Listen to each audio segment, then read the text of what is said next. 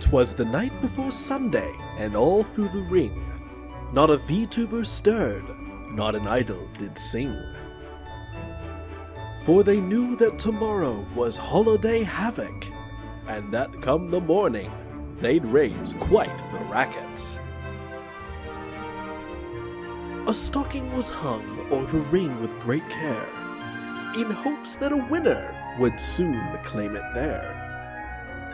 Within was a contract that would leave much impression, a championship match at the holder's discretion. Along with the stocking, 2 more gifts arrived, a pair of new titles to be worn with pride. But a shadow still looms in the locker room here, as the threat of Usada continues to draw near. So join us, dear viewers, for actions most drastic, as we now descend into Holoday Havoc. Presented in partnership with KFP. Hashtag not sponsored, hashtag please sponsor us. Good evening and happy holidays to all. Welcome to the Cover Corp Coliseum here in Tokyo, Japan. We are coming at you live on Digital Era Twitch. I am one of your hosts for the evening, Digital Era Entertainment founder Mario Bueno, and welcome to the holiday special to end all holiday specials. Welcome to Hololive Championship Wrestling Volume 5, Holoday Havoc. Please be sure to check out our hashtag not sponsors, KFP, and there is a perfectly good reason for that. We will get into it as we get into tonight's bookings, and of course, don't forget to check out the official theme song. It is a certified holiday classic. It is Christmas Eve / Sarajevo 1224 by the Trans-Siberian Orchestra, a gem from 1996. Of course, thank you all for joining us here. I am not alone, however, because as usual, I am being joined by the Hololive Championship Wrestling Booking Committee of the Radio Dramas Project Director, Joel Gutman, and the Hololive Championship Wrestling Creator and Project Director, Reach is Beast. How are you two doing tonight? Well, the worst thing that happened to me today was the KFC I ordered did not come with the KFC sauce, so it's still been a really good day if that's the worst thing that happened to me. What? Hold on, wait, what just happened? Why? Mario, how did I end up in the stream? What is going on here? So voodoo magic. Probably. Hold on. Also technology. It's a hell of a thing. I thought it was I thought it was just my PNG. How did I actually end up in here? What is going on? So we may have crossed the streams. But you get to live your best life. You get to be a part of the action live for all of our viewers. That's right. Reach's Beast is coming at you literally live in VTuber format. We are going all in for this Holoday special. We are very excited for Hololive Championship Wrestling's Holoday Havoc. And before we get into a recap of what has happened up to now in this absolutely stunning turn of events since Hologeddon, so, Joel, it's funny that you mentioned that there were some shenanigans with the KFP order that you had. I am firmly convinced that this is a direct result of Pekora and the Usada Corp. Now, again, you may notice... Well, no, because remember, KFP is Kiara's, and Kiara is a member of Usada. So, Pekora would not be sabotaging her own members' food chain. She would not. She's sabotaging us. Because we're the booking crew. She's got it in for us. Because wouldn't you know it, my KFP order was unfortunately fumbled as well, because ordering the KFP popcorn nuggie combo, I received my popcorn nuggies with a side of Mountain Dew. Hashtag not sponsored. Hashtag for the love of God, please sponsor us. We do gaming content on here. But critically, while I was in fact charged for this delightful meal that I'm going to be indulging myself in over the course of the stream, there are no fries and no biscuit. I am convinced this is Pekora sabotaging us from behind the scenes because she is a true war criminal. This is a true war crime because I wanted my biscuit. You bitch! You bitch! How dare you? Yes. So This is almost as bad as the time that she gaslit Kanata. Almost. that was pretty bad, and I would argue that was really infinitely bad. worse. there was no delicious biscuit involved. That forget it. Anyway, the point is, I am convinced that our meals have all been deliberately sabotaged by the true war criminal Pekora, who is at the head of the Usada Corporation, who has just been on a tear in Hololive Championship Wrestling since Holomania, and they absolutely dominated at the end of Hologeddon. So would one of you be able to let us know what happened at Hologeddon to take us into this very high-stakes holiday special that was originally supposed to be the Night of Champions, but because absolute havoc has been unleashed, and it is, Christmas week, hashtag branding, we're just leaning into it. Well, thank you for talking just long enough to buy me time to pull it up. I was doing the same thing. Something cake, Haku. Just according to Cake. Okay, so last month's Hologeddon pay-per-view. We saw the... we're just going to run through the whole card real quick? Yeah. Let's catch people up previously on HCW. Our opening match was a tag team qualifier match featuring the Wolves of Japan, Ookami Mio and Shirakami Fubuki, going up against the team of Tsunomaki Watame and Aki Hato. The winner of this match would then go on to compete for the currently vacant HCW tag team titles. Those will be contested for tonight. We had the Wolves of Japan walking away with the victory, so they have now qualified to compete for the tag team titles here tonight. Our second match was Nanashi Mume versus Sakura Miko, with Miko winning with the emphatic Mario, help pronunciation, help here, the Bomaye Ni. Yes, the Bomaye Ni. Yes. Okay. Which we have renamed to be the Boom Headshot. The Boom Headshot, because Miko is Elite Gamer. Absolutely. Indeed. Our third match was the second tag team qualifier match. The team of Ouro Kronii and Aki Rosenthal against the team of Murasaki Shion and Ozki. And we had this one won by the team of Kronii and Aki. They will be competing tonight against the Wolves of Japan for the vacant HCW tag team titles. So we are guaranteed new tag team champions here tonight. Woohoo! Our fourth match was a world title match of Roboco, our current world champion, defending against Calliope Mori, who we had basically written during the weekly shows, has just been on an absolute tear in her singles run, earning herself a world championship match one-on-one against Roboco, and despite even breaking out Ricky, her trusty scythe, she was not able to get the job done. Roboco retains and is still your Hololive World Champion. Finishing that match with the Judas Effect, renamed DDoS. Yes. Ooh, yeah, no, it was a brutal one too. Oh man. And I think like RJ even had a little addition to that of like that particular move being aided by basically a built-in shotgun blast out of Roboco's palm to just add to that momentum. So say goodbye to your jawbone. Our F in the chat for Maury's jawbone. Hopefully it healed in time so that she could do another delightful rap stream. It'll be fine. She was tearing through Hamilton the other night. I don't know if any of y'all caught that. Our fifth match was then Omaru Polka versus Ayunda Risu.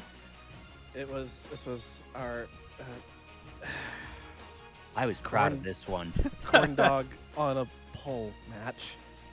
Ugh. Because as a casual reminder, we were sponsored last time by Sonic, America's Drive-In. Hashtag not actually sponsored. Hashtag please sponsor us. Seriously. Also, a quick note. I think it was a few days after that particular broadcast. I believe they finally opened the one Sonic in New York City. It's over in I Queens. saw that. But I can finally have my Sonic while I watch wrestling. I'm very happy for you, Mario. I still can't believe y'all talked me into that. I'm still mad about that. To be fair, though, it was totally worth it. Hashtag Sonic the best. Also, F for yet another vehicle in HCW. Yeah. And it will not be the last. Done. Let's see. And the notes just on the ending bit here. Risu shoves acorns in Polka's mouth, kicks face, scales pole with Polka right behind. Risu grabs the corn dog. Both fall off the pole and into the very gratuitously branded Chevy Sonic down. Well, yeah, because Risu had to make Polka eat these nuts. Moving on. I don't know why you're clapping. That's exactly what we said about it last time. I'm just reminding people. That match is in the books, and that is where it will stay. Yep. Then our main event was a Survivor Series style match of the Usada Corporation versus Team Hololive. The Usada Corporation, of course, being Pekora, Moona, Kanata, Kiara, Rushia, Botan, and Toa, versus Team Hololive, a ragtag team of VTubers from varying generations, brought together by Team Captain Natsurio Matsuri, also including IRyS, Iofi, Marine, Nene, Suisse, and Bay. And I'm not going to go through all the beats on this one. Basically, the Usada Corporation scored an emphatic victory and walked away as the winners of Hologeddon. Which now... The final blow being Pekora eliminating IRyS, literally destroying hope. There is no hope, y'all. There is no hope. Hologeddon has happened. The landscape of Hololive Championship Wrestling has changed forever, and we are on the precipice of another big chapter of Hololive Championship Wrestling history. So, now that we have done the recap, I think it is time to unleash some Holoday Havoc. All right, so shall we throw up the first match graphic? Also, I love this, RJ. I love that he's made our match cards. Oh, no, don't.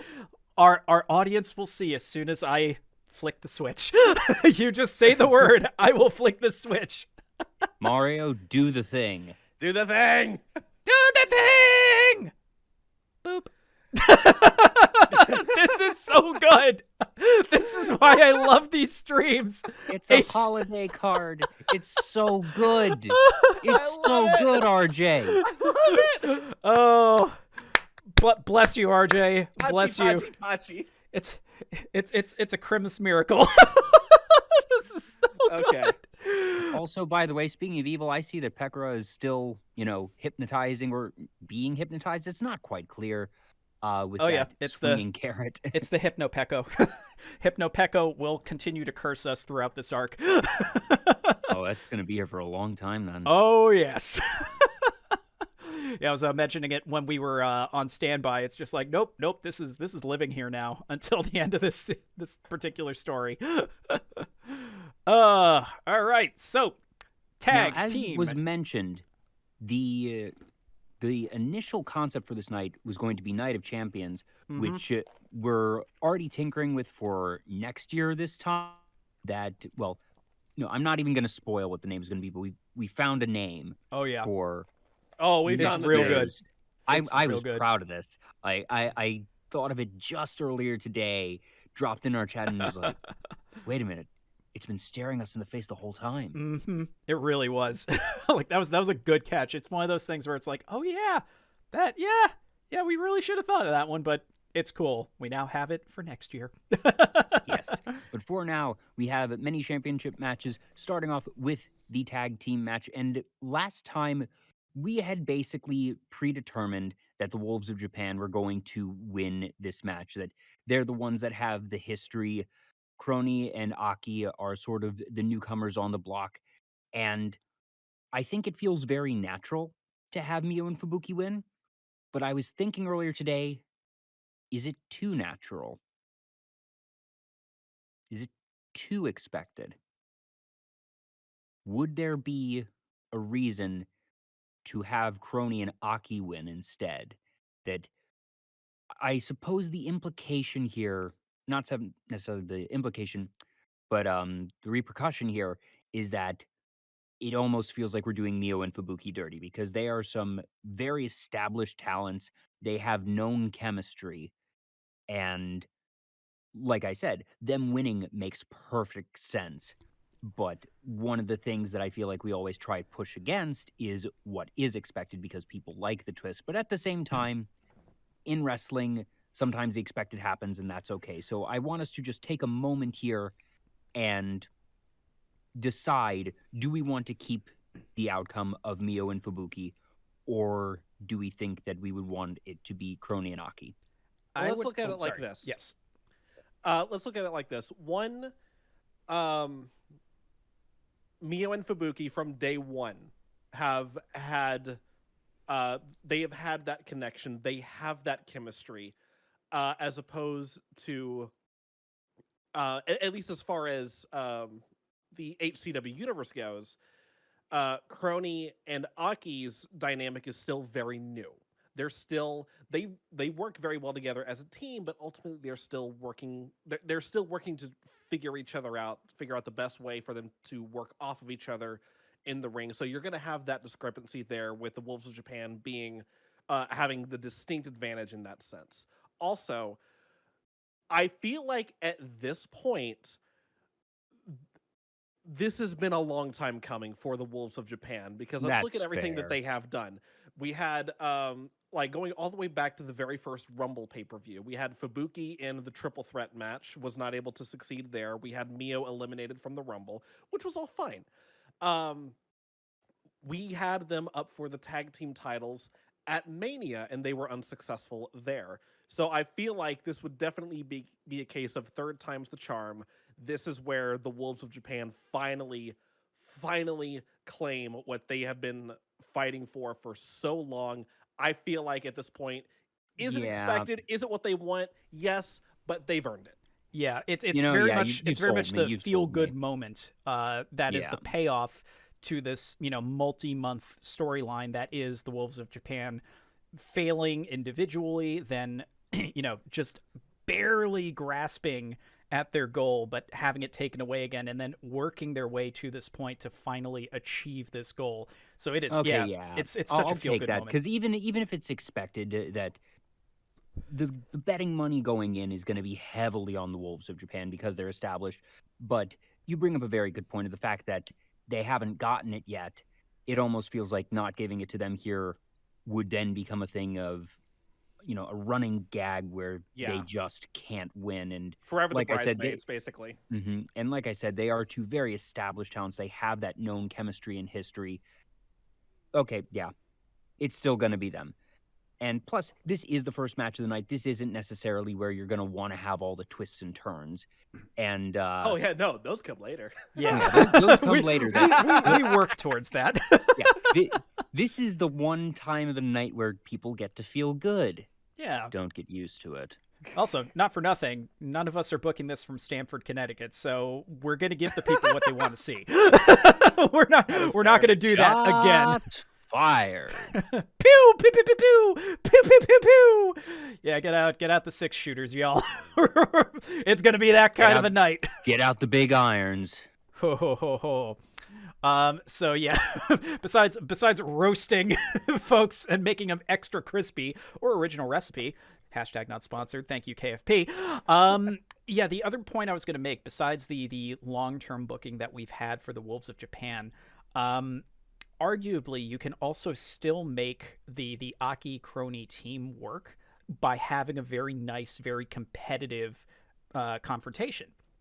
As long as they're not getting need to be a squash match. No, it's going to be a decisive victory. It's going to be very clear that Mio and Fubuki are unquestionably the world champions. This isn't going to be, the surprise roll-up. This isn't going to be... No. This isn't going to be the type of thing where it looks like they're about to lose and then snatch victory from the jaws of defeat. They're going to win, and they're going to win comfortably. But Kronii and Aki are going to put in a respectable effort, even if it's clear that they are outclassed. Bingo. They're going to put in good work for sure. And I do hope to see Kronii and Aki together a bit more. I do want to keep them together because I do want to explore this dynamic a little bit more. So this doesn't have to be the end of that team. Yeah, just sort of crafting that Kohai-senpai relationship, the fact that they are both unconventional divas, that they aren't music divas, but that they're both very, I don't know, they exude that smug One-san energy, for lack of a better term. Yeah. And that they feel like they would just get along really well. Oh, yeah. They have not actually had the chance to, at least to my knowledge, do any collaborations because I don't believe that Kronii is fluent in Japanese. She speaks some. So I think they could do one, but I don't think they have yet. And I'm not sure if they will anytime soon, but they feel certainly compatible. Well, if history has taught us anything, as Reach and I were talking about when we were doing some tech checks earlier, we apparently are like soothsayers for all things Hololive at this point. So who knows? Give it a few months, they'll probably end up doing a collab. It's scary how many things that we have unintentionally predicted by booking them in HCW. Head whips over to one of my personal favorites and the one that will still break my brain forever. Hashtag not sponsored, hashtag please sponsor us, hashtag Taco Bell Japan. And then that lovely anime thing with Gura. That was literally days from that original recording, for the record, for those of you who may be joining us for the first time live.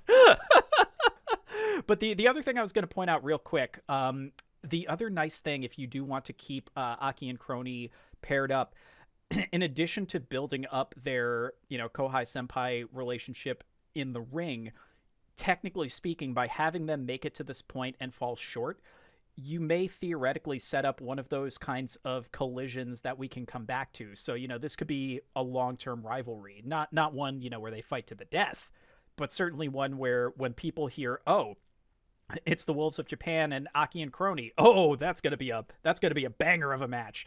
I feel like we need to eventually, if not tonight, find a name for Aki and Kronii, because I love that we are calling Mio and Fubuki the Wolves of Japan. Yes, we know that Fubuki is a fennec, or not a fennec fox, but a fox. Yeah, I was about to say Polka's a fennec. Polka's the fennec. Polka's the fennec.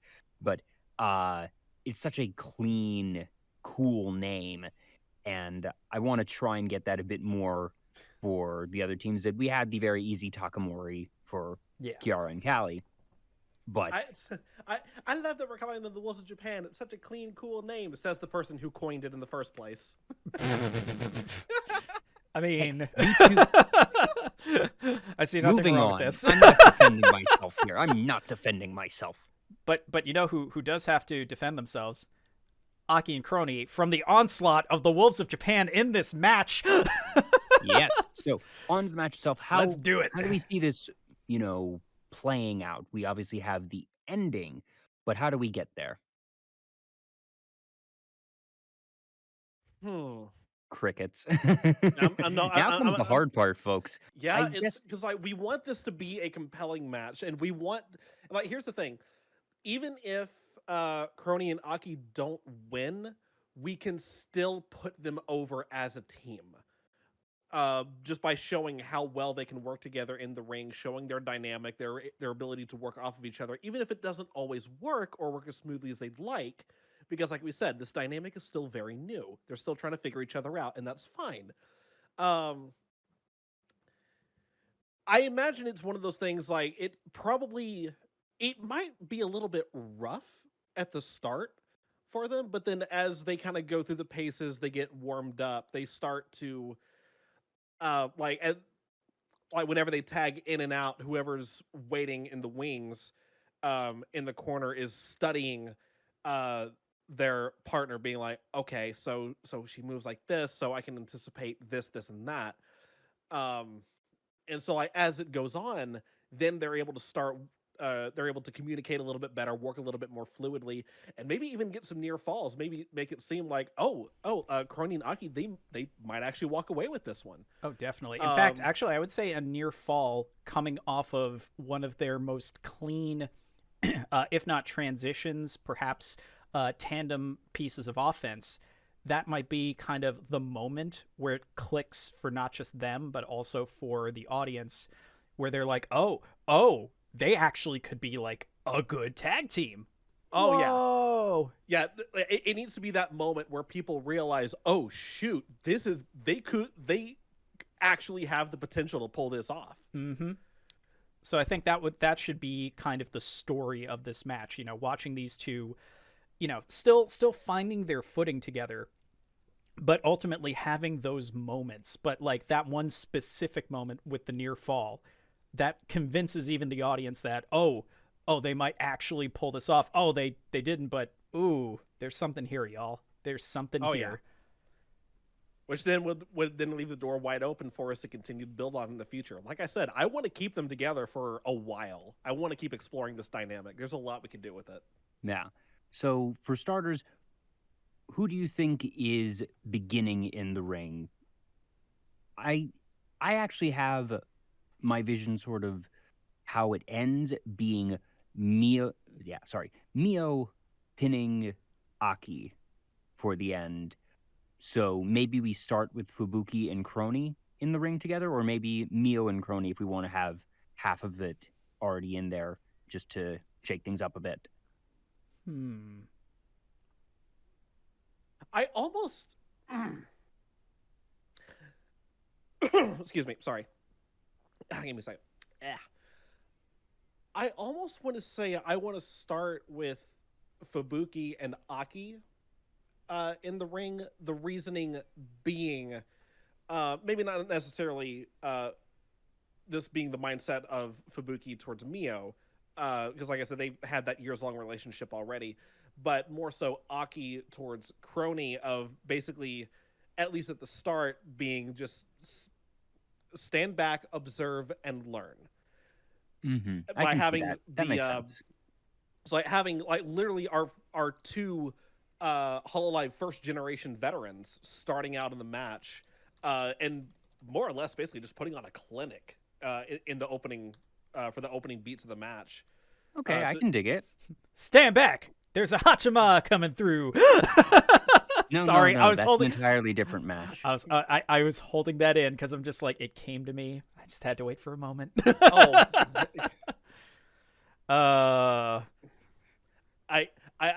Mario, I love it, but no. Okay, so Fubuki and Aki start the match. I think Fubuki is going to be very quick to go on the offensive. Probably gets Aki moving back a bit, but Aki is going to quickly counter and show, all right, they came to play tonight. So, like you said, Taylor, the two of them go for, a minute or two really putting on a clinic. They get, I don't think at this first bout really that they have any near falls. That right now this is getting in the opening blows, feeling the opponent starting to break down defenses, and just they each know they're going to have to play the long game and wear the others down. So they're not going at full tilt yet. By the way, I do not see Kurokami appearing tonight. No, Kurokami does not make an appearance tonight. And like it'd be that like no near falls. Like if anything, if anyone does try to go for an early pinfall, like they'll hook the leg. Referee counts. Shoulder's going to be up at 1.5. Yeah. And then they just go right back to work. And I feel like if anyone were to do that, it would probably be Aki, who knows that the Wolves of Japan are more seasoned and that one of their best potential paths to victory is a quick fall. She probably realizes that she and Kronii are not as likely as Mio and Fubuki to last in a long match. So she would try to take any easy out that she can get early on if she can get it, and it's not going to work. Yeah, look for any weakness, any early opening. Try to go for the early pin as much as possible. Yeah, I was even gonna say when Kronii gets tagged in, being the more green of everybody in the ring, I could definitely see her being more impulsive, more impatient. Trying for those quick power moves and pin follow ups. So I could definitely see her being the one like trying for that, getting very frustrated as they're kicking out at even just one. It's just like, no, what am I doing wrong? It's like Kohai, you got to chill. I know we got to finish this fast, but you got to chill. This is how we're gonna lose. Maybe eventually it's that frustration that eventually just finally gets to Kronii's head and is what ultimately causes them to lose. Is just Kronii gets too impatient, makes one mistake, and it's all at that point. If Mio's the one that makes the pin, I kind of don't want to go that way because it. Like you said Aki. You said Aki would be the one that gets pinned. I said Aki would be the one to be pinned. Okay. I think part of that is that in trying to put them over, I'm cool with Kronii being a bit impulsive early on and it almost biting her, but I don't want that to be the ending because I think if it does, I think that leaves a worse taste than we want in the mouth of just. We want to show that they're good, and obviously I'm good with showing weakness, but I want to see the growth in the match of just, even in the course of a single match that they are improving, that she comes in being impatient, but by the end you can tell that something has clicked and that they're already getting better and it's that fast. And even if they lose, that you can see that growth over the course of a single match. Yeah, and that first that near fall, the moment that I keep going back to is the moment where everything clicks.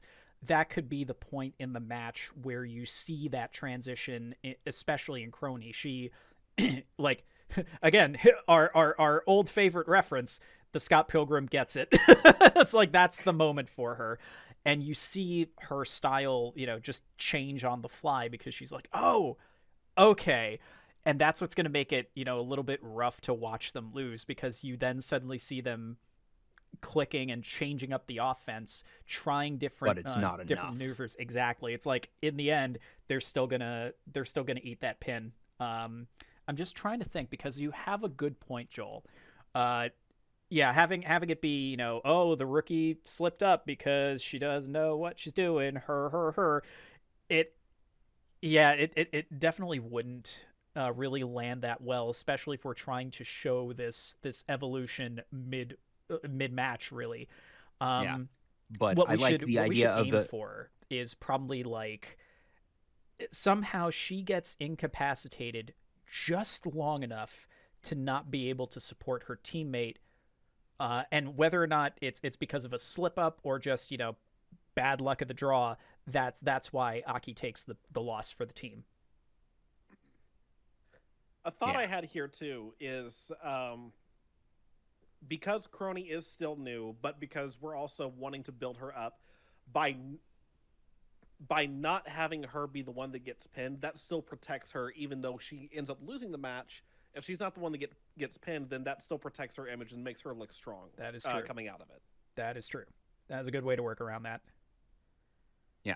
So I like the idea of it starts with Aki and Fubuki, the two veterans of their respective teams. Aki attempts and fails the first pin. Aki tags out.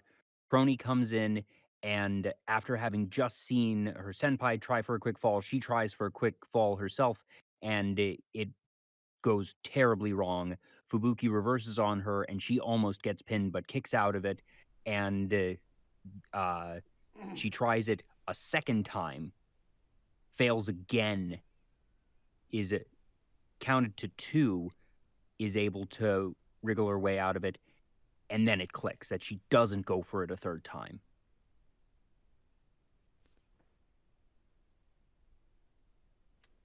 Okay, so let me go ahead and at least add in here. I think after that point, we'd see Fubuki tag out for Mio. Mio and Kronii would go for a little bit, and it'd be clear that Kronii has started to tighten up her style a fair bit. Mio, Kronii probably tags out for Aki. Aki and Mio go at it for a bit. This isn't where they have the fall. We go a couple more exchanges. It begins to become clear that Kronii and Aki are starting to get tired. And Mio comes in against Kronii.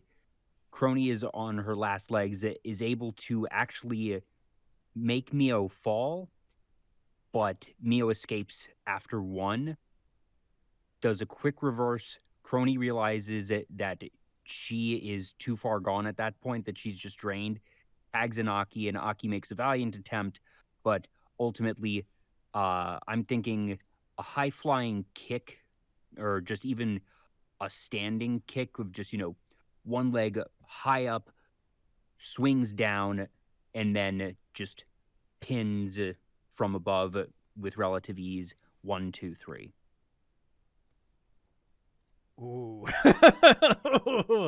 Nasty. I'm actually I'm thinking of something very close to what you just described, Joel. So in the wrestling anime Tiger Mask Double, or W please. if you're writing it literally there, the titular Tiger Mask actually develops a move very similar to what you described, and it is the most anime-ass anime thing that they could have done. Like, it would be very tough to pull off in real life, but it's basically it's basically supposed to be, a tiger bringing down its jaws on its opponent's head. So what you just described is very similar to that. Nice, and I'm it just can trying to be look up kind some of like reference. a wolf bringing down its jaws. Exactly. There we go. Exactly. I totally had that in mind if anyone asked. I definitely didn't have that in mind. I just think that the idea of a high kick up and then down, for some reason, like you said, very anime-esque. I realize that it is not a practical wrestling move, but something about it felt right. Yeah, because you can apparently, whoever wrote Tiger Mask and I are on the same wavelength. There we go. I was gonna say, it's not weird to have any sort of kicking technique as either a finisher or signature maneuver. There is plenty of that, but for something that is that's finisher level, that's a little rarer for those kinds of things, unless it's a very specific one. I can only think of like 3 right off the top of my head. Brogue kick, claymore, black mass. Yeah. So those are all very specific. And even then, like those aren't that. Even then, those are very lateral kicks as opposed to like the like clinching or clamping down, like Jaws. So yeah. I'm just trying to find the exact name of the maneuver that was done in Tiger Mask Double, so we can actually like pull up references and whatnot. So while I dig for that, feel free to continue with. Do we want to go on to the next match, or are we going to do any more details on this? I think I'm good with this one. Yeah. If we want to go ahead and book our second match of the night. So we have the current titles and champions listed. I think there's an error. We have Intercontinental title listed as Kanata. I thought that was still Ollie. No, because Ollie dropped the title to Kanata at Mania. That's right. So Kanata is the defending Intercontinental champion coming in. Yes. And she's going to retain. If there is a squash match tonight, it's this. She is retaining the night, yes. So who are we jobbing out to the now fallen angel? Yeah, and I want this to be brutal because this is going to be the first 1v1 match that, well, actually, no. I suppose she's probably appeared in a couple of weekly matches by now. Oh, yeah. And so it's not the first time, but Kanata is, at this point, very broken still. That just, sunken eyes, vacant stare, but still as powerful as ever, if not more so, and it's almost ruthless at this point. Because she feels like everyone hates her. If she's a bit rougher than usual, what does it matter anyways? Everyone already hates me. If I hit a bit hard, if they hate me a bit more, Yeah. who cares at this point? I'm pulling up the roster now just to see who all we have to work with here. Yeah. Okay. While you do that, one quick, other thing quick that aside, I want to do as so an I don't aside. forget. So the maneuver from before, it is the Tiger Fang. That's the move that Tiger Mask comes up with in Tiger Mask Double. So Tiger Fang. This is more so for RJ's reference, so you can hang on to that, buddy. Should be able to find some clips for it, but yeah, it's basically what we were just describing. I will actually, for the benefit of Joel, I see that there is an image here. And I will. Oh wow, that is a close up there of that maneuver. I'll just be throwing it into our chat so you can have some references. But please feel free to continue. Sorry. Something I just thought about too, like using let's for the sake of our universe, let's take Tiger Fang for Mio's sake, rename it Wolf Fang because wolf. Resisting urge to make Yamcha jokes. Wolf Fang Fist. You hush. The finisher that we have previously written for Mio was more or less a deep six based off of Baron Corbin, the lone wolf. What if she has to break this one out because she lands a deep six on Aki, goes for the pin, and Aki kicks out at 2.9? Ooh. Like the deep six wasn't enough to put her away. Ooh. Looking strong. Kicking out of that. All right, let me take a look at this real quick. Oh, yeah, that'll do it. Yep. That's not what I imagined, but I like it.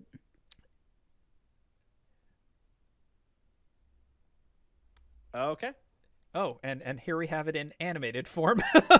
one more for Gusto. Oh, beautiful. Boom. So yeah, it's not exact, but it's the way you were describing it. That was the first thing that came to mind, and because of the the wolf jaw analogy, it's just like, oh, this is the perfect comparison. Absolutely. And because she is basically an anime, she could totally do this ridiculous gravity-defying technique.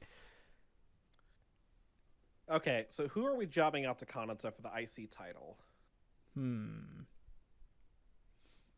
Now, before we go on, one thing that I do want to mention, because we haven't brought it up yet and it's relevant, some 2-3 days after our last broadcast, Holo-X, but it's pronounced Holo-X, as I've said. Oh, is that how? Hololive JP Generation 6 debuted. So we now have 5 new talents to work with.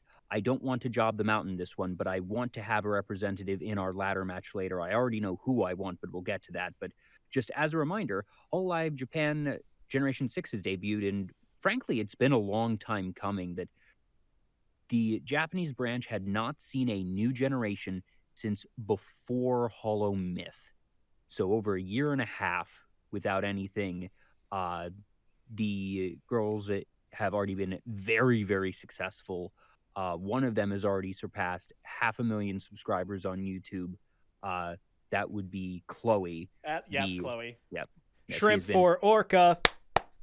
Shrimp for Orca. By the way, I was waiting for you to mention Chloe. I'm just like, please. If not a full-blown feud, I at least want a match between Gura and Chloe at some point in HCW. That like Shark versus Orca, that has to happen. I like it. I like it. Our next show or Holomania. Our next show or Holomania. This is a money match. We need money. We need to earmark money. Earmark this now. Seriously, that is a money match because it's literally the biggest VTuber with the biggest VTuber of the new generation. That, in terms of just public hype, money match all the way. People would lose their... I'm allowed to say S here, right? Because as long as it's not the F-bomb, right? Go for it. They would lose their over that match. And that's even before you get the flavor synergy. Oh, wait. You know what we got to do? You just said the magic word. Hey! Yep, they will lose their sheep, RJ. They will lose their sheep. That's such good sheep. Oh, such good sheep. And of course, we have to consult the Vinceometer. Yes. Yeah. Also, this that is our. this gives me an idea. 1 second. I'm not going to say this loud. Okay. Also, per FCC regulation, that is our 1 S-bomb per hour. Thank you. Yeah. What do you think we are? TNT? we don't have that Little Caesars money. We can't casually ditch pizza sponsors because we want to cut someone open with a pizza cutter. I mean, once we finally do get to that point, absolutely. Just dice up some folks with a cheese grater for all I care. Oh my god. Oh no! Oh god! Oh Joel, you are. Oh, well, we found the Holomania sponsor. We're doing this at Mania. Don't say it. We're doing this. Don't say I'm it. not going to say it, but we're doing this at Mania, baby. Mark my words. We are going to clip this, and I will hopefully not regret this once we get back to Mania, and hopefully don't have to change this match for any reason. But oh my god. Oh my god, yes. Like I said, I had an idea. I was like, wait a minute. There was an idea. Hold on. Oh my god. And pin. Yep. That is a memo for the booking committee, y'all. We promise it will all make sense at Holomania, which is in 2 more events. Oh, lordy. Anyway. Oh, Joel. Oh, this is such good sheep. Such good sheep. But anyways, who are we jobbing out? Well, clearly not Chloe. Okay, well, clearly not Chloe. Something also that we need to mention too. Yes. But before we forget, and because this was relevant last month because it was part of the build-up to Hologeddon. Subaru is not competing tonight and will not be for a while. Lammy is not competing tonight and will not be for a while. They were both involved in, shall we say, backstage incidents and have been written off of TV for the foreseeable future. So we will not be seeing either Lammy or Subaru for a while. Let's just the say way that I see it, Subaru is still here watching from a skybox that is adjacent to Robico's. It is not quite the luxury skybox that our reigning champion is given, but it's still a very nice one. Lammy is also watching from a skybox. Botan has been getting a bit overprotective since the incident and has hired 2 very strong bouncers to watch the outside of Lammy's skybox. Lammy is flattered, doesn't think it's necessary, but is willing to indulge Botan for the time being that, Botan hasn't become, like overly controlling, overbearing, but she still was like, I want you to have a couple people outside. They're not going to be, in your suite watching your every move or bothering you, but let me put some people outside the door. May I put an idea Lammy's out okay here? with that. Because, oh my god, you just gave me an idea. What if the hired muscle is from a newer generation? Reason I say that, a very common thing in professional wrestling is to have up-and-coming talent make cameos as random security personnel, random backstage folks who, have to take a bump or something, random people in the crowd who have to take a bump or something. So what if I can this dig is where it. we start to introduce some of the new generation in a particular capacity, and it could have very interesting storyline ramifications later on. Well, without getting too much into spoilers, Pollux is not going to get along super well with Usada. Mm-hmm. So for that reason, I am now actually thinking I don't know if they would be the security guards because Botan is a member of Usada. I don't know if they would want to play security for, I'm not going to call them enemies yet, but they are not friends either. So I don't know if they would do that. Guns for hire, though. What do they care? They're getting paid. I'll take it on the angle that they see it as a chance to do some intel collection. That it's not that they and that, yeah, don't that's like where you I'm... see that it's not for the money. It's for the information. Yeah. It's for being able to get close to Lammy and Botan and do that bit of reconnaissance, even if they don't plan to ultimately collaborate with them. Yeah, and it works as a very long-term slow burn. It's just like you see a great example we saw in recent memory on, one of the bigger promotions, AEW. Granted, you could sort of tell some of this from a mile away given who was involved, but MJF, he infiltrated the inner circle, ultimately revealing his own faction, which has gone on to, start dominating as another big, group of heavies in AEW. But it was over the course of months. And everyone thought he was going to just, oust Chris Jericho and take over the faction. But instead, it was like, no. It basically was what you were saying. He was infiltrating them to learn their inner workings while he was secretly building up his own, essentially, army of heavies. And then it turned into faction warfare for multiple months after that. So it was a very slow burn. But it was one of those things where even if you knew someone was going to turn on someone else, it was just a question of how and when. Yeah. Also, I'm going to take this moment to do the introductions for the Holics members. I'm actually reading right off of hololive.hololivepro.com. This shouldn't take too long. There is Laplus Darkness. It's L-A and then a plus sign, Darkness. The one who established secret society Holics, spelled Holo-X. She was originally known for her vast power and intelligence, but most of it is now sealed away. She is vaguely aware of the debilitating nature of her shackles, but does not remember when or how they got there. The crow by her side is a longtime companion. Takane Lui, the executive officer of Secret Society Holics. As Holics' point of contact and the one in charge of external affairs, she is the de facto leader of the group, handling matters that the founder cannot, because Laplace is a little bit immature. While she may seem aloof and standoffish at first glance, she is a compassionate person who cares a lot for her subordinates. Unfortunately, she is also rather prone to screwing up in crucial moments.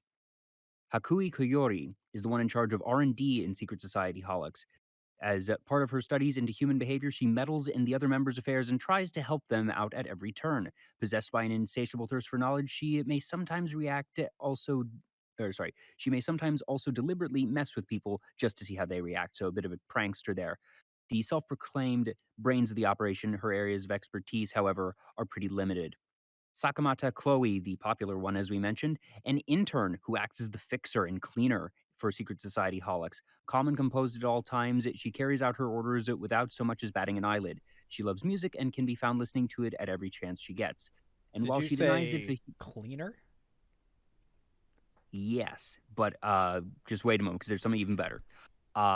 While she denies it vehemently, she apparently tends to come across as guarded and not very upfront with her thoughts, only letting people get very occasional glimpses into how she really feels. And finally, Kazama Iroha, Secret Society Holics' insurance policy. Hailing from a remote mountainous area, she left her home behind and, along with her companions, set off on a journey to achieve her dream of seeing and learning more about the outside world. Nowadays, she handles security detail and bodyguard missions for Holics, making enough money to get by. So, Iroha, did you say actual security guard? Actual security guard. Well, this one just books itself, doesn't it? So I was thinking that we would have, obviously, Iroha. I was thinking it would be Koyori, but because Chloe is the cleaner, not the guard. And that in studying human behavior, Koyori would want to be part of the security detail as part of the reconnaissance team. That's fair. Okay, but now also you realize I can't unsee Chloe as anything other than what if Kenny Omega but a killer whale. Oh, God. You do realize that. Please educate me. So this is one of those wonderful moments where I, as the one who is not very well read on AEW and WWE, what makes Chloe similar to Kenny Omega? Well, you mentioned the cleaner. So let's flashback way back to the glory days of New Japan in the mid-2010s. So Bullet Club, a faction made up of predominantly Gaijin wrestlers, originally started by Prince Devitt, aka Finn Balor, in WWE back when he was still touring the world before signing on with WWE. They basically started running amok, but when they started adding in members such as the Young Bucks, Kenny Omega, and basically people who would go on to form the backbone of what is now AEW, they just went on a tear, not just across New Japan as a dominant faction, but also as just, you know, the primary merch pushers for everything. Like, they got a deal with Hot Topic right before they all ditched out to go and form AEW, which was just insane for a company outside of WWE to be able to pull off. So, you know, New Japan really gained their ground because of the Bullet Club and its iterations that featured some of these top stars. Actually, Reach and I, we were talking about this pre-show when we were planning out some things for next month. We were talking about a former member of Bullet Club who was a leader of Bullet Club, AJ Styles, who is now a very successful wrestler in WWE. But funny enough, and it all comes back to this, AJ Styles, before leaving New Japan for WWE, was dethroned by Kenny Omega, who, when he joined the faction, was Kenny the Cleaner, before going on to become, you know, the leader of Bullet Club. So the way that this all comes together with Chloe, I'm like, oh my god, like let's make her Kenny Omega, but an orca. Well, she's not going to be the leader because we already have doesn't have to be, the because founder and the executive officer. Yeah. But if you want to make her similar in nature to Kenny in other ways, I'm very much open and that's what I'm to saying. it. This would be Kenny.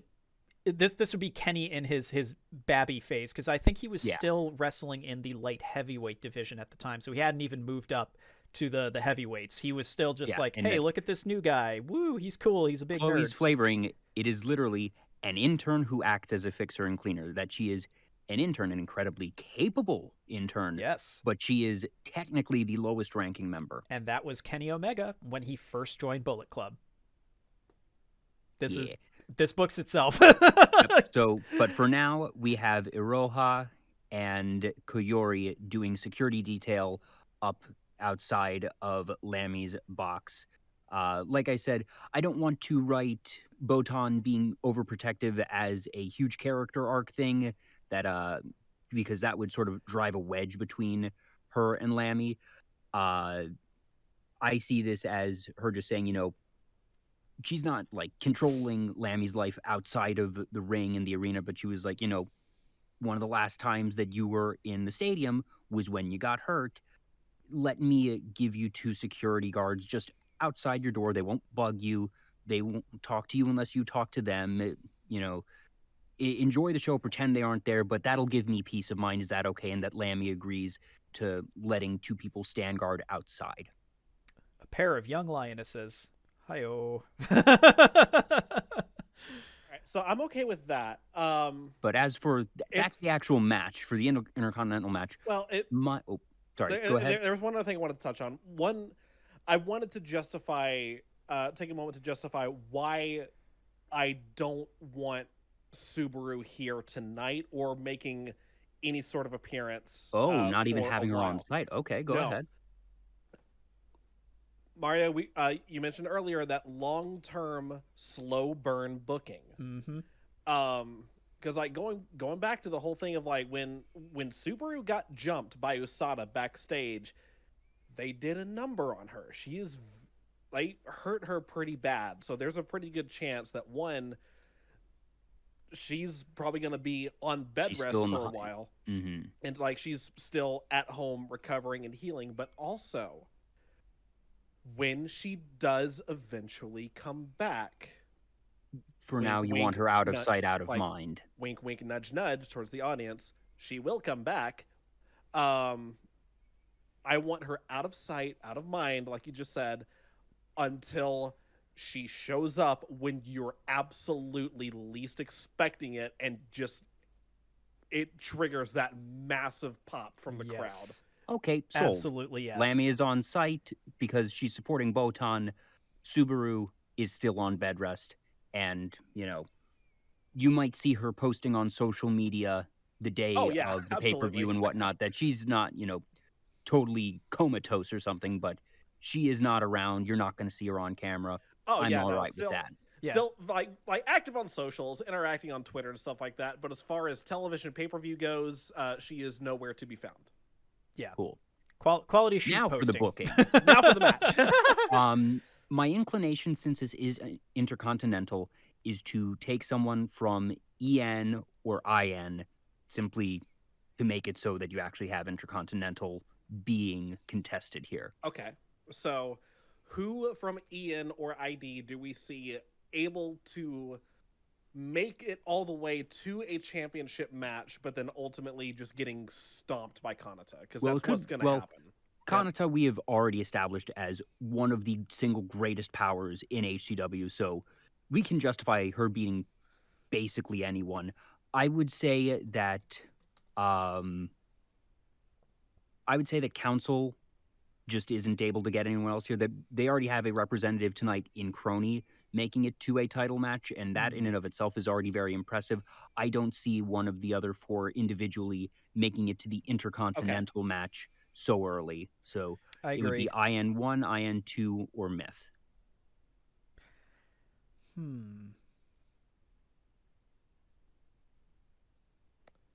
So Yeah, from and ID obviously it can't be Moona. it can't be Moona. I'm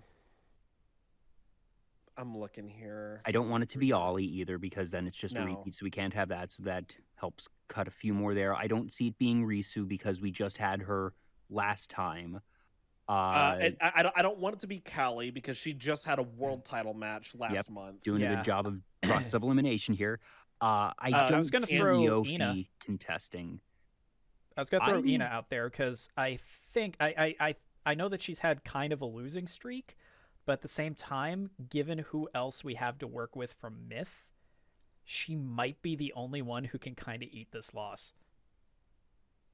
You are right, because we've established her as very capable. That she was in. Wasn't she in that Final Four match for? Or sorry, not the Final Four, but The fatal the four Fatal way. Four-Way. Fatal Four-Way. Yes, yeah. yes, she was. She was. Yep. And she lost there, but to be fair, she was going up against Titans. Yeah. And we'd be And putting her up also- against Oof. another Titan here. And Also, it's just she lost that match, but she also wasn't the one who got pinned. So- Exactly. true. So Yeah. she didn't eat the loss directly there. She took an L, certainly, but she wasn't the one getting pinned or submitted. Yeah, and continuing our process of elimination, I don't see Iofi getting that far. That we've given her some good stuff. If memory serves, we gave her a win recently, but or wait a minute, was Iofi on the Hologeddon roster? She was. So I don't want her here again. I don't see it being Rene because we're building her up in other venues. Yeah. So I don't want her losing here. And that means the only other member of ID left is Anya, and I just don't see her getting Intercontinental finals.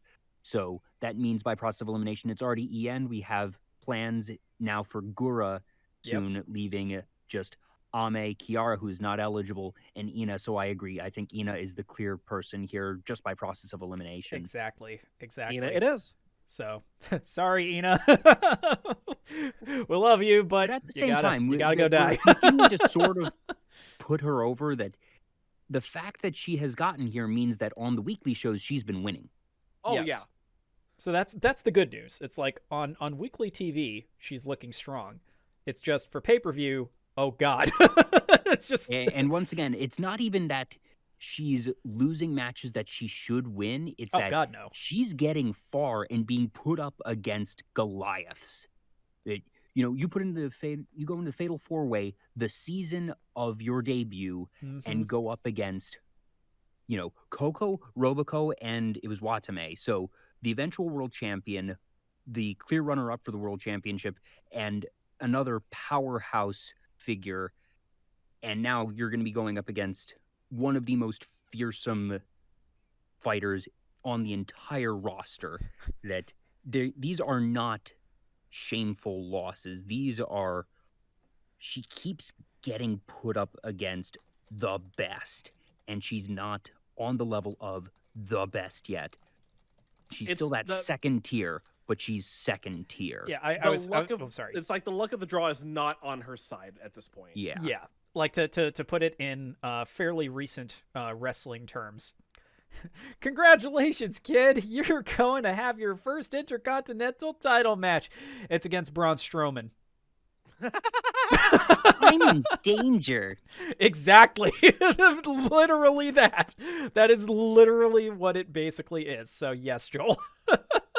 All aboard the Strowman Express. Somewhere in the weekly shows, get these hands. You have Ina winning another match, and then backstage, she's told, "Congratulations, by the way, we're booking you for the Intercontinental match," and she just sort of eyes wide, nervous smile, "Why?" Because she knows who she's being paired against. I'm if she's in danger. Going just that realization. They don't even say Kanata's name. They just say, "We're going to book you for the Intercontinental title match at the next pay-per-view." And she's like, "Oh, thanks. Great. Pain tackle. Yep. Yep. And she's not going to look nervous in the ring. She's going to put on a good front, and she's going to do her best. It's going to be kind of a squash match, and it's going to be... Oh, yeah. It's we're going to be have it's a gonna be a moment squiggity squash.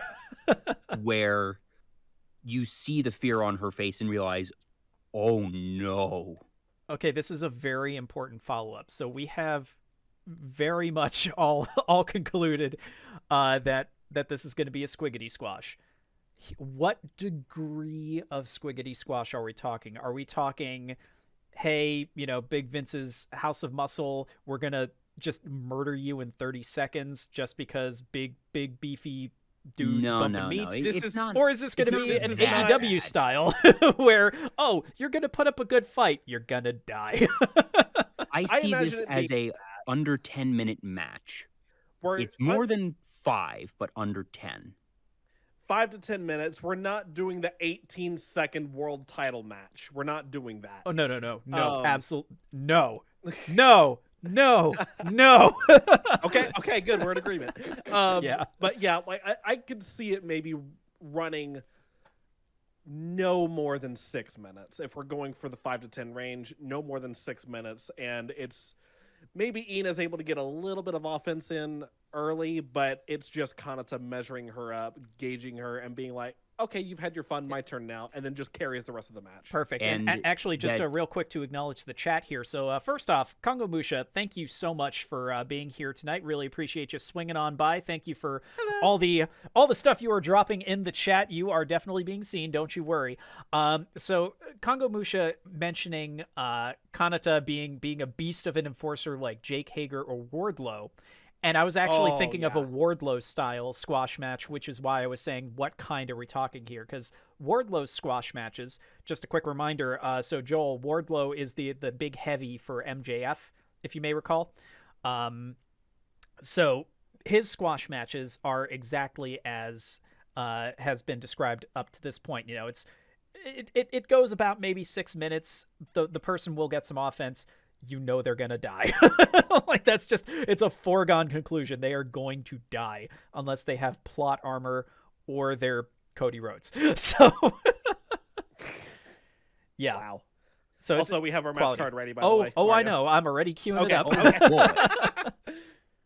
But anyway. Now, the one thing I want to have with the way that this match ends, because you know me, I like my emotional writing. I like just sort of wrecking people. You know me. The way I see this ending is Ina, using her tentacles, tries to have a massive hit, and it's basically blocked with one arm by Kanata, who then goes in, and I like the name that Kongo Musha has put in here, the Gorilla Tenchi Press Slam. That just sounds nice. That sounds brutal. What happens is while she's pinning Ina, just dead-eyed, staring into Ina's eyes, says, "I'm sorry." Like, totally emotionless, that she is apologizing for everything that she thinks she has caused, as well as the brutality that she understands she is dispensing at this moment, that, you know, Kanata is not a bad person. She has not gone heel in the traditional sense of wanting to be antagonistic. She has been gaslit into thinking this is the only path for her and that everyone despises her. And she's in her own little world. This is being represented by all the mentions I've had of, you know, dead-eyed stare, seeming almost not even there, even though she's as strong a fighter as ever, that without her emotions, she is ruthlessly efficient and powerful, more so than ever. But she's still broken, and that when she is being this brutal and doing this gorilla tenchi press slam, just looking at Ina, and she doesn't look sad. She doesn't have any emotion. It's just, I'm sorry. 1, 2, 3. Slight tweak, because we've already done the Shawn Michaels Ric Flair spot.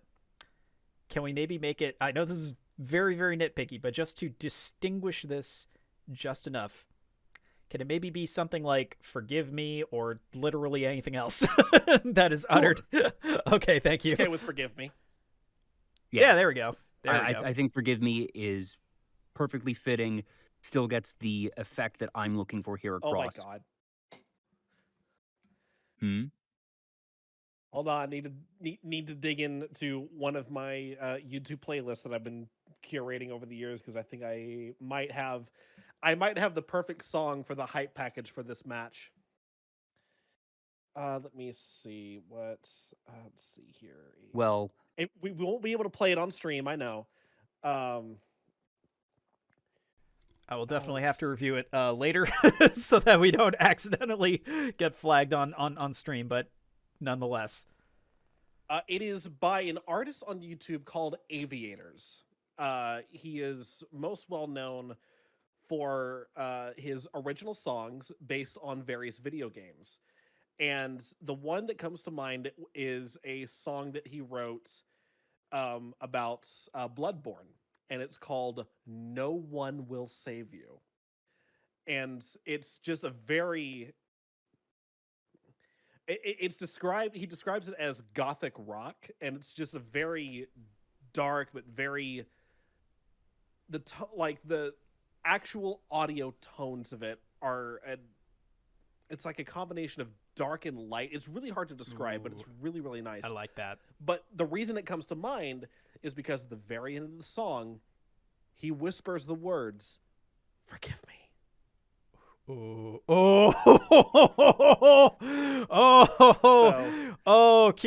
the Vinceometer. That is I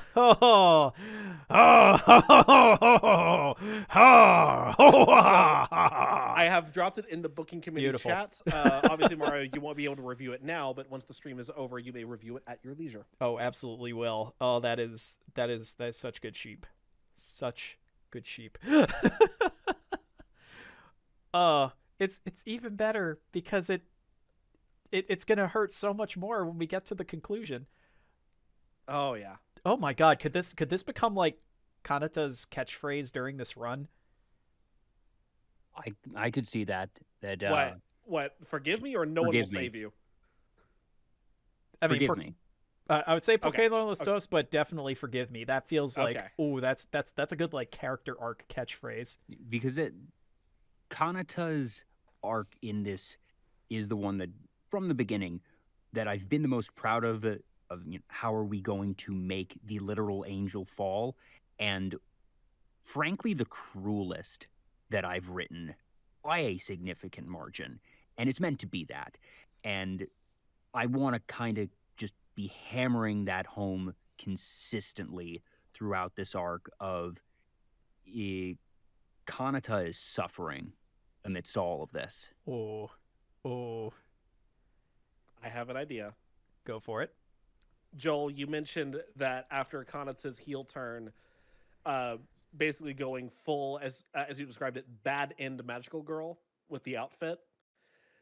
So like, very grungy looking outfit, like all dark. But the one feature in particular, a dark leather jacket with the words "Forgive me" like etched in across the back of it. Ooh.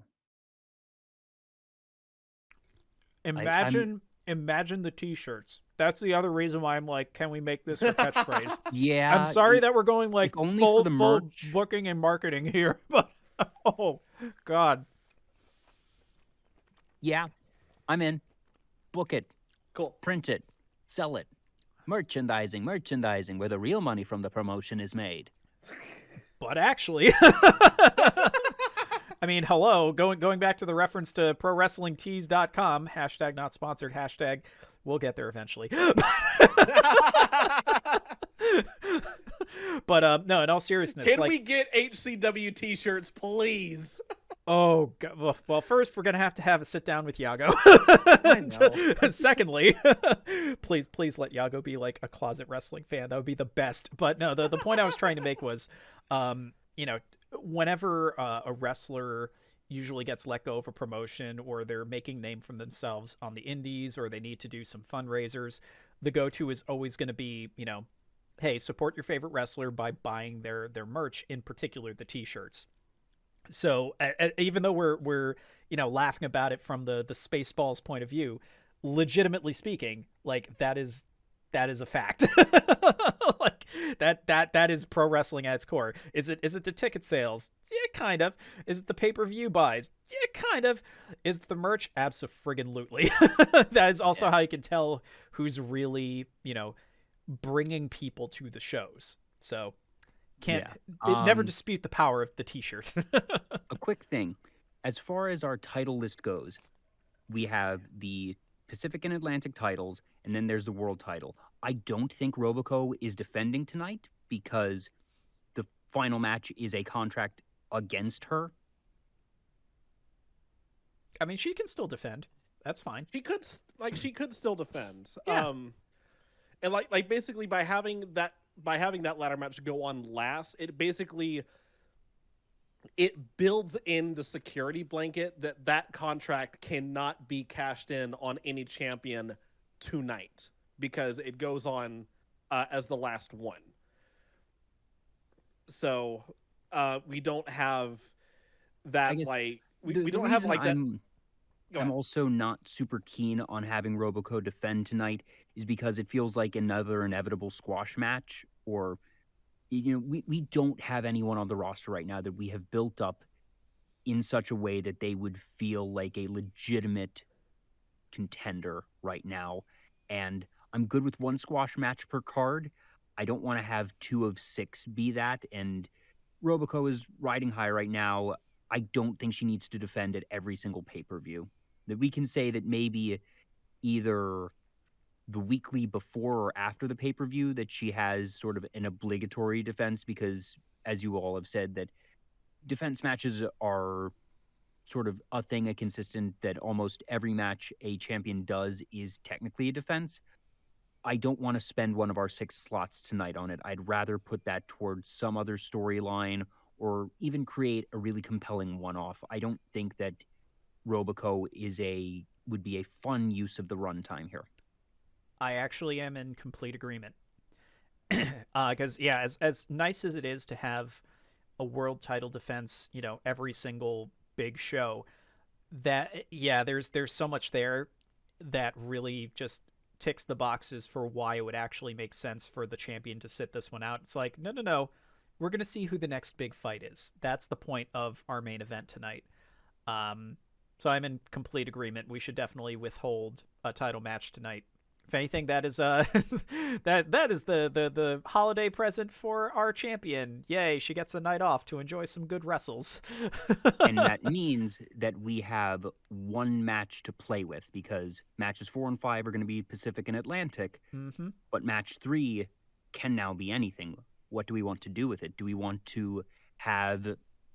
I don't want to have another tag match, but this could be, let's get weird. Match. Let's get weird. Let's get weird. Let's get weird. Because we could do a one-on-one weird match. We could do a fatal 4-way for something. We could do a triple threat match. I've got we it. could figure out something here. We already. Sorry, go on. You first. I'll hold this. Okay. We already have a multi-person match happening tonight, and that's going to be the ladder match for the contract. So I don't necessarily want to do a triple threat or a fatal 4-way tonight. We could Mario sounded like he had something in mind. Mario, what do you got? Santa's Workshop match. I don't know what this is, but I like the title. I'm listening. Okay, so remember the Good Housekeeping match? Sold. That, but holiday themed. Okay. Like replace all the Good Housekeeping stuff, but with, hey, what if we had a brawl in Santa's Workshop? It keeps to the holiday theme. We can make it a one-on-one match. We can get really dumb and weird with it, and it can be a complete throwaway that plays to the motif of the particular show. Okay, so who do we? So I guess now who do we want in this match? Who are we putting in this car crash of a holiday special? Hold on. So don't ask questions, just answer. Which member of the roster do you see as the closest thing we have to Santa? I know who the exact opposite is, but yes, you do. Are we gonna put that exact opposite against this person or no? Yes, we are. Oh geez, we've got RJ in the chat demanding some Mume action. No, RJ, we don't want to get Mume murdered in this match. And the thing that I'll say is Santa is not winning this match. Ho ho ho. I'll explain once we get there. Just go with me on this journey. Who is Santa Claus? I mean, Mume is kind of the one that just loves to go around and giving the gift of berries to everyone. But I don't want to have two members of council losing in the same night on a 6-match card. That doesn't feel good. Okay, well, it sounds like you've got someone in mind. So what's your thought? All right, fine. Let's take it from there. I'll tell you the other half. It is something that she said in her debut, and it is a widely known fact that IRyS hates Santa. IRyS does not like the concept of Santa. She doesn't dislike Christmas. She's not a Grinch. She just does not like Santa. So I'm sure there are clips that you can find with this. She's getting her win back from Hologeddon. And that's why I said that Santa cannot win this match, because I want her to get her win back here. Plus, I think it would just be funny that, the one who hates Santa, that she's the one that goes in and she's going to wreck Santa's workshop. That's even She's funny. literally going to wreck shop. Yeah. What's terrible is, like, what I kept screaming about at Hologeddon, like, she is effectively our John Cena. So what you're saying is John Cena is going to ruin Christmas. This is going to be hilarious. I love this. Now the question is there an actual match where John Cena ruined Christmas, or is this just it's just good one-liner? It's just, think about that for 1 minute. John Cena, if he ruined Christmas, your brain just melts. It's like that how? This does not compute. Exactly. That's why this is great. Okay, so we've got John Cena ruining Christmas. Who is John Cena ruining to ruin Christmas is the question. I don't want it to be someone from EN, because we just had someone from Myth and Council lose. I agree. I don't want another one of them losing tonight. I'm inclined.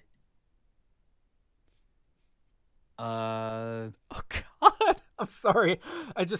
I'm seeing RJ's comment in our live chat here, and now suddenly all I can imagine is a holiday rendition of the John Cena theme. I'm talking like, your typical like holiday bells in place of things, and just the whole orchestration just done with holiday sounding instruments. I'm like, oh no.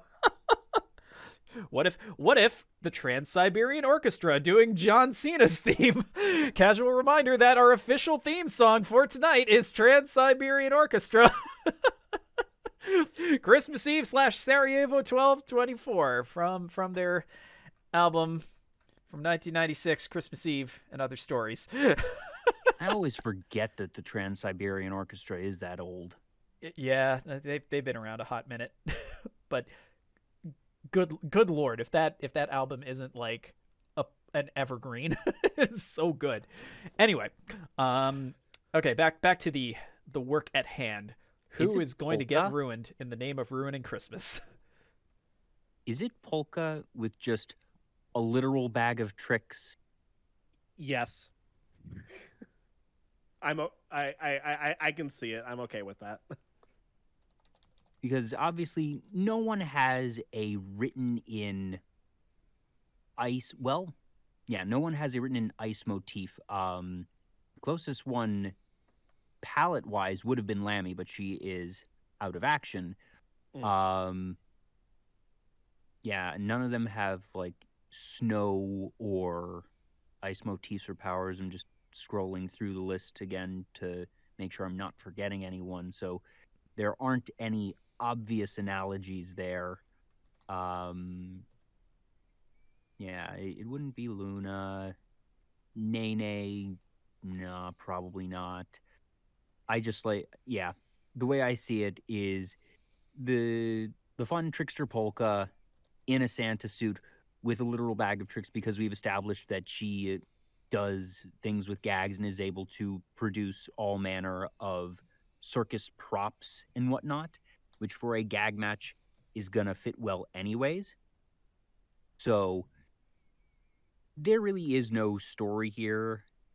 It could be like, do we even want to write in that this is quote unquote happening at Polka's workshop or whatever, or her partner or something? Or I feel like this is going to be similar to the Good Housekeeping, where we buy a place that we set up to be trashed, and there is no bad blood. Even though IRyS hates Santa, she doesn't actually hate Polka. She might see red, literally and figuratively, here in the match, but after the match, there's not going to be bad blood between them. May I throw something out here? Oh, I'm sorry. You first. You mentioned the name Luna, and now I immediately have an idea for, like, obviously, like, nothing long term, but sort of like the backstory as to how this match happens.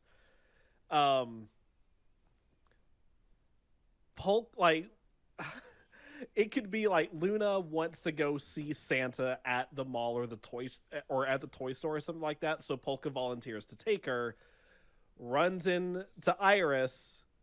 There, IRyS sees Polka dressed up all in red, thinks Polka is Santa, and it then just triggers this match now in the middle of the toy store. And so, like Luna's there, obviously not taking part in the match, but like you mentioning Luna made me think, oh wait, I can actually write a short story as to how this happens. Wow, this is definitely going in a different direction from what I was going to suggest. The only thing that I want to clarify about your thing is that you said Polka was bringing Luna to the toy store to see Santa, but that Polka is dressed as Santa, so that doesn't quite make sense. It could be. Or I guess Polka is the way you Santa smoothed it at out. the toy store. Yeah, that Polka is Santa at the toy store. Luna is going to the toy store to see Santa, and it just so happens that Polka had volunteered to play Santa in this local mall, and that's why she's there. And so Luna is audience witness to the carnage, if that is the way that we go. But Mario, it sounds like you had a different idea. So what is your concept? All right. So before I go on, I just need to clarify. Did we have any plans for Risu in this particular event? Like, just overall in Holoday Havoc, do we have plans for Risu? No, I don't think so. But we had her fight at the last pay-per-view, so I wasn't super eager to have her on this card. Okay. But, hear me out. But she was in what was effectively the joke match. This is effectively the joke match. She got a solid win in the joke match last time. could you imagine the one-sided ass beating that could result from what we are setting up here? So I'm gonna actually take little bits and pieces from what you both were saying, because I think we can kind of put this all together to make this just the the holiday beverage of joke match.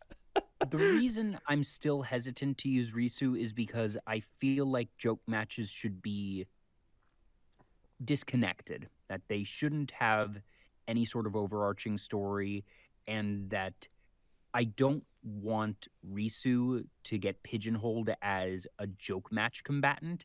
Yes, that is probably her specialty, but since joke matches don't come along every day, not even every pay-per-view, I want to spread the love and let others have an opportunity to participate in these types of matches. So I'm still really hesitant to have Risu be the other one here. Okay, because here's where we're going with this. So this is also the holidays. Also recall, Risu's specialty when it comes to the month of November, which was part of why we themed her joke match around that. So she's also doing a thing for December. I didn't even know that, and that just gives me more ammunition here. So she is the holiday / joke match specialist. What I love about the idea of someone being in the Santa suit, and that's what sets off this whole thing. I love the idea of like this mischievous nut enthusiast being the local mall Santa. And somehow running afoul of our in-house John Cena, and that just starts this insane. I don't know if we want it to be one-sided, but either way, just this insane slapstick of just nonstop destruction through. Well, we were saying Santa's workshop, but it could also be like, you know, we said it's a toy store. You can say it's a department toy store. Yeah, we can work with that. Exactly. So, you know, basically, I'm now getting visions of, you know, the same supermarket brawl that we used as reference for the Good Housekeeping match, but holiday themed, with Risu in a Santa suit and just all these horrified mall shoppers just seeing this whole thing go down. Just IRyS just tossing her through things, smashing her with like a giant novelty holiday cane, and just yeeting her into like a holiday display. just I see this whole like comedic series of pratfalls and slapstick and just pro wrestling violence, but in a comical form, and all because she just wanted to, you know, be the local mall Santa. There's something inherently hysterical about this. It's just like, oh, our favorite holiday enthusiast is just, you know, trying to spread some holiday cheer, maybe make some lewd jokes at the expense of, you know, poor families who just want to, you know, have their kids come and meet Santa. But nope, along comes IRyS. IRyS hates Santa. Oh, you picked the wrong neighborhood, Risa. As much as I do as much as I am warm to the idea of making Risu basically our Santino Morella, I am going to kind of side with Joel on this one about not wanting to overdo Risu in the joke matches. We can still do everything you described with Polka just as well. Yeah. But we could also still have Risu make an appearance in some form or fashion. We're in a toy department store. I'll compromise on this. I'm good with having a Risu cameo. I'm perfectly fine with a Risu cameo. Go on. We're in a toy department store / mall where there are bound to be plenty of vendor stalls around. She has a stall in the mall selling roasted nuts. That inevitably gets destroyed by the carnage. Whoa, that's a lot of nuts. And somehow I think of Kung Pao Enter the Fist. That's, God. Yeah, I hated that movie, but that one line. Oh, all right. I'm fine with this. Said we take the scene that you paint in Mario, but it's still Polka. I but agree. That we let Risu have her appearance with the roasted nut stand. Yes. Also, just a thing, I was double checking So the thing that Risu is doing this month is she is singing Padoru every day, or at least a snippet of it, in different ridiculous ways. Oh, so that's So- why RJ's mentioning Padoru. Oh my god. Yeah. I'm gonna paste the Also, sorry, RJ. Yeah, I'm sorry, gonna RJ. paste the playlist Oh, God. that these videos are all Oh. 5 to the longest here is 14 seconds. So it's just a couple seconds of her singing a snippet of Padoru in some crazy way. So here's the link to that. But as I was going to check on the status of that, I also saw that 80 minutes ago, at the end of the Hololive EN Christmas collab that happened earlier tonight, actually ended just before we went live. So this video went live just as we did. Hololive EN has released a 12 Days of Christmas cover. There are 11 members of EN because it's 5 per proper gen, and then there's IRyS for 11. So they each have a role, and then they all sing 12. But Oh my god. it's adorable. I am pasting this one in the chat as well, and it's done in this just they're drawn as these cute little dolls. It's delightful. I was silent for a couple minutes while you were doing your spiel, Mario. I was half listening to you, half listening to this. So both Risu's playlist and the Holo EN 12 Days of Christmas are now in the chat. If you're watching this after the fact, I cannot recommend highly enough that you check out both of these because they're delightful. Now I'm also really gonna sad paste that it we can't here commit in to this our because I'm chat. like, oh, well, you also just gave more ammunition to the idea of, well, what if she is just padoruing through the mall and oh no. But even that as a cameo still we could works. change this to be that Because oh god. Risu doesn't have the nut stand, but she's padoruing her way through or something, or And somehow still gets wrecked because it's less, I mean that is as Santa as it gets. So if that does not paint a bullseye on you, so But yes, I did want to collateral alert damage. people to both of these wonderful things, especially since one of them happened just as we went live. Yeah. Also, I'm naming oof. this match now. It's the Santa's Mall Brawl. Love it. Santa Book Mall. it. Ship it. Santa Mall Brawl. I'm no, it's not gonna work as well if we're gonna be switching. Wait. So we're doing this as IRyS versus Polka with Risu making a cameo somewhere? Yeah. Okay. So Polka's Is- Padoru Pain Peko. Oh god. well, that's not until later. Hi-oh. So is IRyS bringing Luna to the mall, or was Luna going to the mall on her own? IRyS was at the mall for her own holiday shopping, Yes. and they all happened to converge in this toy store. Yes. I imagine it's that. Like they're each there separately.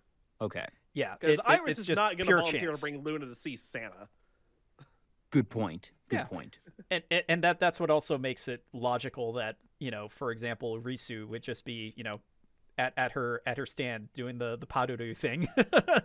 She's just there, and that element of unexpected cameo, it'll also play into the enjoyment of this very silly, very horrific holiday beating. Yeah, I'm okay with this Oh, being man. a pseudo squash match and having 2 pseudo squash matches in the same one because this is a gag match. So Bingo. normal rules and limitations and overall cadence of the card do not apply. Oh no. we can also have a KFP stand get trashed. Sure, why not? Oh no, someone's Christmas KFP. They're not going to get their KFP for Christmas. What a tragedy. Oh no, someone messed up a Christmas cake stand. Oh, the humanity. Botan's ramen shop as a pop-up shop there. Like, there are so many references we can throw into this. And that's why this is brilliant. Like, I'm glad that we expanded it to a mall, because I'm like, oh my god. This is... There we go. Now we can throw up the graphic. Let me just get and that you saved. even gave the hat, RJ. Yeah. You beautiful human. And RJ working actually, hard while we're Oh live. my god, and in the background, I didn't see it at first. Yeah. Oh my god. It's so good. Such good sheep. one more addition I would like to make to this match, and then as far as I'm concerned, we can put a bow on it, pun intended. Hi-oh. Maybe we could like have some semblance of Subaru make an appearance here, not her specifically, but the people that come to eventually break up the match at the very end, being the Yozora Police Department. Oh, okay. Ooh. Just for the fun little Easter egg reference. That's a good little Easter egg. I do like that. Well, no, Easter is a very different holiday. Hi-oh. Okay. All right. So we're getting to that. So let's figure out what the finish is going to be, because okay, we've basically just caused all sorts of wanton destruction throughout this poor local mall. Somehow just loaded with all these Hololive references to lore. Cue the thing that we don't have, but we'll add it in post. So they start in the toy store, they spill out into the mall, wrecking the various kiosks, eventually make it back into the toy store. And the way I see this ending is that IRyS topples one of those giant towers of toys, or like shoves an entire shelf of toys onto Polka, and her just being buried in gifts. That she isn't even pinned in a traditional sense. Yeah. She's just buried. And because this isn't even a sanctioned match, so traditional pins don't exist. Yeah, so like at that point, that could be the point then that the Yozora Police Department start to show up, and then IRyS just books it, just makes a run for it. IRyS is not apprehended. Camera pans back to just the wanton destruction left in their wake. I was gonna say, like, we're just one step away from just Monty Pythoning this whole thing. It's like it ends in a no contest. Everyone gets arrested. No, we're not doing the cop-out ending. Literally. No, literally, like, that actually blew my mind when I saw it explained to me, like, the actual ending of Monty Python and the Holy Grail. Yeah. Like, that's the joke. It's a cop-out ending. Hi-oh. Oh, also doing something like this is a very nice setup for one of the things we have planned for next month's event. So weirdly, this joke match is almost kind of a preview for how we're going to be tackling elements of next month's pay-per-view. So I love it. Okay, so it technically ends with IRyS picking up the W in a very non-traditional fashion. Also, she doesn't spend the night in the pokey. So I think we're okay. So IRyS wins. Yay. Hope returns for Christmas, though. Oh my god. What were you doing, cost? Hope? What cost? Hope has returned, but at what cost? And somehow in the middle of all that, when we get to the destruction of the KFP stand in the food court, no less. We obviously take that time to remind everybody that, you know, this broadcast is being sponsored, or hashtag not sponsored by hashtag please sponsored KFP for all your holiday Kentucky Fried Phoenix that you eat as per Japanese tradition, I guess. Also, don't forget to get your Christmas cake. There's still a few days left. We have a special Christmas cake bundle available at hashtag KFP. Hashtag not sponsored. Hashtag, seriously, for the love of God, please sponsor us. I want that goddamn KFC console. I want to keep my chicken warm while I'm doing these streams. Anyway, so that's that match. And oh god. Just imagining the cutaway from there. It's just like, oh boy, that sure was a thing we just witnessed. Congo Musha in the chat. Colonel Sanders VTuber win. Not soon probably enough. Sooner than we think. Yeah, I wouldn't be surprised. Watch it pop up on like Christmas. That'll be like their big Japanese Christmas trolling. It's just like, surprise, Colonel Sanders' son. Oh, yeah, and then the cherry on top of this is as the Yozora police show up and IRyS runs, Luna's just in the background sobbing hysterically because she thinks Santa's dead.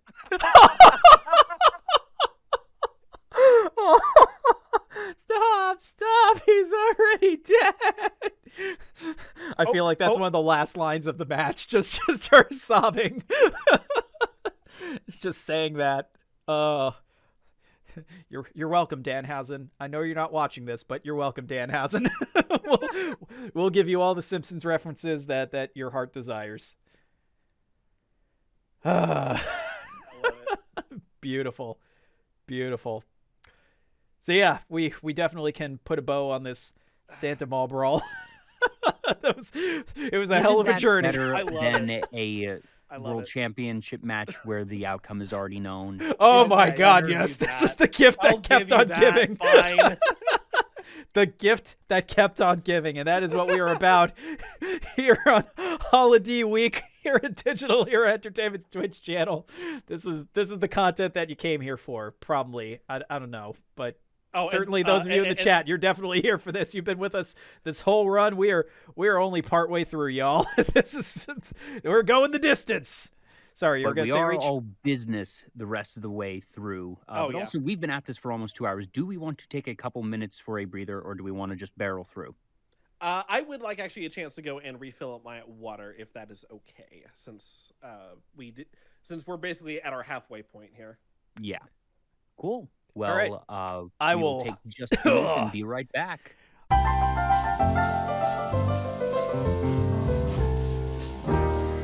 And there we go. Hey. Okay. Whew, I'm back. Yeah. Yeah, I am back with It is- water and also my KFC fries. By the way, if you order anything over $5 on their app or online right now, you can get a free order of large fries. I didn't know they had fries. I think they're new, and that's why it's free promotion. Hashtag not sponsored. Hashtag sponsor us. Yeah, please. The fries are fine. They taste a bit like Arby's, that they have that kind of spice on them. It's not your normal salt fries, and they're perfectly passable fast food fries of that variety. Nothing to write home about, but yeah, you can get a free large fry, so that's kind of nice. I enjoyed my fries as well. I thought they were very well cooked. I thought they tasted just fine. They were nice and crispy, and oh my God, like they were just the perfect thing to go alongside my Nashville hot chicken from hashtag not sponsored, hashtag please sponsor us KFC. For the love of God, give us free food. But yeah, that would definitely recommend those oh so tasty KFC fries. I So, would have excellent appreciated recommendation, Joel. the KFC potato wedges and biscuit that I paid for and didn't receive. Thanks, Pekora. Now, before we You continue bitch! with the second half of the booking, these 3 matches all have known endings already. And that is because, and I'm going to rip the bandage off right now so those of you listening understand. Yes. The Usada Corporation arc is not going to be a short one. Nope. At the last no. pay-per-view, they legitimized their existence. Tonight, they establish dominance. And they are going to walk away with every win. That we said the tag team championship early on was going to be the one bright moment, the one little happy thing. And we actually stumbled into an extra happy thing with the Mall Brawl. That's your last bit of levity for tonight, folks. Hope you enjoyed it while it lasted. Here It's comes the all pain, downhill Pekko. from here. Dun, dun, dun, dun, dun, dun, dun, dun, dun. Now, for those who aren't super I love my into smug look. wrestling, I suppose, mechanics, please explain the existence of the Pacific and Atlantic title and why geography doesn't actually matter. Because wrestling. And because wrestling. Yes. Yeah, 1, because wrestling. 2, because wrestling. 3, I'll give a basic rundown as to why Go we for it. decided to add these. First and foremost, the reason why we are adding more titles at all is because the Hololive roster is continuing to expand, and therefore we felt it appropriate to add 1 or 2 more mid-card titles to keep the scene competitive. Otherwise, we have roughly 50 talents now at this point, all vying over what were essentially a total of 3 different title belts. And that was going to get real messy. It was going to be hard to keep track of like who was in line for what's the pecking order here, yada, yada, yada. So to help alleviate some of that, we decided to add 2 new, what are essentially mid-card titles, which is nothing wrong with mid-card titles. They can be very prestigious depending on how they're handled. So what we have added are the Atlantic and the Pacific Championships. Now, the reason why the geography aspect of this doesn't matter is because whoever holds them does not have to be from the Atlantic region or the Pacific region. That's not what the names are about. If you are, for the sake of argument here, we'll say if you are the Hololive Atlantic champion, if you win that title belt, you are the champion representing the fans of the Atlantic region. You are their champion. All of the fans of the Atlantic region, so we'll say like Europe, North America, Southern America, all that, you are the champion representing those people. So if you are the babyface with that champion, of course, everyone in that region is going to be cheering you on because can you believe like we've got someone like Shirogane Noel as our champion? That's awesome. Obviously, same thing like for the Pacific Championship, representing Asia, Australia, the Philippines, all of that. But imagine like having like a heel such as Moona as the Pacific champion, and being able to boo her at every show that she does in that region, and cheering on who you eventually hope to take that title over from her. So that the reason why the regions don't matter is because it's not about the talent, it's all about the fans. So that is why we have gone with those particular 2 names, and these titles are officially being added into the rotation tonight. So, gentlemen, it is time for us to decide who is competing for and who will become our inaugural Atlantic and Pacific champions. I would also like to stress, neither of these titles are originating from a tournament in Rio de Janeiro. Story time, please. And coffee time for me. The TLDR is, speaking of mid-card titles with hallowed lineages, Intercontinental title, and I think at least one other mid-card title from, if not WWE back in the WWF days, certainly at least at some other point. The fabled origins of this title were that it was won by its inaugural champion, Pat Patterson, in a non-televised tournament in Rio de Janeiro. The reality was we need to make a belt and put it on somebody, but this was back, before everyone was just like, oh, this is how wrestling actually works. So they had to legitimize it by saying, oh yeah, Pat Patterson won this in a tournament in Rio de Janeiro. Oh, you never heard of it or saw it or found any existing footage of it? Well, it's the 70s and we don't have the internet. So lol, we're just going to make things up as we go along because wrestling. Now, did this Rio de Janeiro match actually happen IRL, and it wasn't televised? Oh God, no. Or was it written as lore and no such competition ever actually existed? Cue the Jellystone clip. Lore. That's that match never happened. Oh great, he came up with lore.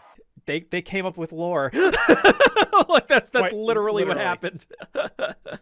So yeah, making reference to a title originating in Rio de Janeiro is usually either code for shut up, just accept this, we're doing this thing, or lol, that joke about how the Intercontinental title started.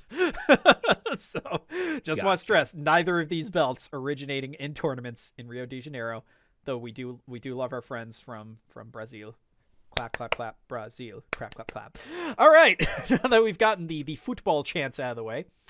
Yes. So we have to find combatants for our inaugural titles, don't we? Yes, Well, we do. we know that it's going to be won by Usada members. Yes. So the question is who? Because obviously it's not going to be Kanata. Obviously it's not going to be Pekora. But everyone else is still fair game. The remaining members that we have, as a reminder, are Toa, Botan, Rushia, Kiara, and Moona. Now, I forget because we've gone through a lot of iterations of this arc in our own private chat. We just gave the tag team belts to not Usada members. Correct. There was a time where our concept was for Usada to hold literally every belt. Are we now moving away from that concept and saying that they will hold every individual belt and that whatever they don't have the tag team belt? Or do we plan for the Wolves of Japan to lose it in the next pay-per-view or two? The plan here is basically the latter, is that Usada does not claim the tag team titles tonight because they were not in the running for them. They will claim the tag team titles next time, which will then set up the entirety of Usada Corp going into Mania holding all of the gold. It's taking a few events to get there, but they will be going into Mania holding all of the gold. That is the plan. Feel a bit bad for the Wolves that they're winning it just to lose it, but That's okay. They'll probably get it back. probably, yeah. They'll probably the Revenge ones, will be exacted. Oh, yeah, yes. I definitely, I would like to sort of pencil that in of them getting revenge. And, spoiler alert, Usada Corp is going to last for a while. It's not going to last forever, folks. Nothing does. So when it happens, I do hope they're first in line to reclaim that because, Oh, absolutely. you convinced me all earlier in the show that they deserved it, and now I'm sold on them deserving it, so I don't want them to lose it for too long. I know. And that's what's going to Yeah. make it like such a twist of the knife for the story, because it's like, oh yay, we finally got what we wanted. Oh no, those dastardly heels, but we'll make good. Yeah. Again, we're Now, not knowing booking this that- from Real quick. Stanford. Real quick, just to answer RJ in the chat, Yes. I am arbitrarily ordering these alphabetically. So the Atlantic Championship match will be first. Okay, because I was going to propose we do it the other way for a very specific reason. Okay. Could we do Atlantic second? We'll have the Pacific one go on first. We do the Atlantic one second. We put Kiara in the match as the one who wins the Atlantic title in honor of KFP. Okay. Yep. Now, the question is going to be, who are our tag team combatants? Because it's not Pekora. We've had Pekora and Moona be a tag team before, but Pekora right now is thinking individualistically. So Point of maybe fact, Moona is given a substitute in Pekora's stead, or does Moona go solo because the only person that she will team up with is Pekora? There is absolute precedence for someone with a higher ranking title to dual wield belts. I would like to direct you to the 2-man power trip. Reach, would you like to explain that one, or shall the problem I? with that is that we can't. Well, one, I don't want us to get on too many tangents, and the reason I don't think we can do that is because isn't the idea for them to each hold a belt that if it's Basically, yes. that if Pekora double dips, that means that one of the members numerically can't be holding a belt while they all hold gold, and I feel like it's much cooler to have every member with a belt. It would feel too awkward, I think, to have one member without it. Oh no, that's fine. I thought we were in a situation suddenly where it's like, oh no, are we gonna have to double up on a belt? So my bad. I Because we have 7 misunderstood. members. We have 7 members. Okay. It's World Champion, Pacific Atlantic, Intercontinental, 2 for the tag team. Actually, are we one short? We are going to be one short. So unless we want to add Another. like a third title, like have Eh, like the YouTube championship or something. that but, feels a bit much. yeah. So I think depending on who it is, I think we can get away with being one short. Depending on Well, who it in is that ends up case, sitting out. does it feel better to have 2 sit out and Pekora is just being greedy and she does double dip. Because if we're already saying that it's not going to be everybody, the difference from 1 to 2 is far less than the difference of 0 to 1. I want, like and again, we're thinking, well, we're kind of having to think ahead here because we're trying to work backwards to figure out who's taking each of these titles here tonight. I do want Botan to be one of the tag team champions because that was one of the big selling points for recruiting her into Usada in the first place, was giving her another shot at the tag team titles. Okay. So, that's correct. I do recall that. That said, from a character standpoint, though, if she is assuming that Usada is going to be around for a while and that Lammy will eventually heal, wouldn't Botan want to eventually hold the title with Lammy? Okay. Does that cause a problem? That what would the arrangement be with Pekora? Even if this arrangement does not come to pass because things go sideways, what is promised to her? Because I feel like she would not mind starting to hold the belt while Lammy is still recovering, but once Lammy is recovered, I feel like she would want to go back to the tag team with her. Okay, here's how we do this. Botan can be the one that sits out. Botan can be the one that doesn't take any gold. The reason being, she specifically, like, she and Pekora can work out a, you can't see me doing finger quotes, but quote unquote deal that Botan will sit out of any championship matches until Lammy is fully healed. Then, once Lammy is fully healed and is clear to compete, then they will be given, regardless of who the champions are, even if it's held by Usada, they will be given their promised tag team championship match. And that once Usada Lammy is clear to compete. And that Pekora promises Botan that even if Usada holds the tag team belt at the time, that she will not interfere and let her win, because Pekora at that point doesn't care that as long as it's a member of Usada still holding the belt, Exactly. if 2 of my members lose it to another 2 of my members, I will make sure there is no bad blood between my members, and I don't look any worse for it because they're still my members. And that she is fine with that arrangement, and Botan is as well, because it gives her her chance. And the 2 that we have getting the belt are basically told in advance, like, you don't need to relinquish the belt. That she's not going to do that to 2 of her members because she knows it would make them, more likely to turn on her. But she is going to make whoever wins these belts aware eventually you will have to defend, but it's going to be against Botan. I'm not going to, have hands-on on either side. For once in my life, I will not interfere. But you all need to understand that you will have to deal with this challenge, but you also need to understand that you can't have bad blood after it. And I think that, at least for the time being, the members of Usada would be agreeable to such an arrangement. So that means Botan sits out. That means Pekora is not double dipping. And if that's the case, we wrap back around to the question of, is Moona given a new partner, or does she go individual, since she's so accustomed to fighting alongside Pekora that she's like, I'd rather not mess up dynamics. Let's have 2 fresher people come together. And that's sort of where I'm leaning. I actually, like, I know I use Moona as an example as being like a heel holding a champion, but I honestly, I would love to give her a good singles run here and give her the Pacific Championship. You know, it's funny. I was just about to say that, because as I'm hearing this, I'm just like, so put the Pacific title on Moona. Yep. And that means by process of elimination, Rushia and Toa will come to hold the tag titles. Which with their dynamic works really well. Like the Devil and the Necromancer, like that actually works out pretty well.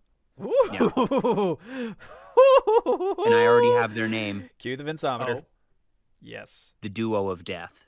I love it. Well, actually, no, because Devil isn't quite Well, yeah. death. I'll figure out something. Oh, we're you're gonna right that double there's dip. enough flavor synergy. We're double there that we dipping. can get Oh, such good sheep. All right. Now Yeah. that means Rushia and Toa are not fighting tonight, nor is Botan, and that That's cool. we have Kiara and Moona as the winning parties for these two. So we need to find their opponents. And while we're finding that, I feel like this also sets us up to do something that I did propose in our booking chat. We give Kiara a very indulgent holiday-themed entrance, which also sets up Chekhov's sleigh. I'm not getting that reference. We're destroying a sleigh instead of a car this month. Yep. Oh. Oh. Do we have a brand sponsor for this, or is it just, It's just a sleigh. a plain Just old red sleigh? Bog standard red sleigh. But Which decoed, honestly, now decoed with KFP. Decoed with KFP. Because again, that's our hashtag not sponsored. Yeah, she rides out on it and oh yeah, there we go. Cool. Big red sleigh with big KFP logos. Oh my god, like instead of handing out presents, she's just like tossing out buckets. RJ, you can't see me pinching the bridge of my nose right now, but just know that I am. I feel like she wouldn't do that because it's too greasy, that it would be either KFP t-shirts or, I think it's KFP t-shirts and inside, because we're using t-shirt cannons, but I was just about to say t-shirt cannon. Yep. So we're doing t-shirt cannons, and inside, the bundled t-shirts is a gift card to KFP. Heck yeah. Get yourself some hashtag KFP, hashtag not sponsored, hashtag. And that it's a gift card for the exact amount to buy a bucket, but she's not going to throw actual buckets because that just doesn't work. Yeah. And the t-shirt cannon looks suspiciously like the same bazooka that you can get in the Good Smile Company's Figma of Pekora, which comes out next month. Just saying. Hashtag not sponsored. It was hashtag please. The way that you worked that into the thumbnail of the D recap last month, just chef's kiss. Thank you. So good. I'm even more proud because you realize that she is implied to be facing off with King from the Tekken game series, who, as you may know, is a professional wrestler. And even though Spider-Man seems like a weird choice to throw in there, casual reminder, what did Spider-Man do? Bonesaw is ready. Yep. I'm so uncomfortably proud of that. Anyway, just had to remind people of the nuances that we put into even the small details of things that we do here at D. Yeah, and RJ in the chat. Oh yeah. All right, so who are we putting up Who's against losing our tonight? new champions? Yep, so we're starting with the Pacific title, just to reiterate. So we're doing Pacific these first. Are not going to be squash matches. These are going to be hard fought. They are championship matches. The people that are being put in here are all legitimate contenders that have had to earn their way here, not through a tournament, but they've had to win weekly matches with consistency. Yes. That's a good question. So for Moona's match, what would be a good opposite from some of the folks that we have either not used thus far in the evening, or who just off the top of your head feel like the right complement for this kind of challenge, I guess you'd say, for Moona? Or maybe a recurring thorn in her side. An option would be Ollie, that having lost the Intercontinental is trying to get back a belt, and then you have ID versus ID. But I don't know if we want to have Ollie lose again so soon, because we like her and we don't want to be burying her here. True, but thing to consider. So loses the IC title, loses a chance at this new other mid-card belt. So like it could be a story of, sliding down the card to build her back up again over time. We could do that. That is viable.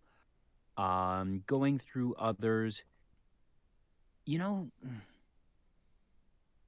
there's a couple people that we just don't use very often because they aren't traditionally powerful in terms of their flavor and design. People like Mel come to mind, who we've frankly just let languish. She has been woefully underutilized. So it makes me wonder, like, do we want to at least write that she's been doing well in the weeklies, or even if she's not going to win in pay-per-view, and that she's still not really a what's the term? I'm blanking on the term of just, she's not first wave talent or not top tier talent, but the fact that she was able to qualify for this mid-card title means that she's still doing well, even if it's not happening as we're discussing these particular pay-per-views. Or do we want to go to one of the more established characters that we have? I actually like the narrative that you just spun out there. Yeah, the idea of, someone who doesn't immediately come to mind, but workhorse their way into an opportunity for this brand new title. Hey, maybe this could be, their big shot. I just worry, is that too close to what we've already done with Mio and Fubuki versus Kronii and Aki? Not really, because again, we haven't really featured this person in anything that we've done. And I kind of like the idea that I'm almost positive we've had her in like one non-multi-match before, but only one because she has not been used a lot.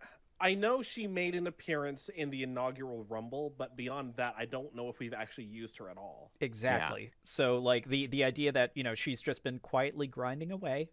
No one really notices it. Like this could be something like, okay, to kind of put this into the traditional TV rankings. So, you have your main weekly shows that everyone tunes in for. Then you have what are basically like not even the B tier, they're like the C tier shows. So for WWE, that would be something like Velocity or Heat back in the day, or Main Event, which is ironic when you consider that that's basically the show where careers go to die on. But you see where I'm going with this. So like theoretically, there could be a weekly show that no one really pays attention to, but there are those stars who are just consistently doing well. And you know what? By golly, they've earned their shot numerically. Let's give them a chance on the big stage. Let's let them go grab that shiny new belt that we just made up because, oh my God, we have so many talents and we really want to reward as many of them as is humanly possible, even though Usada Corp is going to screw the whole thing up because they are the actual worst because they're run by a legitimate war criminal. Yeah, I'm good with that. Cool. Do you want to go on and detail out this match, or do you want to find the other combatant for the Atlantic before we start this one? That depends. RJ, how much time do you need to make the match card? Yeah, I was gonna say let's pad for time because oh God, by time. Yeah, so we'll come back to that one in a bit, unless it will actually help out with. Okay, so who fights who? Okay, so RJ, for the Pacific title, we're going to have Mel versus Moona, from what it sounds like. So you can. The M&M match. Yeah. Oh. Nice.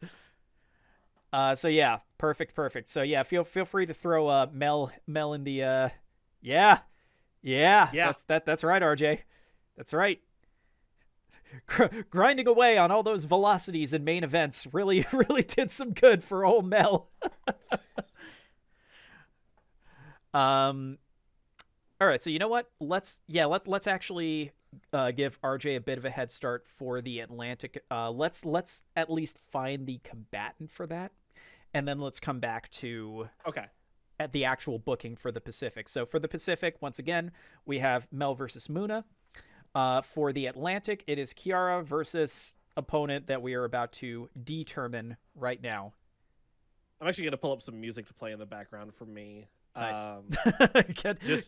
Just for some flavoring for this particular match. Now, we could use another member of Myth because we know that Kiara's winning, so the English branch is going to get a win tonight at the very least. Yes. So if we want to, even if at the end of the day, geography does not matter, that we could arrange it such that we know the representatives of the two regions are going to be from that region, at least for the first holder of the belt. Yeah, that actually tracks. Because that ensures that the local fans that are being represented already will have a relationship with whoever wins, at least in the beginning.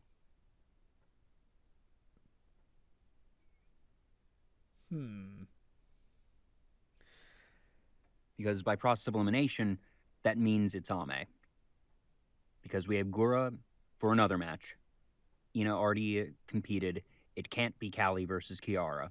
Oh, wait. We have... No, not again. Not again. I was going to say, wait, we have Gura on the card tonight? Not tonight, no. No, I'm saying it can't be Gura. No, I'm aware, but the way you phrase that made it sound like we have her on the card, No, so I'm like, that's why we wouldn't have done it. We have her, we have plans for her, and we have made plans for her tonight, and it's not here. Oh, so we're doing part-time Gura then. Okay, I see that. No. I'm saying since we already have the match with Chloe lined up, I don't want her doing a match tonight because I want to be able to spread the love around. Yeah, and that's what I'm saying. Like we're keeping her as like, the part-time attraction. She is the shork brain Undertaker of our outfit. Just frankly, she's so big, she can't compete in every pay-per-view because she's touring around doing publicity things, cutting commercials. She's out there being a face of the promotion 24/7 so much that it's cutting into her fight time. I can see that, honestly. Maybe even to the point now where like the only time she ever really fights is during the Big Four.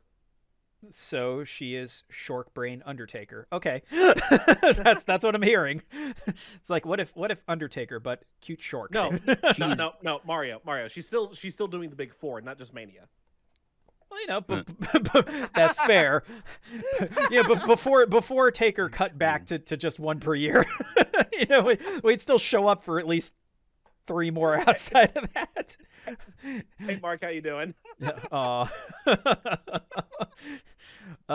we're broadcasting this on Twitch. There's no way that big mean Mark Callis is going to be watching this. We still respect you, Taker. Watson. I can't remember. I believe had her do something. We had her at Mania. Mania in a losing effort. Yeah, losing to Susei because it was basically mentor mentee. Fake out with the debut for Council because it was supposed to be her against Kronii, but then Aki intervened. Yeah, and we didn't have her in Hologeddon. No, we did not. So we could use her, and that she could be the first person to try and snap Kiara out of it and be like, what are you doing?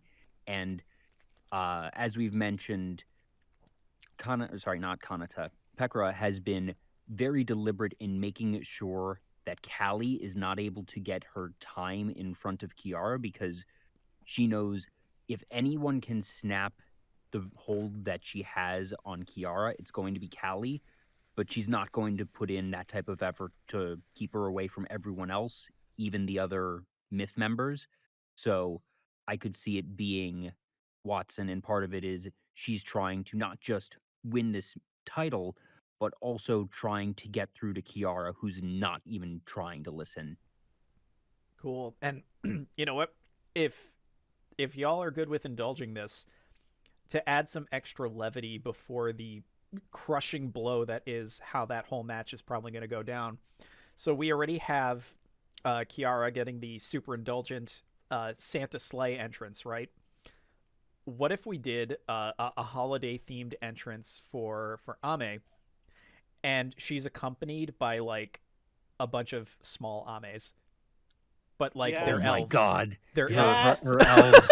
As soon as I was like, oh yes, if only for that reason. Queuing the Midsommiter just based off of Reach's react there. Such good sheep. Book it. Yep. Yeah, I'm elves. Exactly. I'm elves. I'm elves.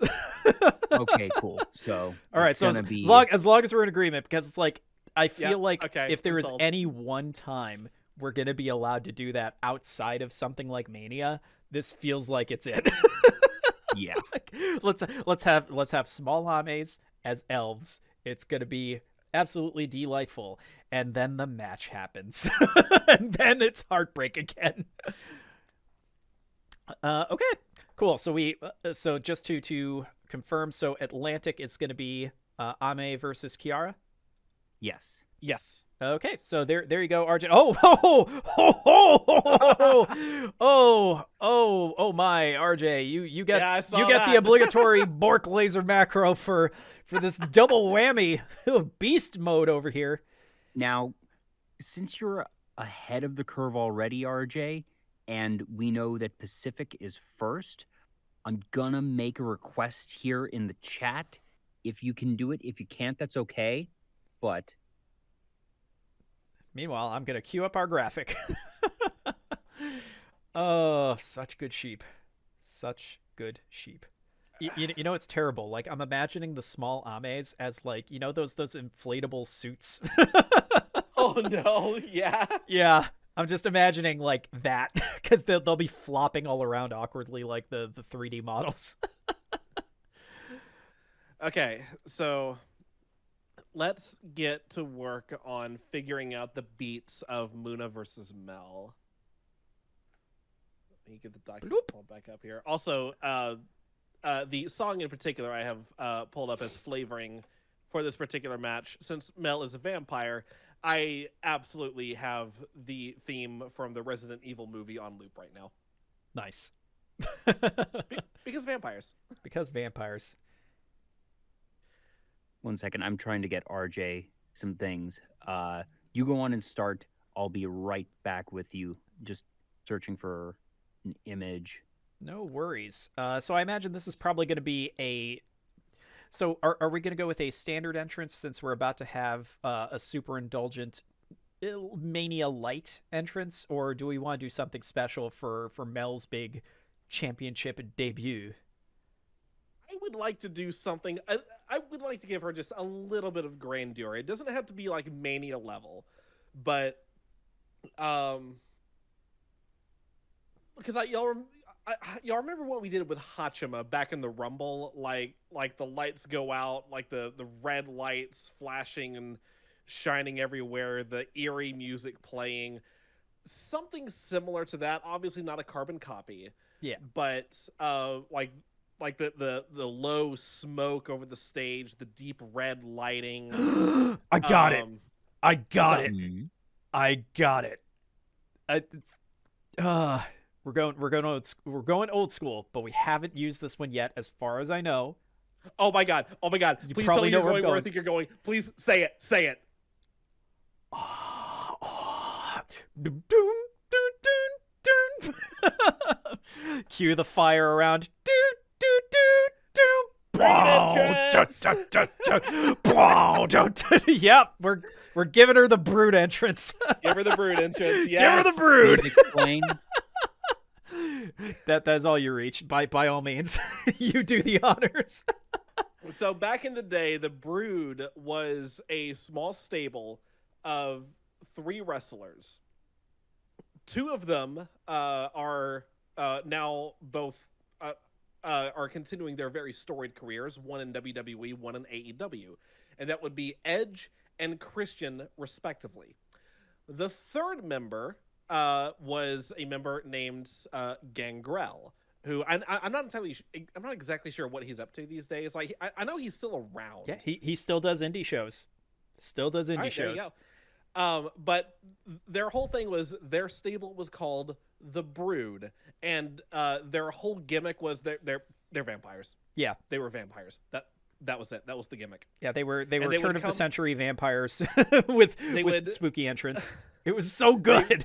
So Like good. they had like the over the top spooky like 90s stereotypical 90s music, and they would make their entrance basically coming out of, like, being lifted up from underneath the stage inside of a ring of fire that they would then step out of and then walk down to the ring. So we're basically doing that, but for Mel. Yeah, she deserves it. She deserves it. And also, RJ brings up a good point here in the chat, which also, funny enough, Kongo Musha also brought up in a weird twist. You mentioned, Christian being in AEW now and Edge being in WWE. I believe it was for SummerSlam, actually. SummerSlam, Edge brought back the Brood entrance for his ring entrance to SummerSlam, which apparently totally tanked a similar thing that they were going to do on AEW. They had no idea. It was just bad timing. But Gangrel was supposed to show up for AEW and do the Gangrel Brood thing. But yeah, because they did it so close, it was like, well, we can't do that anymore. Yeah. It was going to look too much like they were ripping off WWE. Yeah. But man, you need to watch that entrance. There are probably a million clips of it on YouTube. Oh yeah. But it is. And then, but then the flip good. side of that coin. The flip side of that coin being WWE recently then went off and basically did a carbon copy of the CM Punk MJF promo, but with Edge and Miz. Yep. Actual Miz, not less famous Miz. Yeah. Cry. But we're not here to shoot on Big Vince, says the guy who shot on Big Vince at least 3 or 4 times this stream already.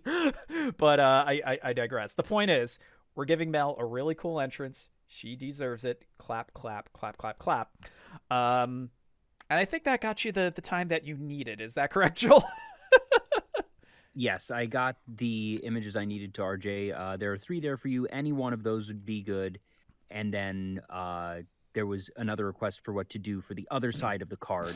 If you're able to do it, that'd be great. If not, you're already above and beyond. This is just me knowing that you might have a bit of time, and since you are so good at these turnarounds. Yeah, good lord. RJ, since we started doing this, like, RJ has just gotten so fast. Yeah, again, obligatory Bork laser macro, because that is RJ with these.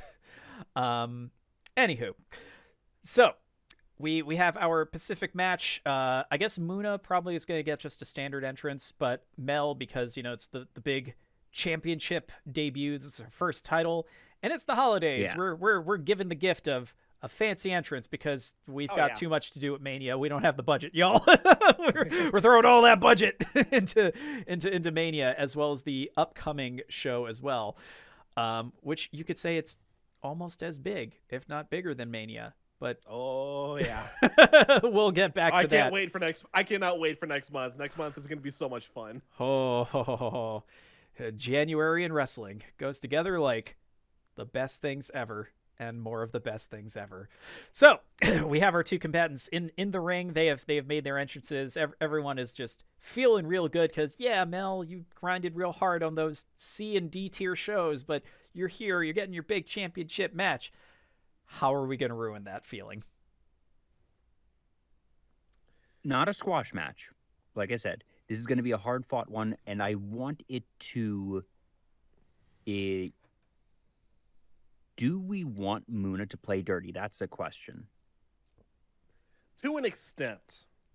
Obviously not the whole match. There's only so much that she can get away with, but I imagine 1 or 2 sly tricks here, a dirty pin there. Yeah, the way I want to have it feel for the audience is that Moona doesn't do so much that her holding the gold feels illegitimate, but I want like 25% of the fans to be saying Mel should have won that because Moona broke the rules, and that if she hadn't done those things, then Mel absolutely would have won. So like 25% full on believes Mel should be the rightful holder of this belt. Yeah. And the other 75 at least acknowledges Moona, that if you replay this match 10 times, Moona wins 7 of them, maybe. So what I'm hearing is we basically want this to be MJF versus Darby Allin at Full Gear, except with a little less cheating. Taylor, I look to you because I don't know this analogy. I did not watch Full Gear, unfortunately.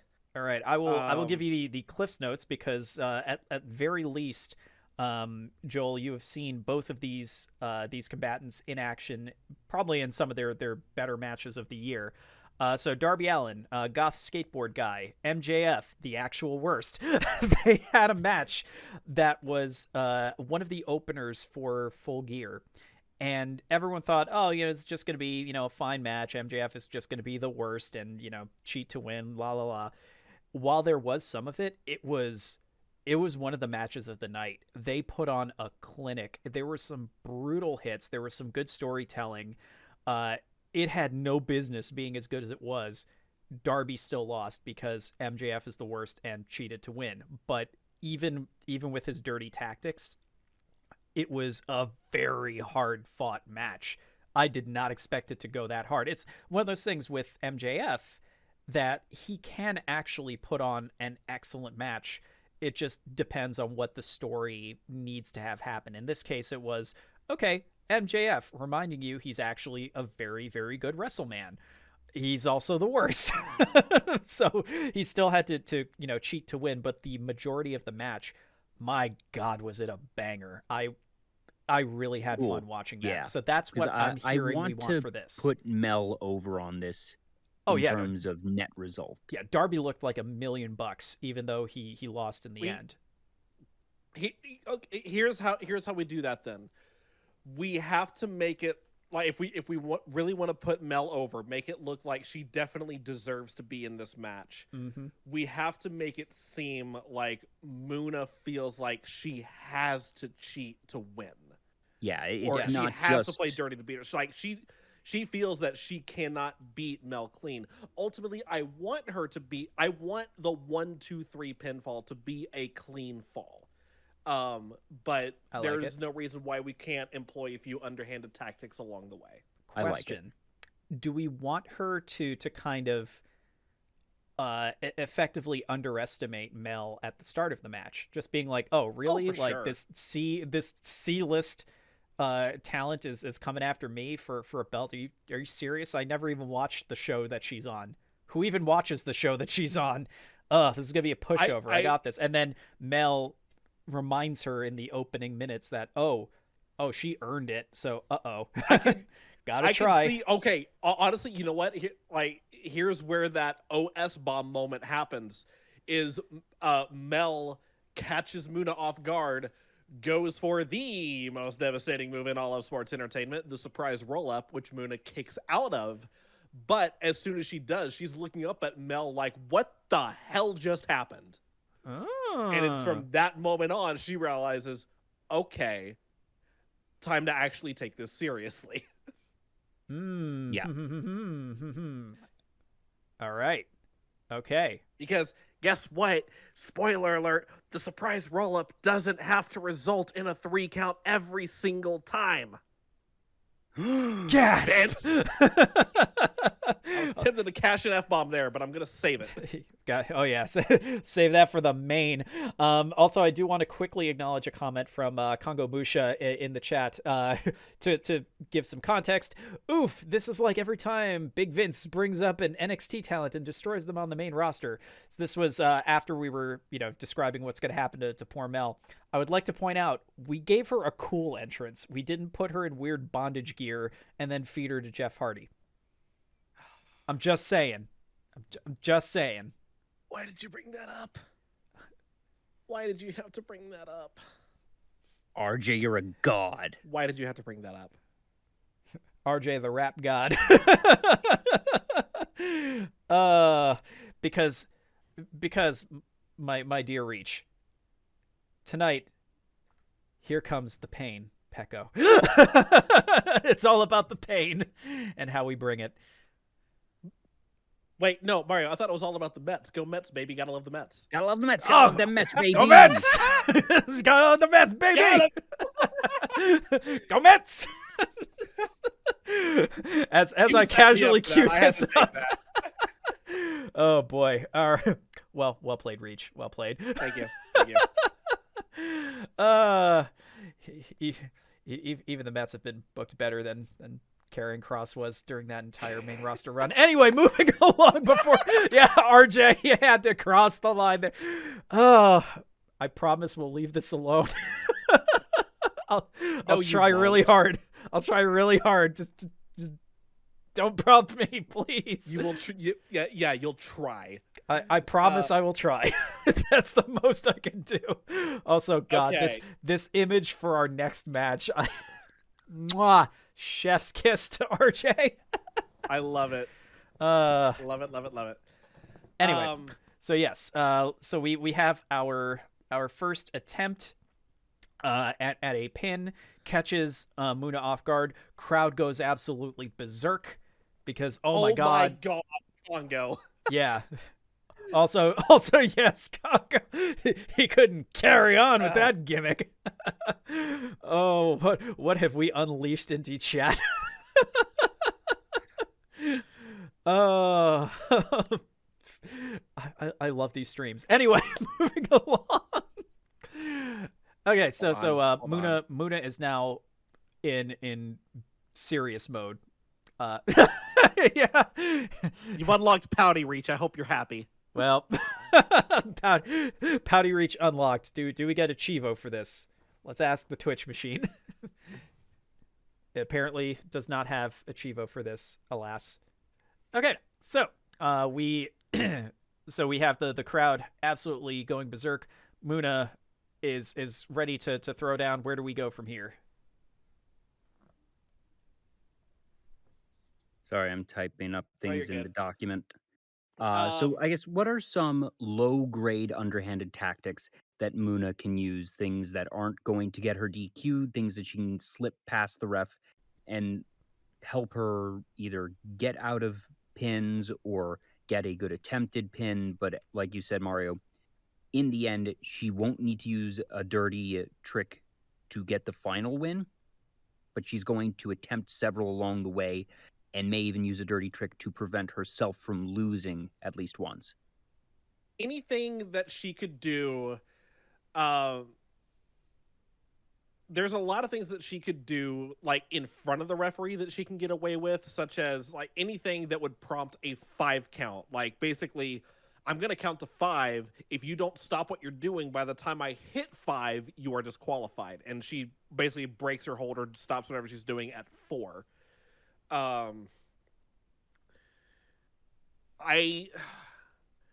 Anything else, like anything really dirty, we can't really get away with unless there is outside interference, like someone coming out to distract the referee. And then when the referee turns back, wait a minute, where did that turnbuckle pad go? And Mel's face ends up flying straight into an exposed metal turnbuckle because the padding mysteriously disappeared. Do we want to go that far? Nah. I'm not inherently opposed to it, but I'm also not quite saying, yeah, I love it. Mario, what do you think? Do we want to not go quite that far? Definitely not, because we want to keep this. Okay. We want to keep this as close to fair as possible, even with all the cheating. That's fair. All right, so basically just anything that would prompt a 5 count but breaks at the count of 4. Mm-hmm. Yeah. Sounds good. So like, extended submission holds when they're grabbing the ropes, or dirtier holds that would otherwise be considered illegal, but held for those extended counts. So basically things that would wear down Mel over time, but leveraged with kind of a malicious intent that borderlines on cheating. Sounds good. By the way, I'm taking a bite of my chicken, so give me a second. I mean, yeah, I've been casually away my fries. popping my my popcorn nuggies from #KFP, our hashtag not sponsor, hashtag please sponsor us. And we'll be coming back to that sponsorship in our next match in grand fashion. But yeah, so it sounds like Mel is basically going to be methodically worn down over the course of this match. She's gonna fight back. She's gonna put in a valiant effort. But ultimately, the problem is she wants to fight fair. And this was the wrong neighborhood. Yeah. And like I said, there's going to be a portion of the fan base that is going to leave the arena saying Mel should have that belt. Just full stop. Mel should have that belt. Not everyone, but a good portion. Yeah. I'd be cool with that. So it's we start out the match. Moona not necessarily taking it seriously, like obviously not slacking off by any means, but more or less Moona thinking, okay, we're just gonna go through the motions, hit my beats here, hit my spots there, and this will be one and done. Oh shoot, surprise! Oh, am I getting rolled up right now? Kick out! What the hell just happened? Okay, we need to play. Okay, let's actually take this seriously now. Actually starts fighting Mel seriously, but still struggles against her because Mel, like we said, has been grinding away in those C tier brand shows and in dark matches, and she's been putting in the work, putting in the time, and even fighting seriously, Moona realizes, oh,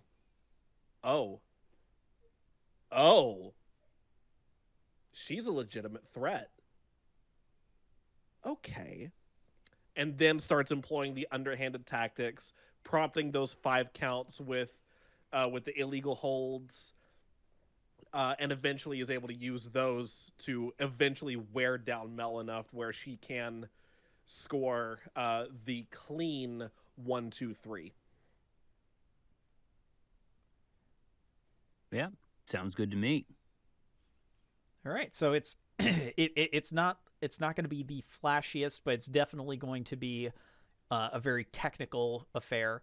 This will be like, this is gonna. I could see this being a highly technical match. Maybe not like a technical masterpiece by any means, but like definitely technical heavy as opposed to how the match plays out beat for beat. Yeah. And even then, like, it won't be a big spectacular finish. It'll just be kind of hits move, but it's just strong enough because of all the damage that's been accumulated over the course of the match to just get the clean pin and call it a night. Your inaugural Pacific champion is Moona. Ding, ding, ding. Ding, ding, ding. The bad so feels it shall begin. be. Yep. Hey there, crowd. Remember that sense of optimism that you had going into this part of the show? F your feelings. It's all pain, Pekko, from here. We'll give you one last smile, and that's in the next match card, because RJ delivered on my requests. Oh, buddy. Let me cue this one up. So we move from the Pacific across over to... Boom! The Atlantic Championship match between Kiara and Ame Watson. And oh god, we've already told you about how this is going to be the next most ostentatious entrance pairings here with actually who would get the first intro here before I do a recap? I think, well, who got the first intro in the last match? I don't know if we actually assigned who came out first, to be honest. I feel like they would want to give Mel the second entrance because she's, Moona's an established name, but for the Mel fans in the crowd, they probably bought their tickets to see Mel in that match. Oh, for sure. That is true. Because she doesn't get to be there every day. It's not her debut at a pay-per-view, but it's I think it is her singles debut at a pay-per-view. It's a big deal. Yeah. She's been grinding her way up. Moona already sort of had the street cred, and she won several matches in weeklies to get there. It's not like she's been slacking or anything, but Mel is the story going into this match. Case in point, why she got the cool entrance. So yeah. Okay, so then let me posit this to you. considering the two entrances we have to deal with, which do you think would pop the crowd more? It's gonna be Kiara's because she's coming in on the vehicle with the t-shirt gun, so I think she goes second. Okay, because I honestly like this really could have gone either way for me because I think they're entering both with so the over the elves top. is fun and cool and quirky, but anytime you have a vehicle, I feel like the vehicle is always just going to supersede basically any other entrance. You'd have to do something Mania level huge to overcome the inherent pop that comes with any vehicle, much less a sled. And see, normally that would be exactly the logic I would apply, but also small ames. Like, just the visual, it's so absurd. It feels like it would be like on the level. So that's why this was a really tough one to kind of figure out. Like, these are both very good, and they'll pop the crowd in different ways. Okay, so then we will have Ame with her army of small elf ames take to the ring. I think the way the entrance goes is that her music hits and you see the small ames before Ame herself, and it's the small definitely. ames that make the crowd pop. Yeah, I was see that. describing it again. Like, I see the small ames as being represented by like big inflatable suits, it's like just flopping around because the small ames, like, they just. Well, the question is, are they small Ame suits, or has she actually gone into different timelines and acquired small versions of herself from these parallel timelines and brought them in for the night? I can see either being viable. I think the bigger pop would be from having actual small ames. Yeah, what is reality? Okay, we'll do legitimate small ames dressed in little As elf always, I outfits. will remind you that we are working with supernatural powers and that we are not limited by usual physics or, safety rules. The whole thing of Taylor, you're not Emphasis on using a we're not kendo limited stick, by. you're using a scythe. Yeah, I was about We're to say. not using inflatable suits. We're using actual small ames. All Yeah, I was right. about to say, yeah, we're definitely not working with safety rules. Say it, no reap. Yep. Physics. What are I physics? I love how that. I Wolfang. love how that's what we keep coming back to. We keep coming back to that damn I quit match.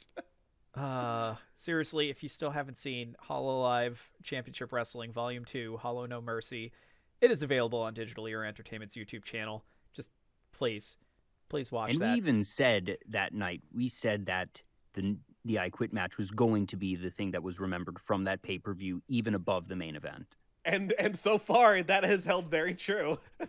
And we wrote it that way too, because the main event there was Coco qualifying for Mania, but Coco's big show was Mania. Yeah. So it's not even taking away from Coco to not have her thing being qualifying, because that was just a beat in her story. That wasn't the culmination of her story, whereas I Quit was the culmination of a story. But anyways, back on topic. We have our order. We have our matchup. So small Kiara ames. comes in on the sleigh. This is- She has her t-shirt guns, fires several into the crowd. And the thing with Kiara in Usada, her drive is fame and fortune, and she is on a high right now. That she probably leaned on Pekora a bit, and Pekora probably helped arrange some of these things for her to make sure that she maintains her control over Kiara. And Kiara feels like she's getting what she was promised, that she's started winning in the weekly matches to get here. She's gotten the second entrance. She's gotten the her own personal brand of KFP to sponsor the entire pay-per-view. Ding, She ding, has ding. her new outfit. She's coming in on a sleigh, shooting the t-shirt cannons.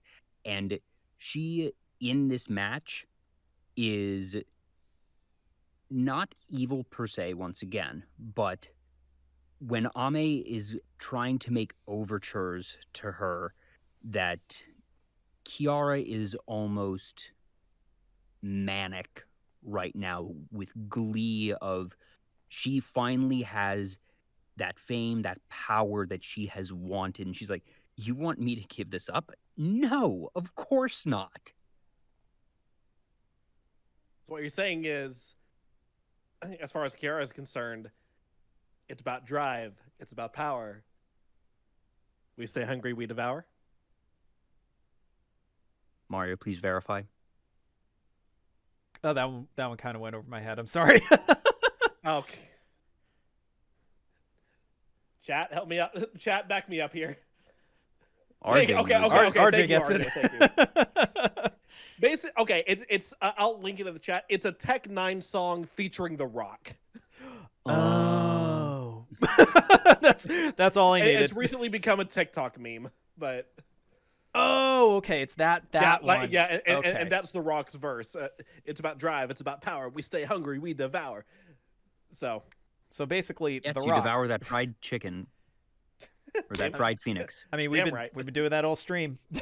I say as I go back for another fistful of KFP popcorn nuggies. Still working on my Nashville hot. So once again, this is not going to be a squash match, and I think this is going to be even closer than Moona versus Mel. That I don't think for sure. Kiara's going to fight dirty. If anything, I think Ame is going to be tempted to fight dirty because she wants to get her friend back, but ultimately she's going to decide against it. There might be a moment near the end where you see her reaching down, like going for a vial of Watson concoction, and ultimately you see her hand just stop and sort of hesitate. And she's like, no, I can't do that to Kiara either. And she then continues to fight, and it is a clean match, start to finish. Kiara wins. Ame fights her own temptation, her own demons of trying to be underhanded with noble intentions, but does the even nobler thing of not. And here's why the match is as close as it is, too. Because they are gym mates. They are legitimately good friends. They know each other inside and out. So they already know. Like you could even argue that Ame knows that not even time travel will help her out here because Kiara knows her so well. They can predict each other's moves almost flawlessly. So it's going to be back and forth.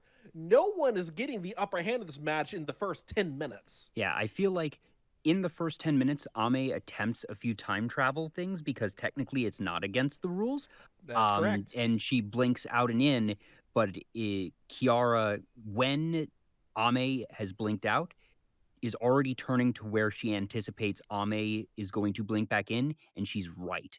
And the act of time travel is not difficult for Ame. It is something she can do multiple times, but naturally a time jump takes a bit more out of her than being active in a non-time jump. So she's going to try it a few times, realize, wait, this is pointless. If I keep trying, I'm just going to wear myself out too fast. Mm-hmm. So after the first 10 minutes, she stops trying to jump and just does normal fighting moves.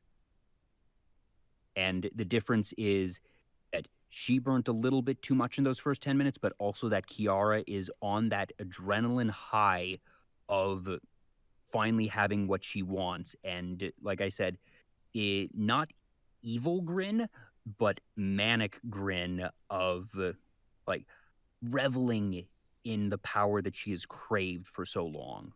Also Neo great Ivan timing. Gaming, Yeah, I was thanks going to for say, the great raid. timing, Neo I was Ivan. about to say, shout out to Neo Ivan for the raid. What's going on? Yep, y'all are coming in for what is... This is our penultimate semi-main, match. isn't it? Yeah, we're about to hit the main event. So this is the semi-main. This is for the newly created Atlantic Championship, one of the mid-card titles that we have introduced for Hololive Championship Wrestling. We are having Kiara and Ame contend for this title. We have actually just started the booking for the match, so if you are a fan of Hololive Myth, you picked a great match to tune in for. So thank you for the raid, Neo Ivan. Hope you had a And even great if you're stream not over familiar on with your end. Hololive, if you just like wrestling, that this is a really cool combination of these two fandoms, these two concepts, that you do not need to know anything about VTubers, you do not need to know anything about Hololive, but likewise, you don't need to know anything about wrestling because we are providing all the context from all the angles, because I myself don't know much of wrestling. Mario doesn't know as much about Hololive. Taylor has a bit of both, but we're all going through this actively, educating each other, giving backstories, giving lore while writing our own. Yep. Also, so- none of us reside in or work out of Stamford, Connecticut, so we actually know what we're doing. Pew pew pew pew pew pew pew pew pew pew pew pew pew. Shots fired. Oh, bless you, Rach. Bless you. I'm glad I'm not the only one shooting tonight. Oh, man. Anyway, moving along. So we are continuing with the booking for Kiara versus Ame. Just to also catch you up, for those of you who are just joining us on tonight's stream and are at least familiar with both of these two lovely ladies of Hololive, we have decreed that this is going to be one of the special entrances of the match. So Ame is coming out with literal small Ames, brought in from another dimension, dressed as elves because it is holiday themed. Kiara, who is also providing the sponsorship, or hashtag not sponsorship, for tonight's stream because of KFP, is coming out in a Santa sleigh, decked out in KFP logos, decals, you name it, firing out stuff from a t-shirt cannon. Also, it's just going to be kind of sitting there this whole match. Just keep that in the back of your mind. We now have a giant Santa sleigh, possibly with presents or something in the back, now just hanging out at ringside. And now back to the booking. So we have established that Ame has tried time travel, not working so great because her fellow gen mate Kiara basically can guess her every single move, so she's predicting where she's going to time slip from. So this is causing Ame to change her tactics as we continue further into the match. Mario, technicality question. Go for it. I would say per WWE rules, but I believe this is more or less universal across the board, across most, if not all, promotions. A championship title cannot change hands on a disqualification or a count out. This is established fact. What if the title is vacant? If the title is vacant, can it be won via count out or disqualification? I think I'm just trying out some ideas here. So I would argue count out or disqualification essentially negates the match, because unless it is very explicitly stated that it can change hands despite all the other technicalities, it will not change hands. It's just kind of, you throw out the match, you got to restart it or do it again another time. That's the generally accepted rule. So unless you have explicitly stated, okay, we're going to, make it so that no matter what happens, this title is ending up around someone's waist. Yeah, that's not going to happen even if it's a vacated title. Okay. We can we can still probably do the spot that I have in mind, because we are going by since Mania we've established we're going by Japanese rules that count out happens at 20, not 10. So that gives us actually a lot of time to work with here. Oh, good. Okay. Basically, the spot I have in mind being I'm trying to set this up in my head. I'm trying to think of who's gonna do what. Okay. Here's how we do this.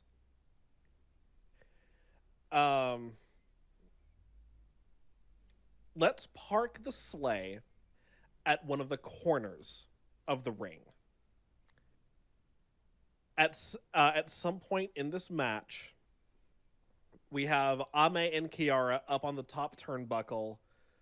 We'll say Ame is going for a superplex off of the top turnbuckle. So she's got Kiara in position, going for the superplex off the top turnbuckle down onto the ring.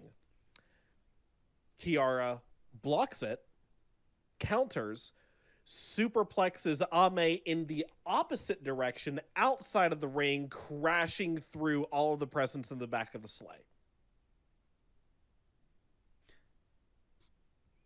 Make it a brain buster and you got a deal. Are there presents in the back of the sleigh, or is this just an empty sleigh and she crashes through the sleigh itself? I feel like there's got to be at least decorative presents there. I think we could have decorative presents and like probably like some other added materials in there just for like added effect, like have like tissue paper fly everywhere on impact and stuff. Or in this case, KFP coupons. KFP, yeah. Just More t-shirts. explosion of coupons and some shirts, yeah. Basically, yeah. Oh, random question. Do we want to involve the t-shirt cannon? How so? How would we? That's what we could probably figure out, but I feel like we could probably use it either for a significant spot, or if we want to get real grimy on the finish, it could probably even factor into the finish. It's just a question of how we would want to implement it, if we want to implement it at all. Because I can already see a few scenarios, but it's just a matter of, do we want to go down that route, or shall it just remain there off to the side? I'm open to it, but ultimately not super into it. We already had our gimmick match in the mall, and we've said that everyone is going to be fighting cleanly here, and the use of the cannons feels like it would have to be deliberate, and it doesn't feel like something that would be considered clean. Also considering that because we're not booking this as a no DQ match, and it is an outside object not native to Watson or Kiara's character or lore, then I don't really know if we could work in a clean way, match-wise or narrative-wise, to really work it in. Yeah, it definitely would have been used for some sort of dirty tactic. It would just be a matter of, finding the setup. But if we want to keep it out of it, that's again why I didn't want to get too far down that track. I just wanted to put it out there, see if it could gel with the direction of the finish, or building towards it. But okay, we will ignore that. We will continue on from the the brain bust, the avalanche brain buster through the sleigh. Another one bites the dust. Oh man, I keep thinking back to what Reach put in our booking chat the other day of what it must be like to be a vehicle in the HCW universe. Because that's such a mood. I don't even need to find it. I can pretty much recite it verbatim. So basically, what it's like to be any sort of vehicle in the HCW universe at this point. Oh boy, I can't believe I got selected to be showing off at a major sporting event. Manager son, which sporting event is it going to be? Looks like it's going to be the next HCW pay-per-view. Oh, so what you're saying is I should inform your next of kin, yes. Okay. Yeah, exactly. That's what it's like to be an HCW vehicle. Like we've destroyed a Subaru hatchback. We've destroyed a Chevy Sonic, and now we've destroyed a full ass sleigh. Ho ho ho! Merry Christmas! Oh God. Anyway, so avalanche brainbuster through a sleigh. Where do we go from here? I definitely feel like we're gonna have an extended count for that one because holy good God. Yeah.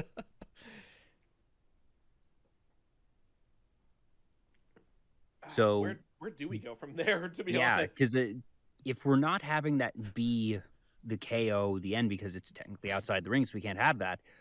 I guess Ame has to pull herself back in, and I guess is she just so beat up from Ame there and that Kiara because like they both went through. Yeah. But I guess that Ame would be the one that are they falling side by side so they both have a side hit, or is Ame beneath Kiara so she's the one that takes the brunt of the hit? So even though it's not technically how it works for real life safety, essentially with the Brainbuster, you are spiking somebody on their head. She basically did that from the top rope down through a sleigh. So she definitely took a decent chunk of the impact as well, just by virtue of having to, land through a sleigh. Yeah. So do we want to say that is effectively the end of the match, and that they both, is Watson knocked out and Kiara drags her into the ring unconscious and pins her? That has to be it, I think. Yeah, or if we want to really, put an exclamation mark on it, because I was hoping we could find a way to build to a finish where she hits a Phoenix Splash to finish off the match. I almost wonder if that might not even be necessary from the way we're describing this. Yeah, because I think having Watson be effectively KO'd by the sled helps reinforce how even the match is, because it's not even that Kiara did a particularly spectacular move. It's that when they fell, Kiara was able to... It was still deliberate. She was getting the move done, but it's not that she landed a specific move, but that she maneuvered in such a way that Ame was the one to take the hit in the sleigh, and that since it was sort of outside help, it's not illegal, it's not use of the outside object. No, not at all. Yeah, no, because... But it helps reinforce how evenly matched they are, that it wasn't quite Kiara alone, and that helps it feel just that little twinge of, is that dirty? You're going to have commentators and, podcasts asking, is that dirty that Kiara made sure that she was above Ame when they were falling, and that the vehicle kind of ended the match there? Because, yeah, we all know that vehicles in HCW is a gag, but it's never ended a match before. It's always been a big thing, actually, but it's never ended a match. Weirdly, most of what you said is correct, except for one thing. No one would actually question if it's a dirty tactic. It's just, it's just a thing. It just so happens that, they landed on the sleigh instead of, the outside or on a guardrail or through one of the, the bell table where the ring bell is. It just so happened to be the sleigh. So no one would question that regardless of who was doing the maneuver to who. But it will definitely be a thing where people would debate. It's well, how would this have gone, if she hadn't landed that move to the outside? That would be the part that would be up for discussion. Also, sorry to hear that you're having a rough time over there, Neo Evan. Do appreciate you swinging on through. So hopefully we are countering the negativity, ironically, even though we're about to bring some more bad feels. But hopefully you're enjoying the bookings, and thanks for bringing on through the raid. So that is our gift to you, the gift of the wrestles. Anyway, sorry, you were gonna say Reach. Basically, what it comes down to is even in a standard 1v1 match, use of the environment is 100% legal, and the sleigh in this particular case is part of the environment. And the move itself, as executed, wasn't dirty. It was calculated. Mm-hmm. There is a difference. Exactly. So in a weird way, it's almost like it's almost like a sort of ring awareness. So weirdly, that actually shows a little bit more cunning on Kiara's end. So weirdly, that makes her look better. It's just she was willing to do that to herself in order to get this victory, and she actually made good use of the environment. Good for her. I mean, F her for being part of this crew of degenerate a-holes. But also F in the chat for the sleigh. Oh yeah, F in the chat for the sleigh. Gonna go and drop one right now because oh boy. That poor Slay. Here, I'll drop one. Slay. Hashtag Slay did nothing wrong. Nice. And that is what ends up trending on Twitter. Number one trend during the pay-per-view. No. Hashtag justice for Slaycoon. No, you see, that's what trends the next morning. Yeah. Slay did nothing wrong. Justice for Slaycoon. Oh man. Okay. All right, so yeah, so we, I guess we can conclusively say that the Brainbuster through the Congo Musha already starting the trend. Thank you. So Brainbuster or Avalanche Brainbuster through a sled, drags her back in, exhausted cover 1, 2, 3. This is truly the best Christmas ever for Kiara because everything is coming up Kiara. After all of her singles losses, after her and Callie going their separate ways professionally and seeking out their singles careers, getting literally loss murdered after in the loss, ring repeatedly, by the way, in the same match. Disappointment after disappointment, finally claims not only a championship but validation. That is really the key point here for Kiara, is that she has finally been validated as a singles competitor. Yeah. Yeah. In decisive fashion, no less. That's the best part. Absolutely. So, cool. That's a good semi-main. Oh man, yeah, this would have been and a now really. We're on to 6-woman ladder match. Okay, so before we get to this, I actually do need to run to the bathroom real quick. So give me about 2 minutes, and I will be right back. We got ourselves a main event to book, don't we? That we yes, do. we do. Okay, so first question. I have this pinned in as a 6-woman ladder match. Do we want 6 or do we want to bump it down? Do we want to bump it down a little bit so it's not as crowded? I'm fine with either. Are ladder matches traditionally 6? Is there a reason for that specific number? For the most part, I've typically seen 6 being the main number. It can be different depending on the situation. I guess it really all depends on who we have left to work with that we want to put in here. That's what I was going to say, that I'm open to it being 6. I would say like 6 being the hard cap. Yeah, let's explore the list, and as we go, if we feel that we're scraping too much, that we can cap it somewhere else. At the very least, what I want to do, which I think you two are going to be very amicable to, is saying that obviously Pekora is the first combatant. Yeah, I was going to say, no matter what, we have one less to worry about in either scenario. So effectively, we just need to find 5 more competitors. Yeah. One of them I want to be Laplace. Okay. Because even though we haven't outlined it to the degree that we outlined the council debut, I want to say that in the weekly matches that we had a week where Holics had their debuts. Maybe we'll go back and actually pen that one ourselves, Reach, at some point in time just for fun. Yeah. But the actual flavor of Holics is that it is a secret society, and Laplace's goal is world domination. It is stated.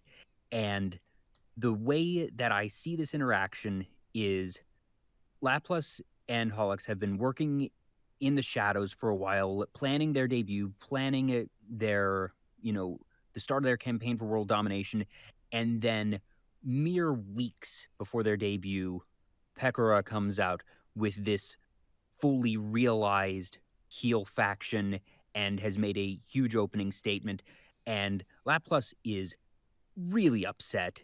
She's childish to begin with, but she's upset. She feels like she's been slighted, that I've been working on this whole thing and you went out and, did the same thing that I was going to do and did it like a week before me. Come on. You stole my gimmick, bitch! Yes. So I feel like while there's 2 main powers in Holics, that there is Laplace, who is the founder, but Louis is the executive officer, but Laplace is the one that would actually take offense to this and be a bit childish and force her way into this match and have a thing. And what I think would be interesting, actually, no, it wouldn't work. Well, could be actually, we could do this 2 ways. There's the initial way that I've already said, where we gave Pollux a debut weekly show that is effectively parallel to what we had for Council. Or we can have this be their debut, that Laplace is the last one that gets an entrance, and it's just, music nobody recognizes it, and then Laplace appears and everyone loses it. That's the pop of who is this chick? And she walks in, she makes her declaration, is like, I'm Laplace Darkness, the founder of the Secret Society Holics, and we then have a camera cut to just outside of Lammy's box suite of the two guards standing outside, and there's just a shot where you see lapel pins on each of them that match the insignia that Laplace has, and that's the unspoken thing of, wait a minute, they're already among you. Yeah. And they're on the inside. Okay, I like it. So what you're saying is, even though we showed the guards before, we don't actually show. You don't introduce them. You have the thing in the opening where Botan is, hugging Lammy in the box before she goes backstage, saying, enjoy the show. Thank you for indulging me in agreeing to have the security guards. I vetted them. They're good at what they do. You'll be safe with them. Enjoy the show. See you later tonight. And, Botan exits the suite. She nods to the two guards who stoically take their place beside the door. And that's that. But then here at the intro of the main event, that while Laplace is doing this monologue about who she is, that you have this abrupt cut, which is seen on the Jumbotron, which is seen on the TVs at home, of just standing outside, as stoic as ever, that there's a shot that shows the two, and it then pans down to their lapels where you see the insignia, and it's that gets it moment. Yeah. Because then it's not just a gets it, it's a, it's been an hour, so we can do that again. And I already, perfect timing, because I was just throwing up the puppet Vince because, such good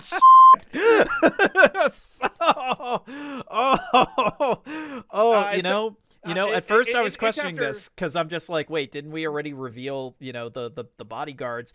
Oh, if we never did reveal the bodyguards, we revealed that there were bodyguards, but we never saw that they're there. We never saw the bodyguards. And if you go back, you'll see the lapel pins, that the lapel pins were in the shot during the opening of the show, but they just seemed like random gold lapel pins. You didn't think anything of them because you have no context, and you think, it's just a piece of jewelry on their fancy clothes or whatever.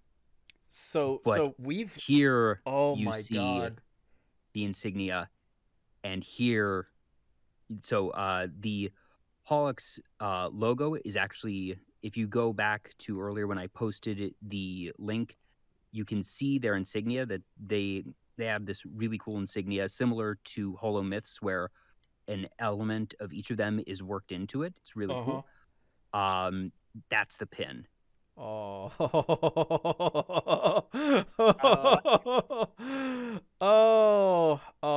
got to put this on the Vinceometer because, yeah. Okay. Faction warfare is in full effect. So she's the last entrance because this has, if we're going to be taking this approach, this isn't just the main event. This is also a generation reveal.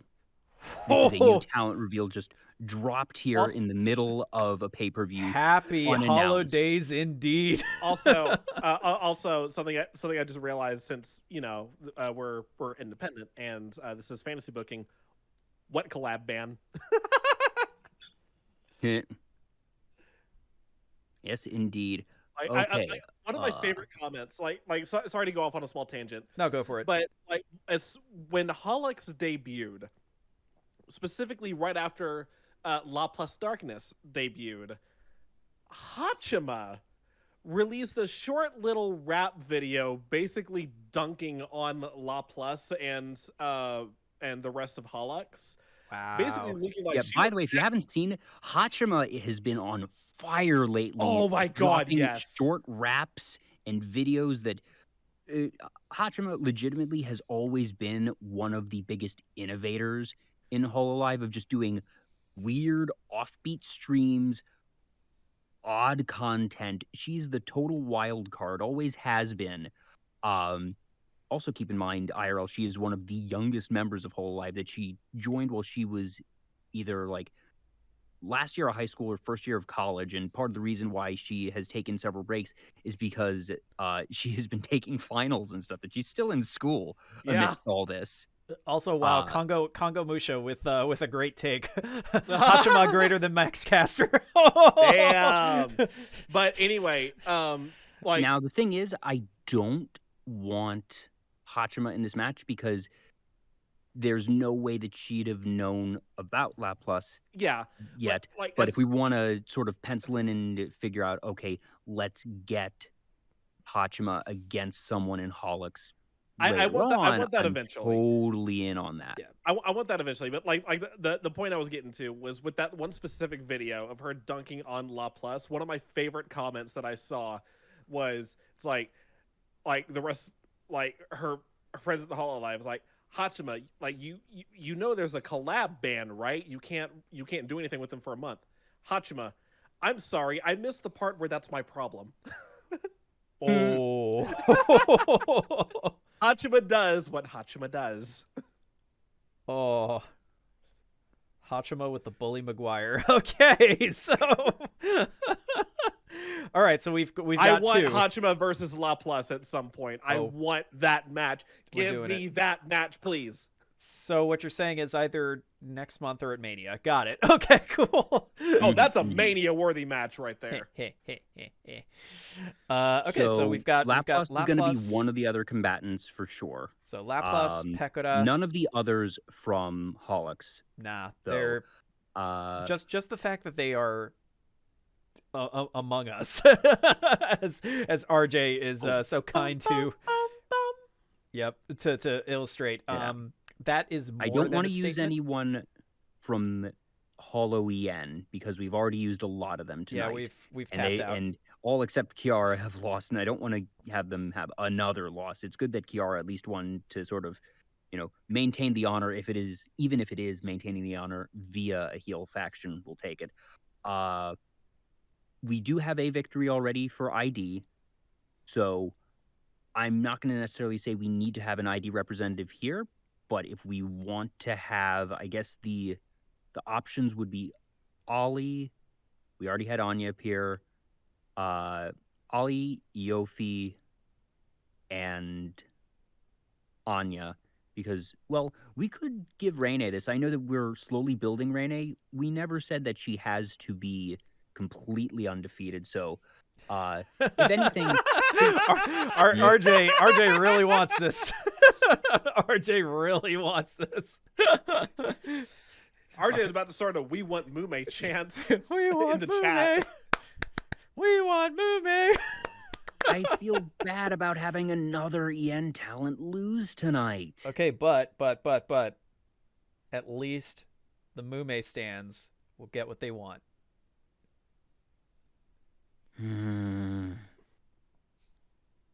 We will give Mume her time in the sun in due course. Fine. I feel.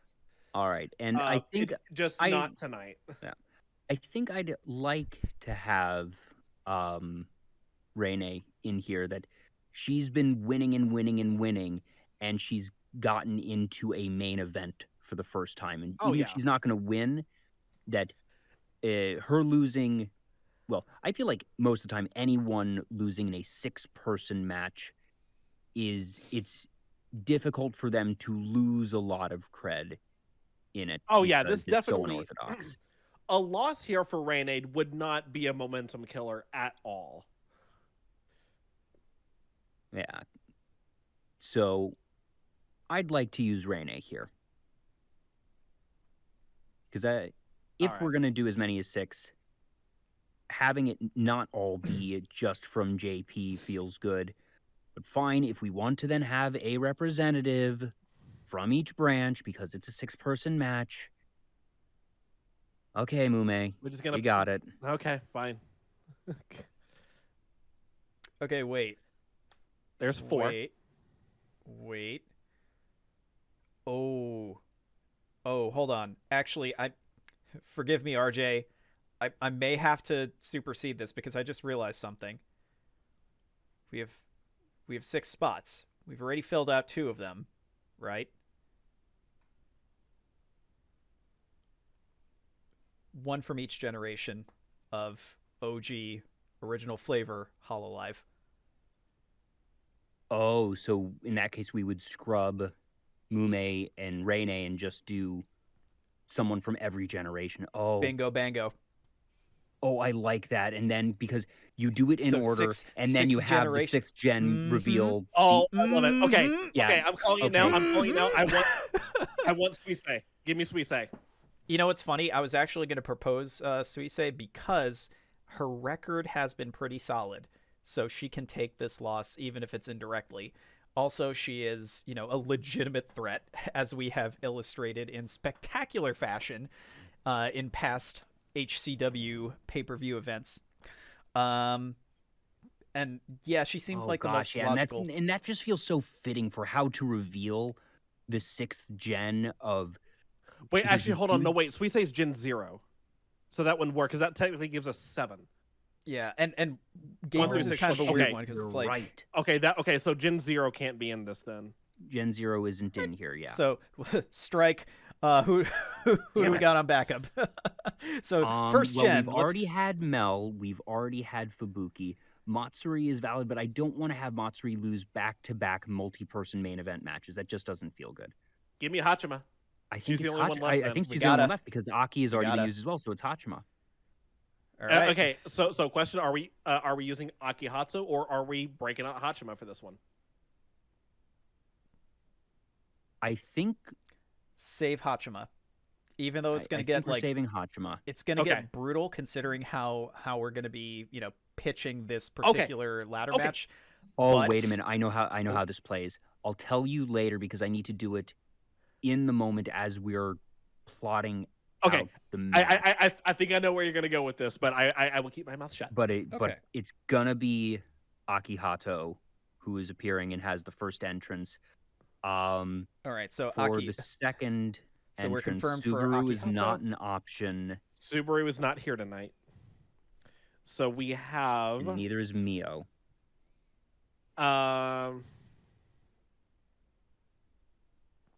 from second gen, we have Aqua, Shion, and Ayame. Aqua's I had not a want- great time in terms of booking, so I'm a little reluctant if we want to spread it want out. to use Ayame. Okay, All right. Because didn't we have Shion recently for something? we had her in think we did. Hologeddon, I think. Yeah, Give me 1 second, I can look. Yeah, no, I have it up. I think it was in one of our tag matches, I want to say. No. Yes. Yes, it was in the qualifier Yeah, it was match against Shion and Kronii Asuka. and Aki. Okay, so yep, I like Ayame because she's a very, very powerful combatant. That she's in the short list of talents that have not won anything, but that we've been trying our best to keep them put over because they're really good, even if we haven't found the right narrative time to put them in the spotlight. Okay, so third gen is already cemented as Pekora. Fourth gen, the only Now, eligible... I do realize one other thing. There's a slight wrinkle here. What's up? Hololive Gamers is technically a separate generation that is not numbered. Yeah, I kind of touched on that. I was like, Gamers is kind of the weird technicality, so not sure how do, but also we've already had them in a tag match. We're good. Well, we've had Fubuki and Mia. Oh wait, so did Yeah, no, so Kai and Gamers. Kronii, were they in? No, they were not in the recent ones. So, like, I do feel kind of bad putting Gamers in the odd one there. Look, they got Are gold. we They're bumping? good. Are we bumping this up to 8? Do we just want to bump this up to 8 so we can make sure that each generation gets represented here, including Gen 0? Or is that going to get way too Is crowded that too way too much? fast? That's going to be a bit much. Now, yeah, maybe what we do is that the way it works is on the Jumbotron, that for the entrances, you see a display of all of Gen 0 and Gen 1 and Wait. I might have a Go way to solve on. this. Even though it Go doesn't mean there'll on. be combatants, this is our workaround. Special guest referee, special guest timekeeper. well, we already have Sora on commentary, so she's technically a Gen 0 representative there.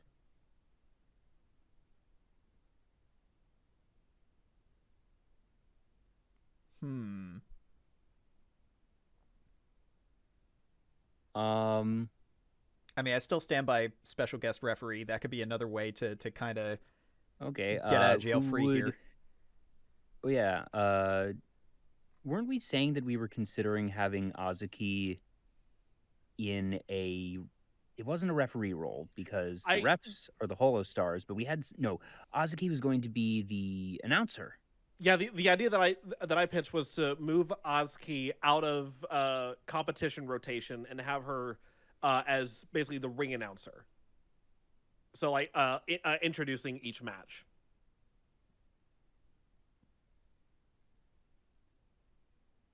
I could see that. And then on top of that, you do have a Gen 0 as the current reigning champion.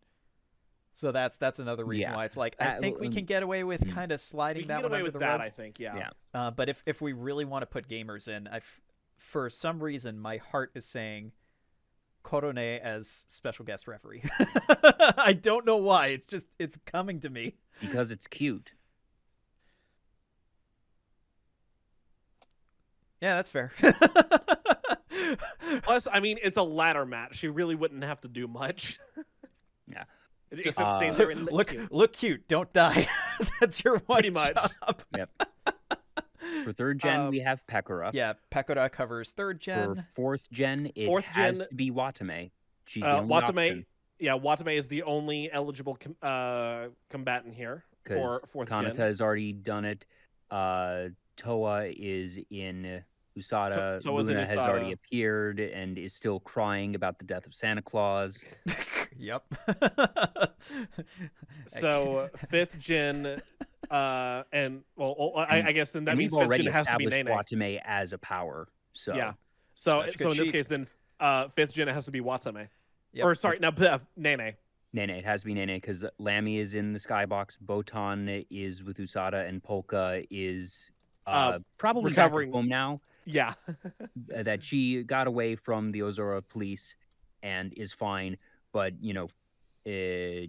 she's there catching her breath, enjoying the show from home. Okay, so just because she wasn't slated to be here tonight, anyways. She was planning on just doing a good deed. She had volunteered to be Santa Claus at the mall, and she thought this was that's why she wasn't going to be on site, because she was helping out in her local community. She was doing volunteer work. She was doing volunteer work. As we all know, and especially in this horrible arc, no good deed goes unpunished. That's the whole thing. This was supposed to be her doing good deeds. She was supposed to have a nice day, make some kids smile, and she got beat up for it. And she's still confused because I think that, now, does Polka know and realize that it was IRyS, or did it all happen so fast that, it was fight or flight instincts and she doesn't even know who the heck attacked her today? I think it might have been that. It's like she gets blindsided by IRyS, and then from that point on, it's like if you think about it, she's dressed up as Santa, so she's got the hat, she's got the wig and the beard and the mustache, and it's sort of obscuring her vision a little bit. Yeah, yep. Yeah. So she can't really tell what the hell is happening. Yeah, there's a good chance that she was just getting bludgeoned without even being able to turn around and just getting thrown through things, and she was fighting and trying to strike back. wildly. She was more paying attention to her own positioning. Plus, IRyS was in casual clothes, not her ring attire, and the two of them don't always hang out when they're in public, so it's easy to not necessarily recognize each other. IRyS might have even had sunglasses on because she's a celebrity and doesn't necessarily want to be recognized when she goes out to do her shopping. Yeah, so for all she knows, she got beat up by some incognito rando. Also, Yeah. just to double check this for RJ's benefit, so I can just send the written list. So we have Hato, Ayame, Watame, Nene, Peko, and Laplace in this particular ladder match. Is that our final lineup? Yes. I believe it is, yeah. Okay. By process of elimination on more than Boom. one of them. All right, there we go. Just leaving the list for RJ in our booking chat, just to buy some extra time. Okay, so we have crowd our pops battens. goes wild when just this super cool looking small girl walks up, has her she cuts her promo for Holix. We have the reveal of, wait a minute, the two bodyguards from earlier, they're with her. Oh, what? yeah. That's such a good needle drop. I'm sorry. I have to really zero I'm proud in of on that this one. fact. I've had Joel, so good. So I good. almost want to go back. Well, obviously, we're not doing this tonight. We need to focus on what we have in front of us. I almost want to go back at some point and retcon some of the previous pay-per-views that we've done to work Holix in, to just have them like appear in at certain key moments. We can like do backstage. that. We can write a bit of stuff of just, things in the background that nobody noticed, but on social media now, that over the next couple days or weeks or so, that people start posting, wait a minute, I thought she looked familiar. She was in the background here, or she was ringside there, or, these various things where that we didn't show it, we didn't draw attention to it in the older pay-per-views because it was meant to be in the background. You weren't supposed to notice it. But now we can sort of write and say when people go back to the footage that they see these things that they never saw before, they had no reason to see before because they were all incognito. Of course, like, you're gonna have like that very small handful of wrestling conspiracy Redditors going through even before the reveal. And they're either going to be way off the mark, or you're going to have that one guy on Twitter being like, I freaking called that. Yeah. Meanwhile, at the booking meetings, all right, which one of you assholes leaked all of this? Who's selling it to the dirt sheets? Who's talking to Dave Meltzer? Where's my meat wrap? Ninomae Gaming ready to fire everyone out. Dave Meltzer, one of the most Dave Meltzer from Wrestling Observer Radio, is very, very well known in wrestling media.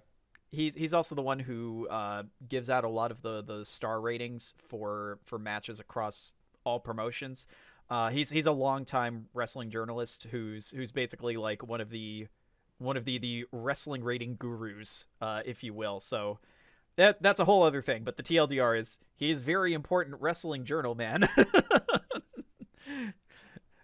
And he also gets a lot of the big scoops because he's been doing this since like the 80s. So yeah.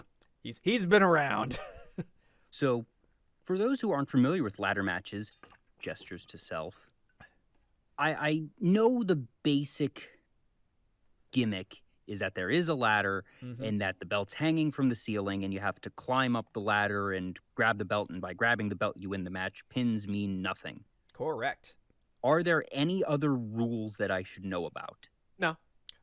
Yes. The rule of ladder match physics upon the human anatomy, which is, despite the fact that at any other time, in any other situation, humans can ascend ladders at reasonable speeds, but when a ladder match is happening, no, it's like you hit slow down. You hit slow down when you are climbing that ladder because wrestling. So ring outs mean nothing. There are no countouts. There are no disqualifications. No pinfalls. No submissions. Literally just climb ladder, grab MacGuffin. Mm-hmm.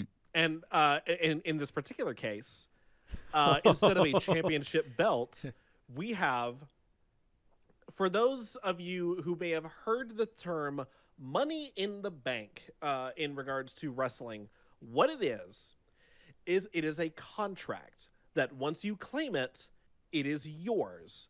And you can then use this contract. You can choose to cash it in, hence the name Money in the Bank, anytime, anywhere, for a championship match against the champion of your choosing.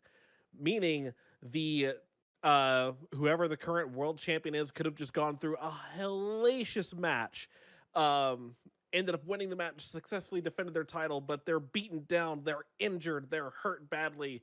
It's looking like the doctors are going to have to assist them out of the ring. Oh, that's your perfect time to strike. You're going to march on down to the ring, hand over that contract to the referee, and start a championship match right then, right there.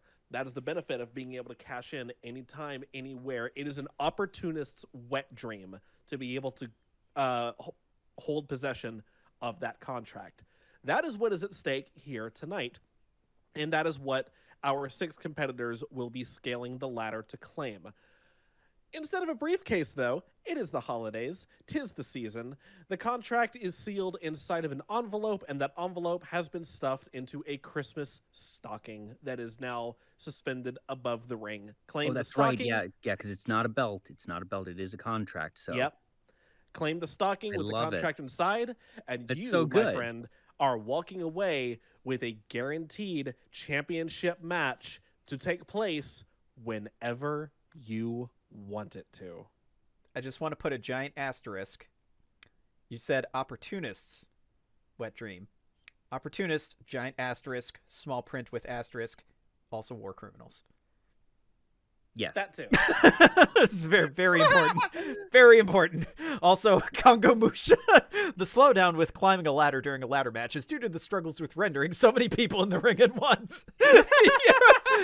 You're not wrong. It's the ping! It's the ping! Yeah, there you go. There you go. And now we've solved it. We Here, have a canonical workaround for this. we do have a canonical workaround. It's the ping. Introduce Wow. ladders, introduce ping. Ping increases with more ladders. Oh no, they keep pulling out ladders. Oh no. Who published this game? Looks in the lower right-hand corner. Oh no, sees a 2K logo. Anyway, moving along before I continue going pew, pew, pew, pew, pew, pew, and cost us more potential sponsorships. So, we have our combatants. We have our stakes. It is time for the main event. Let Holoday Havoc take root in our main event, the Holoday bonus ladder match. Oh, and we have had some twists and turns before everybody even gets to the ring. So let's pick up from the end of Laplace's promo, because I think that's the best point to really start the booking, because we've just had this mic drop, potentially literally, as soon as Even this is all Pekora said. did not know this was happening. Yeah. Best laid plans. And that's a- F your plans. That's a rare sight to see Pekora caught off guard. Yeah. Yeah. So She's not intimidated. She's like, this girl is as small as I am. Whatever. I already planned to beat 4 people tonight. I can beat 5. This changes nothing. She's surprised, but not intimidated in the least. Okay, yeah, because my feeling is she would definitely not take too kindly to this low key declaration of war. She would definitely, like you said, not be so nonplussed. Nonplussed by Laplace. Hi-oh. I didn't even also, realize it, but yes. when Laplace is cutting her promo, that she's cutting her promo for Pollux and, establishing them as a presence, as a generation, she is not declaring war on Usada. She's not even mentioning Usada right now. That she might shoot a glare at Pekora when she's saying that they intend for world domination, but Laplace is not quite airing her dirty laundry right here, right now, in full view. She might take sort of a veiled shot at Pekora with the veiled comment there, but in general, this is a declaration of who they are, not a declaration of war. That comes later. Okay, then here's my next question.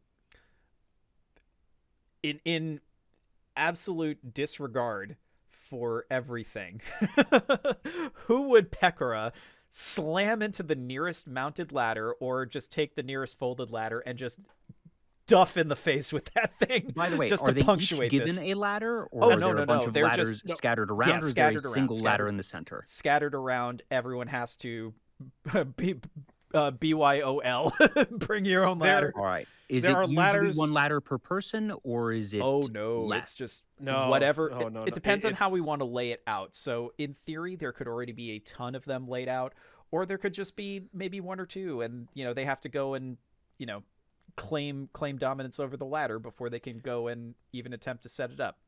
Honestly, as far as the overall ladder to competitor ratio as to what is available, which I think is what Joel is asking, that depends. How big is the ladder budget? I was even gonna say let's go full TLC with this thing, because this is the main event of Holoday Havoc. Let's have some very festive ladders. They're painted to look like Christmas colors. They maybe even have some lights Tinsel, on them. Christmas lights wrapped around them. Yeah, very very festive ladders just all over the damn place. So let's just assume you could turn your head in any direction, you're gonna find a ladder. And then if Sounds those aren't good. enough, there are more stored under the ring. Exactly, because wrestling. I know that's been the crutch for tonight's particular booking, but seriously, because wrestling. So yeah, that's why I had to ask, are we yeeting someone into a ladder, or having a ladder yeeted into someone's face as like this kind of whatever, boom, punctuation to actually get the action underway? As far as to who, I guess that would depend. Who's closest to her? I will leave it up to you two. I don't think she's gonna discriminate. Yeah, so it's just like, who do we want, either eating a ladder because it's shoved in their face, or because they are shoved into ladder.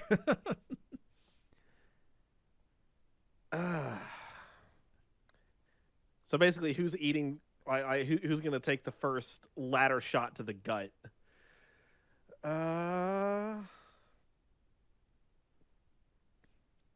Because either way, war criminal draws first blood. Like that only feels right for the ladder war. I feel like to start, like at the very start, bell rings, ding, ding, ding. I feel like initially they're gonna pair off. So we're gonna have That makes three. sense. It is 6 after all. We're gonna have 3 one-on-one fights happening all simultaneously. These fights are obviously eventually going to spill over out of the ring. They're going to cross over. You're gonna have strange bedfellows followed by the sudden inevitable betrayals. I imagine it probably takes a few minutes for the first ladder to come into play. But then, yeah, most definitely that the ladder comes out. Pekora is going to be the first one to pull a ladder out. Naturally. But she's also going to be smart enough to know it's too early to try to set it up and go for that stalking because everyone else is still fresh. I'm going to get swarmed immediately. So I'm not going to use this for its intended purpose. I'm going to weaponize it. Okay, who's the closest one to me I can use it against? I feel like either Hato, Ayame, or Nene might take the first one because I don't want to take out La Plus this early. I want I want La Plus to have a lot of good moments in this match. Yeah. By the way,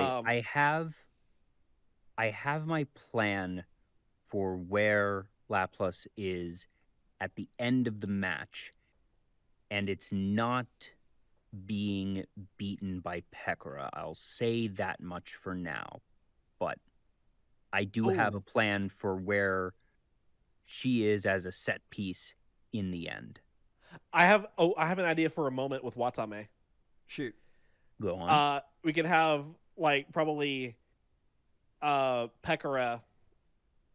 Pekora is all right. No worries, RJ. Have a good night. Yeah. And thank you Thank for you, everything. RJ. Oh my Yeah. god. Seriously. Thank you, RJ. Thank you, RJ. No, but seriously, thank you, RJ, for all this wonderful live artwork for those of you who are watching the live seriously, broadcast. Dude, the edits, like I wasn't sure if we were going to be able to do that. I was like, this is sort of blue sky. This would be cool if we can get these edits in. And boy, did you deliver. Thank you, RJ. Oh yeah. Thank you, RJ. As RJ Anyway, rides off into have a the wonderful the night. sunset. We'll catch up with you in the Discord. Indeed. But going back to this spot idea that I have, Pekora in the ring with the ladder. She's just using the ladder as a weapon to take out someone else in the ring. Turns around, sees Watame, goes to do the same thing. Basically, like holding the ladder above her head, goes to try to ram the ladder against Watame. Maybe briefly forgetting that Watame has horns and is able to just use them to deflect that ladder. Ooh. All right. like, almost knocking it out of Pekora's hands, and then Pekora realizing like, oh, I have made a critical mistake. And then having them scrap around for a bit. Also, have Sounds yourself a fun. good night, Neo Ivan. Thank you for bringing that raid. And thank you from the past to future you for doing the edits for our YouTube edition Thank of this you. wonderful volume of Hololive Championship Wrestling. Have yourself a good night. Okay, so ladder to the horn. That is something you don't see every day for obvious reasons. I like it. So have them scrap around for a little bit, then eventually split off, find different opponents. We need to have it's cliche, I understand, but it's obligatory in a match like this. We need to have two people at the top of the ladder fighting over the stalking, and then person 3 comes up from the bottom and tips the ladder over. Who's getting tipped, like who's getting dumped out of the ring from the top of a ladder? And who's doing the tipping? Instinctually, I want to say Peko being the one to do the tipping, but no, I want to save her actually, and her shenanigans. I want Pekora to get tipped. I want to make sure that she takes some lumps tonight. I was actually going to suggest that. Why don't let's subvert expectations and let's have Pekora be one of the people that gets dumped out. Actually, I was thinking in parallels, but with a bit of variation. So, I wanted to actually have her, for all intents and purposes, kind of take herself out, but in spectacular fashion. So instead of her, getting dunked out because of the ladder bit, I wanted her to debut a new finisher that I realized after we were off the air for last time. Damn it, this should have been her finisher to begin with because it makes a lot of sense. PKO off the ladder. I like it. Out of nowhere. I like it. PKO out of nowhere off the ladder. PKO? I'm assuming just a variant of an RKO. That is correct. Oh, duh. That's right. We've established this before. Sorry, Yeah. I forgot. No, that's okay. Because again, like we had established previously that the P3, the Pain Peko pile driver, a small package pile driver, was going to be one of her finishers. But then after the broadcast, I was like, of course she should have had an RKO because that comes out of nowhere, and that's perfect for her character. So PKO. This feels like a great time to debut the PKO, and oh boy, what a way to debut the PKO. Oh, yes.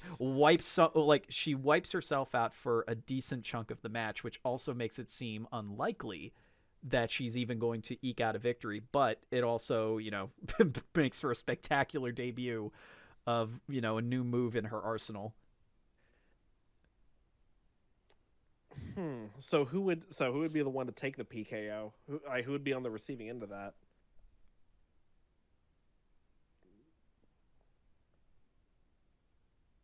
Because I want to at least give everyone a good spot here. So Yeah. we got one for Watame. We're working one for Pekora right now.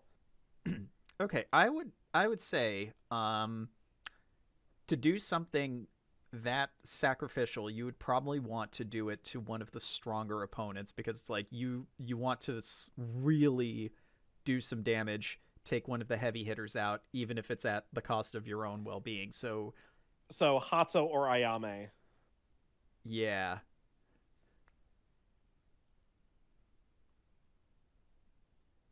And I'm gonna Let's use Ayame there. okay, because I was gonna say this, and I'm only gonna say this. All these spots we're coming up with, these don't have to happen in these can happen in any chronological order that we choose. Yeah. So We're setting up the big beats because I'm there's saying a that lot for of your stuff benefit, going Joel, on. because I don't want to step on what I think your bit's gonna be.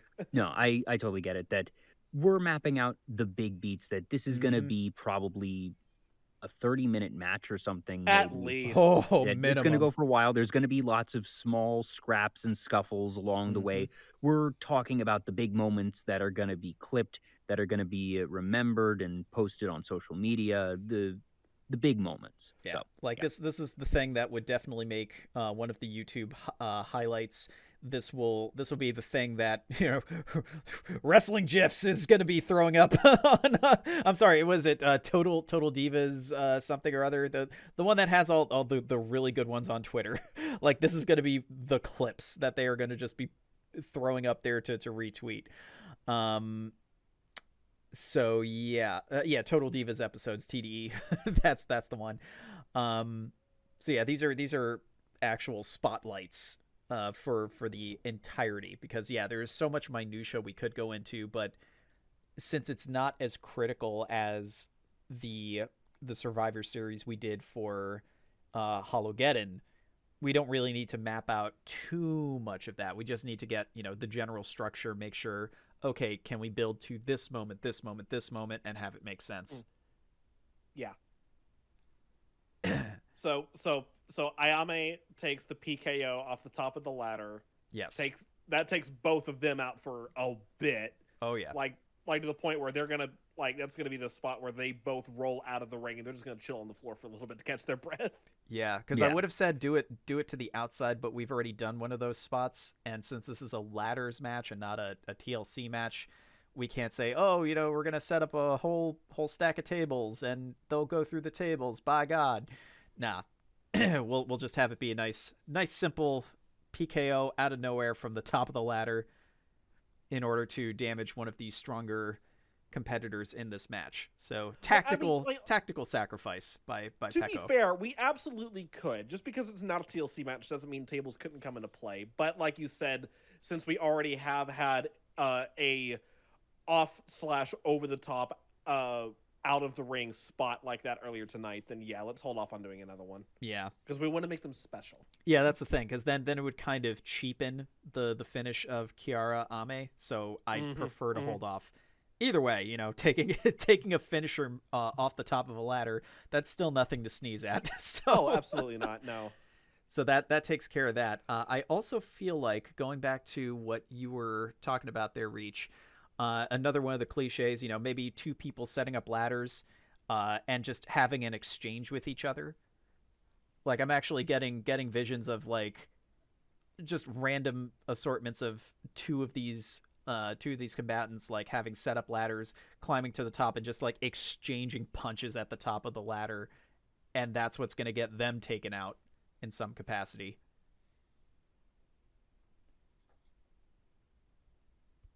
Before we go any further, Joel, you want to go ahead and lay out the spot idea that you have with Laplace?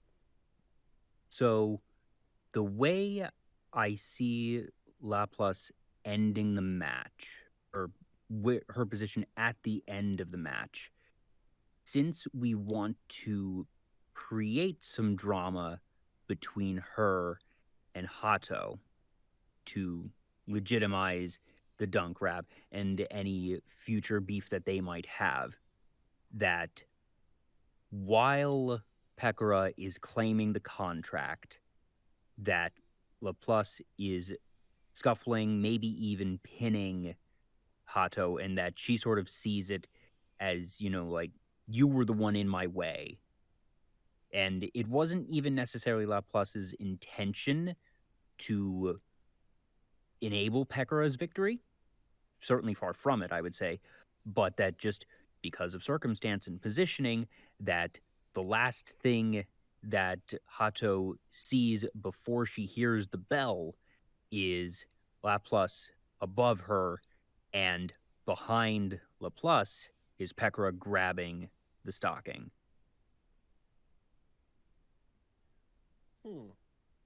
And then the stinger is post-match, as, everyone is clearing out of the ring, Hachima appears and glares at Laplace and then reverts to Hato. There's just a flash. Just, blink and you'll miss it type of thing that you can just sort of see it in her eyes that she becomes Hachima for a moment. But then, contains herself. Just adding in that little extra sprinkle of drama amidst all of this. Pekora laughing in the background because she has won the contract, but that way we're sort of seeding that bit of future relationship and beef. I think I got you covered.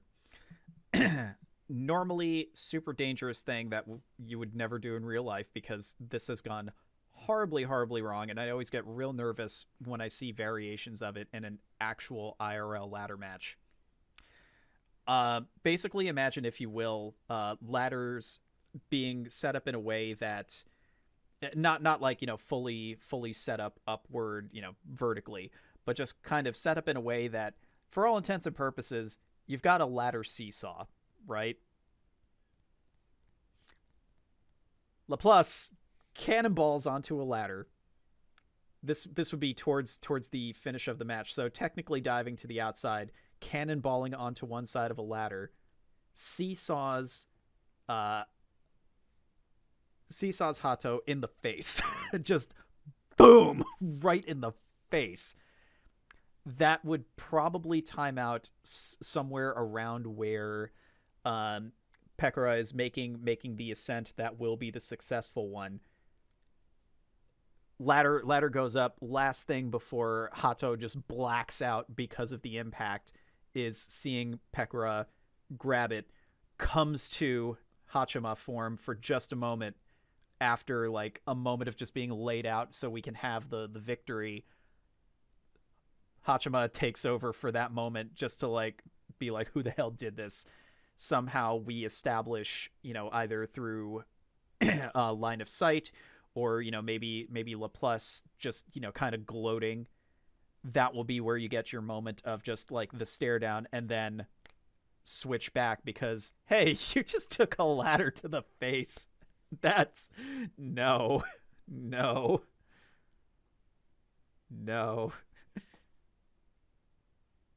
Sounds good to me, and I need to step away for just a moment, but I will be right back. You two can keep on going. I feel like we're on a pretty good pace right now and might actually be getting toward the end, but, get another bit or two in while I'm away. I will be right back. Okay, so just want to, but before you take off, so you're comfortable with that rough setup for how to, work in what you want and where we build to it? Yeah, that of all the things and concepts I've had tonight, this was not one that I was particularly married to. It was just knowing that we wanted to figure out something for Laplace and Hato/Hachima that I figured it was logical to have them entangled somehow near the end.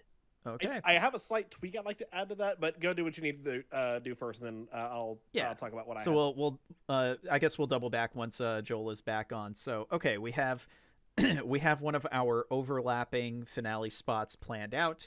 So this whole thing is going to take place during the successful final ascent from Peko when she is finally able to actually pull that off. So let's rewind a little bit. Okay, so we've got Peko dropping Ayame with the PKO from the ladder. What do we have during that middle gap so we can eventually bring Peko back into the fold?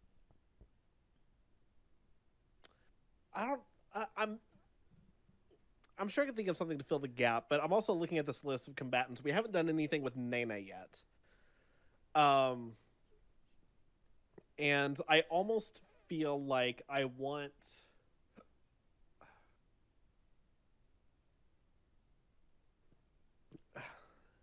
I almost feel like I want to give Nene, like, the big, like, high-flying, like we have, like, everyone, like, the other five, for whatever reason, grouped up together on the outside of the ring, give Nene the big high-flying moment of jumps off the top of the ladder and cross bodies, taking out everyone on the outside.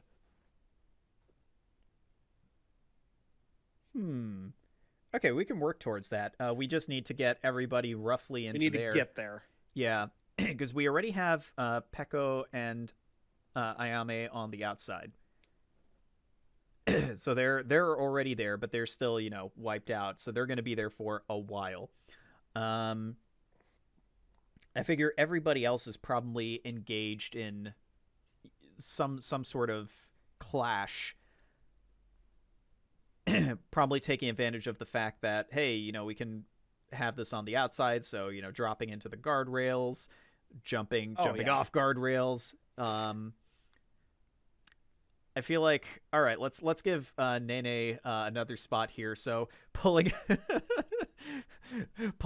this old chestnut, jumps onto the barricade, running, and then just yeeting herself into her opponent, possibly through some ladders that are stacked up, essentially as like barricades, if you will. Yeah.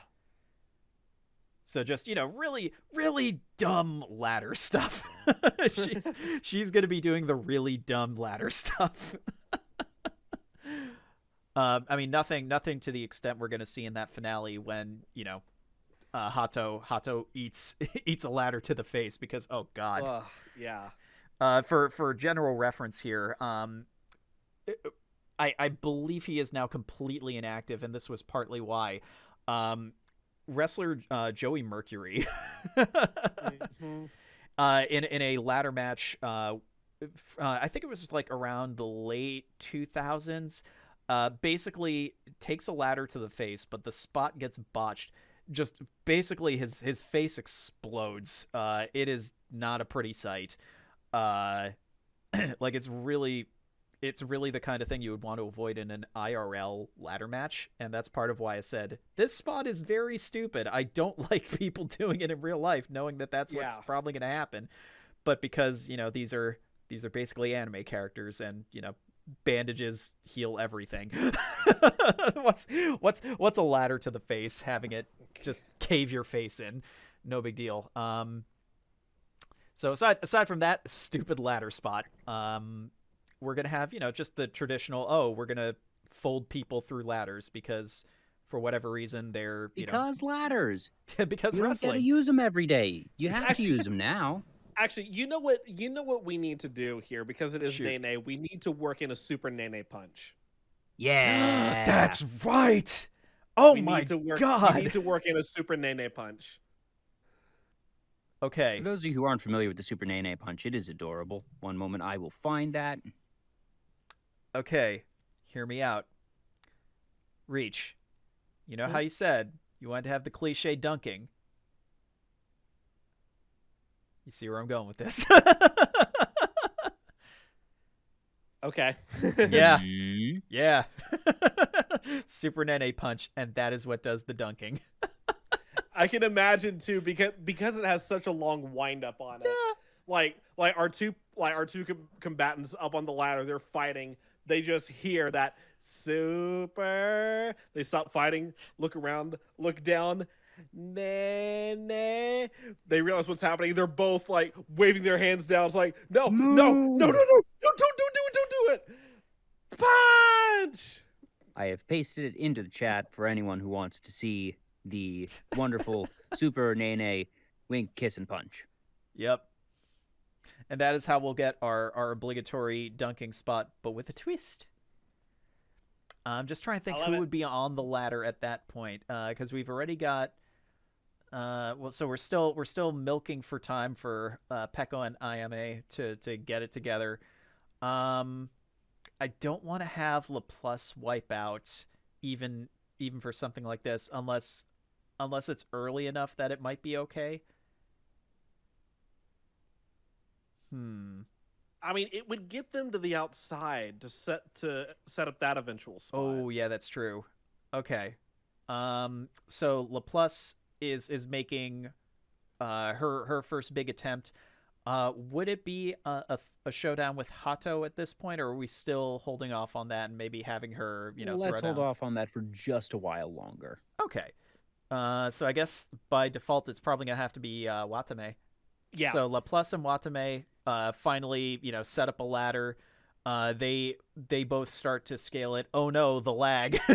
Not the ping. The ping is too high. And that gives Nene enough time for the Super Nene punch.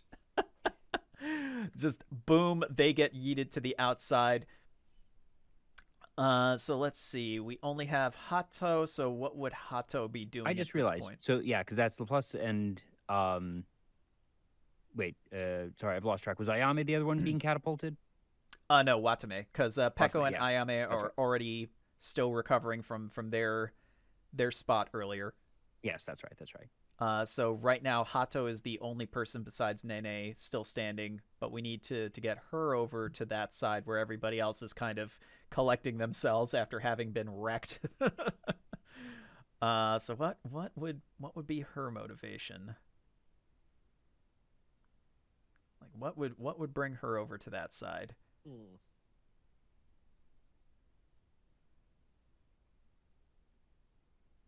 Aha!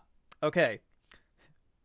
The tallest, most extravagant ladder, i.e. the one that would make it the easiest to just climb up.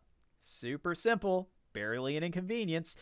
That one happens to be over by the entranceway. Haha!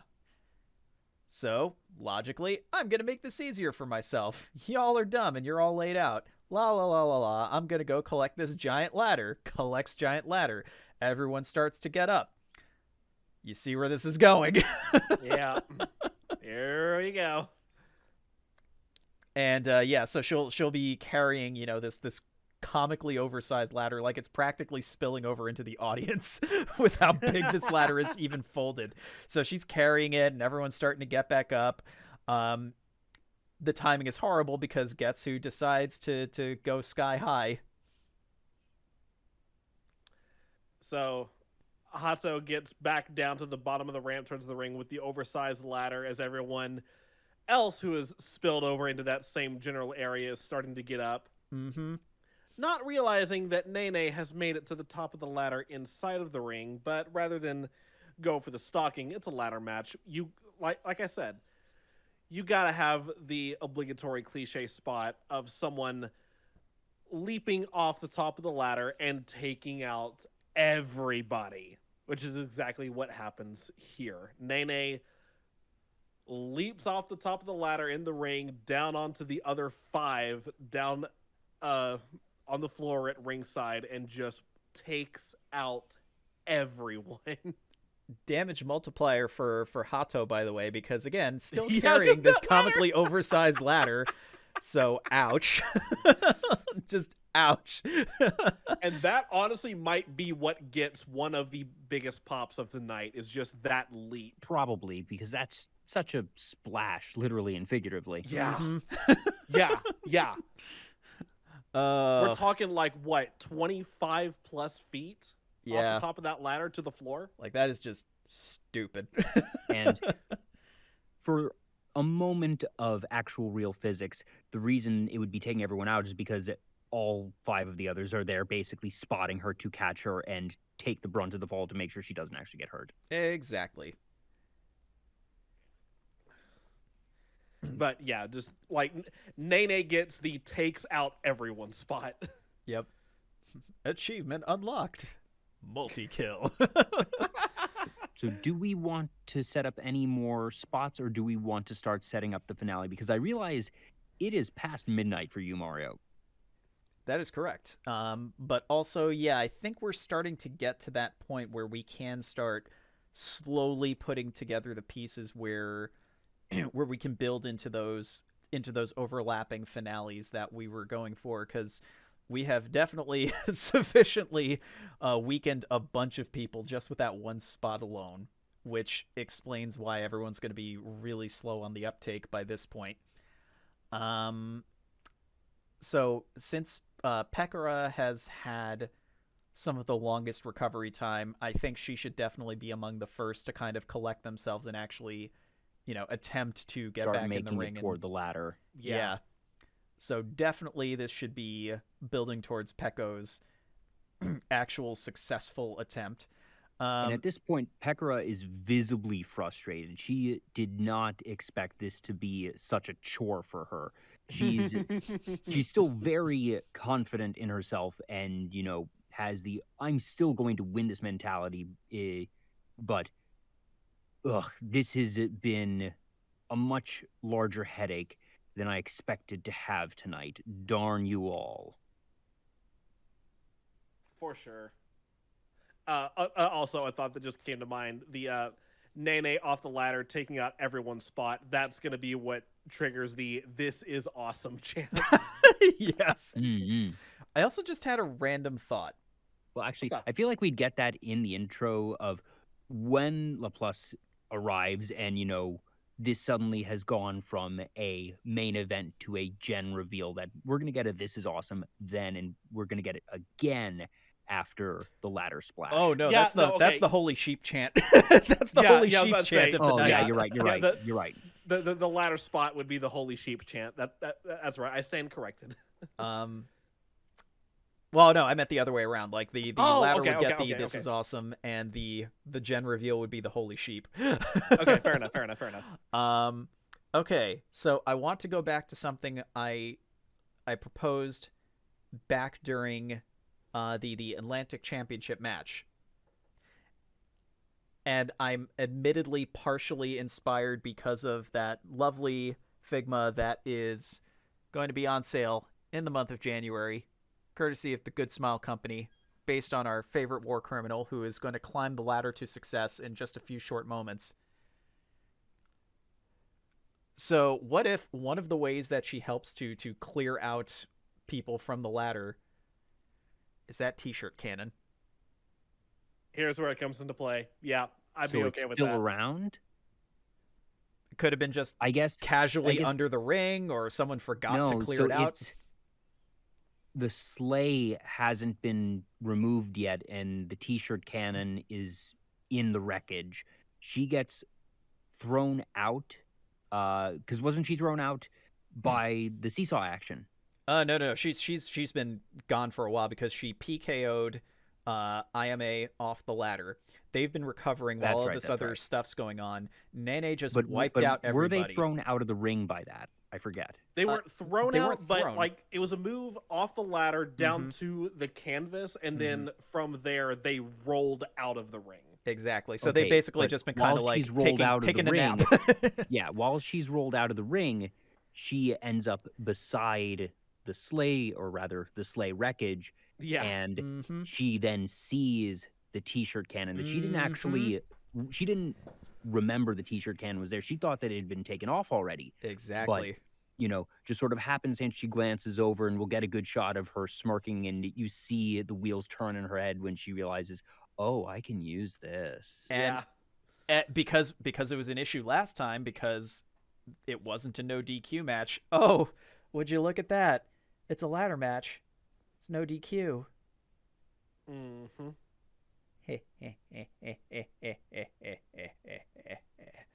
Pain, Pekko. So yeah, so we're definitely going to bring that into the equation in some capacity, because I just realized, I'm like, wait a minute, this is a no DQ match. Wait a minute, she really is good with bazookas, clearly. And it would be fitting in some capacity. Oh yeah, absolutely. Also, and especially thing given you've the never, figure. Yeah, and if you want to talk about things you would never see in a traditional ladder match, and God, I would love to actually see this if it could be done safely. Spoiler, it can't be because of what we're about to say. Someone getting a t-shirt cannon point blank in the face. Oh. Now, is there a t-shirt inside, or does it just get dry fired? I would assume there would be a t-shirt inside. Anime physics. Yeah. That's the only reason I'm even proposing this. It's like real life physics. That's a terrible idea. Anime physics. Yeah, they'll walk it off. They'll be fine by tomorrow night's show. Bandages heal everything. The real question is, So does she bring it in with her and start setting up a ladder to make the ascent, or does she just kind of acknowledge it, wait for someone else to make the mistake of setting up the ladder and trying to be the one to climb, and then pain Peko? I feel like Pekora is definitely the one who will let someone else do her work for her if she can. So Yeah, she just wants the contract. She doesn't have any active beef with anyone here, not even LaPlus. She's just here for the contract. Okay. You know, she is the evil mastermind. That is her MacGuffin that she has been seeking. That's all she cares about right now. So from a crowd reaction perspective, how does the crowd feel if Watame is one of the only other ones to start scrambling up, manages to get a ladder in the ring, barely anybody else is moving, Pekora is just kind of lurking on the outside, but everyone is cheering for Watame at this point because the crowd realizes, wait a minute, Usada has won.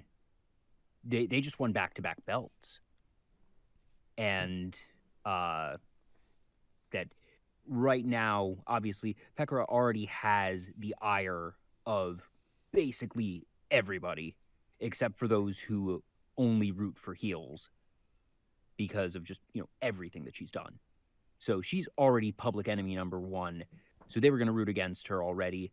Watame is very much beloved. So when they see these are the last two making the final scramble, people are just screaming for Watame, hoping that she's going to be the one that there isn't going to be, back to back to back Usada wins. But gosh, everyone in that crowd has to have a sinking feeling in their stomach when they see the two of them both going, being like, oh no. Okay. There will quite literally be a chant of verbatim holy sheep. Yeah. So yes. The crowd is let me paint this picture for you all, because all right, it's coming into frame in the theater of my mind. Okay. Watame crawls back in. Everyone else is still wiped out. Some people are starting to stir. For all intents and purposes, everyone knows, okay, what we're about to see, this is the climax. But wait, is it truly going to be, good sheep?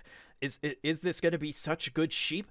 Oh my god, she set up the ladder uninterrupted. Okay, Pekora's kind of stirring. She looks like she's got some malicious intent, but no, she's taking her sweet time.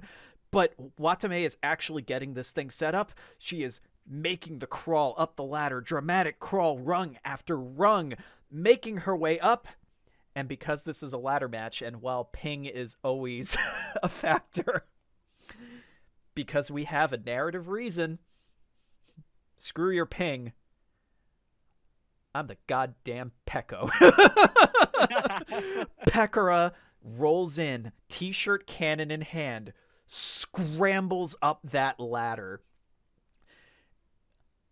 Watame is they meet face to face at the top. She is within reach. She just needs to reach her arm up. She will have that stocking on the other side.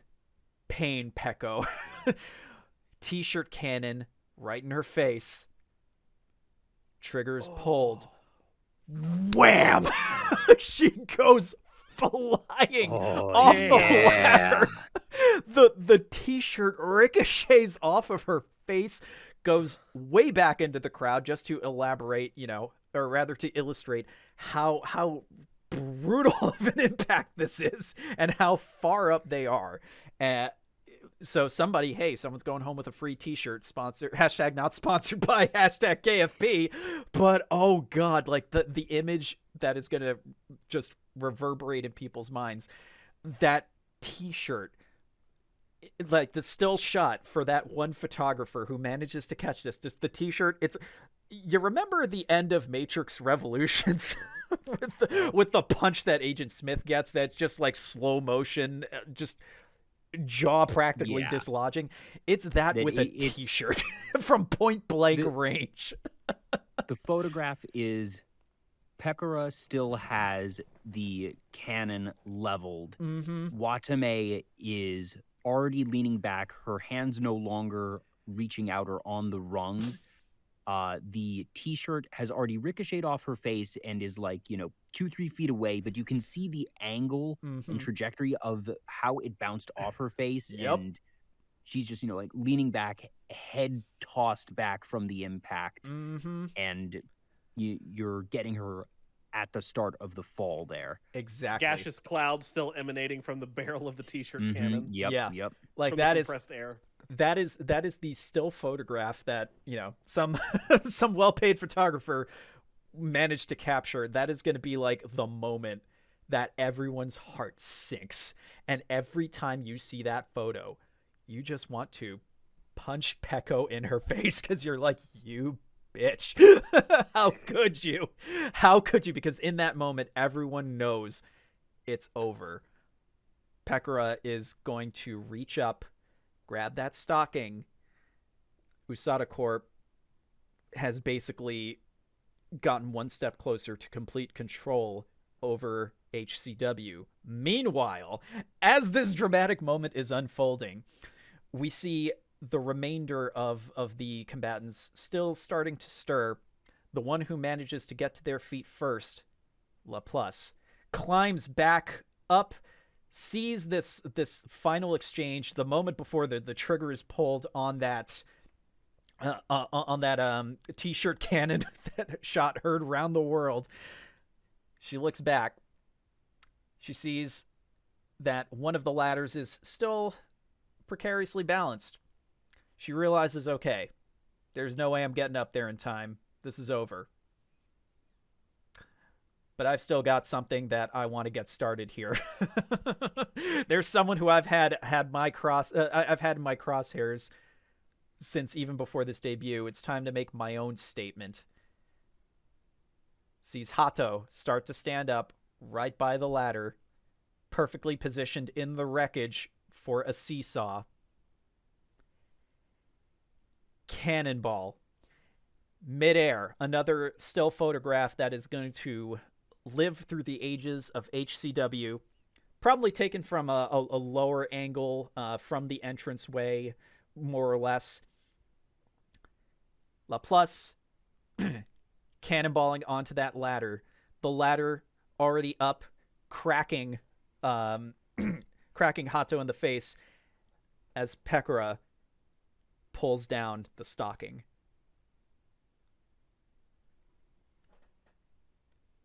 The bell rings. So as we were going through that, I neglected to type up most of the major spots. I got the last two there. So the cannon and the seesaw cannonball. Can we wind back and just get me a quick rundown of all the other major hits that we had there? I think there was 3. For the finish sequence, or for like everything? Spots leading up to it. We had so let's wind it back to let's wind it back to Nene wiping out everybody, because that's kind of where we're building from for the finale. Yeah. So going backwards. So Nene wipes out everybody on the outside. Slow build with Peko discovering T-shirt cannon by the ring, while Watame sets up ladder. Dramatic slow climb up ladder. Wasn't there another thing though? Because there was Ayame and we had Ayame and Pekora with the PKO. Yeah, that was early. That was ladder. Earlier. So like I'd say early to midpoint. Yeah. Because that was when we started like positioning everybody for Nene's wipeout spot. So actually, does that mean because Pekora is out of the ring after the PKO, but before the ladder splash? Yes. So does that mean that when she's knocked down with all the others by Nene, that she already has the T-shirt cannon in hand? Probably not in hand, but she has most likely located it by that point, and more than likely, I would say moved it somewhere where she can access it easily. Mm-hmm. Okay, cool. And then before that, because like we're just working backwards at this point. Yeah.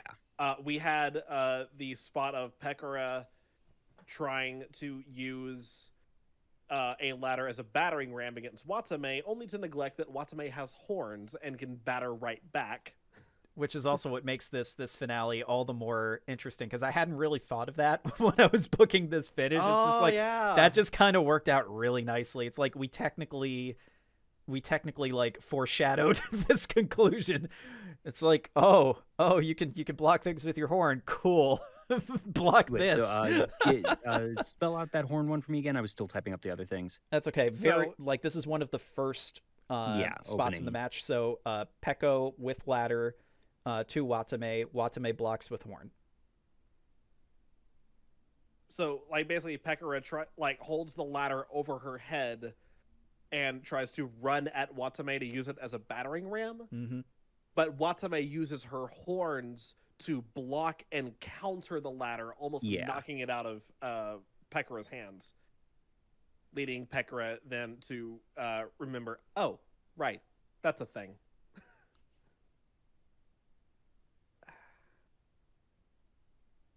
Cool. Are there any other bits that I missed here? I feel like there might have been one other, but these were the major ones. Let's see.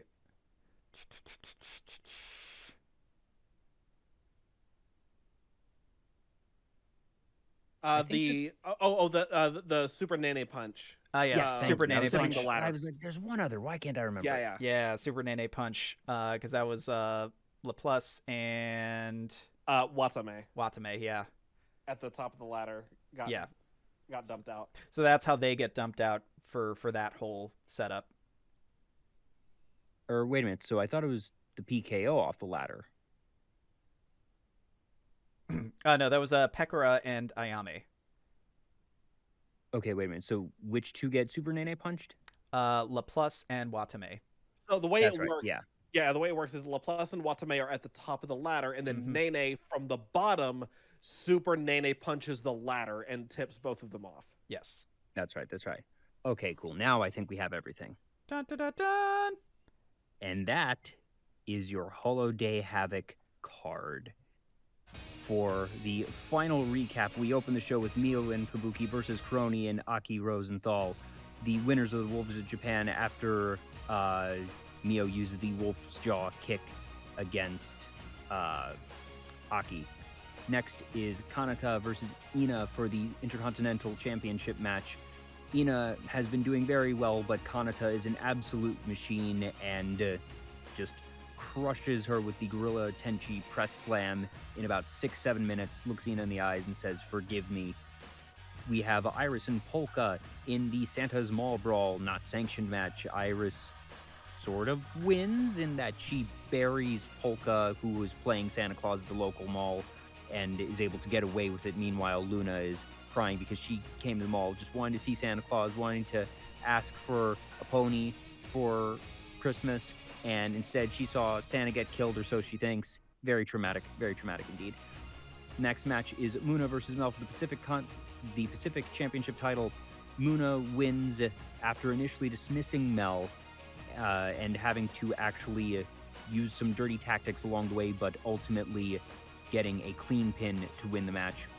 Kiara versus Watson for the Atlantic Championship. Kiara wins after a very even match, but when the two of them fall through the sleigh, getting our obligatory vehicle destruction in for the pay-per-view, Watson is the one who takes the brunt of that hit, is knocked out, dragged into the ring, and pinned.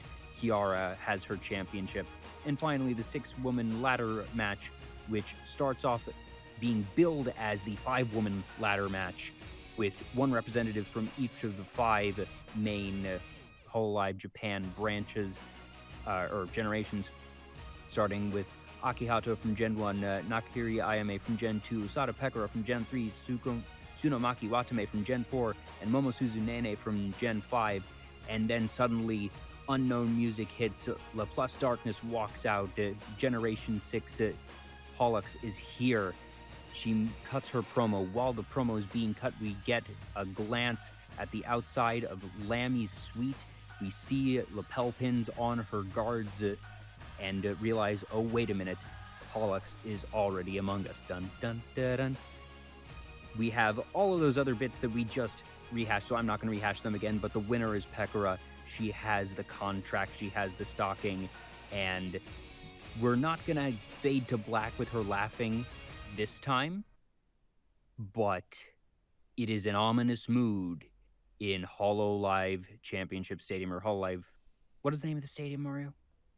Cover Corp Coliseum. Cover Corp Coliseum. Thank you. Yeah.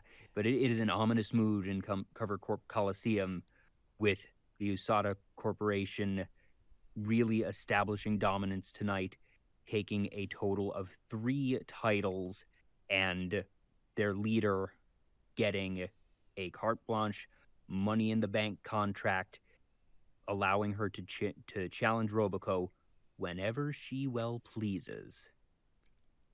I feel like before we start cutting to the final shots, we should definitely have a maniacally laughing Pekora basically do the version of the WrestleMania sign point towards Roboco. I was thinking, do we want to have a parallel to the moment of when Coco pointed up to the skybox? Oh, absolutely. Of just having Pekora look up at Roboco, that maniacal laugh, the manic smile, just holding up the stocking like, looky what I got. Or, honestly, what I think would be a bit more fitting, because this doesn't feel like an appropriate moment to do that, especially when there is such a parallel for Coco. Instead, I think that she wouldn't even bother looking at Roboco. Instead, Pekora, holding the contract, laughs maniacally as she looks out at the audience. Or just stares into the hard camera. Yeah. And that's looking at the audience in a different way. But I don't think that she's actually looking at Roboco, because she doesn't care that Roboco is the world champion. There's nothing personal there. She would do this regardless of who was on the throne right now.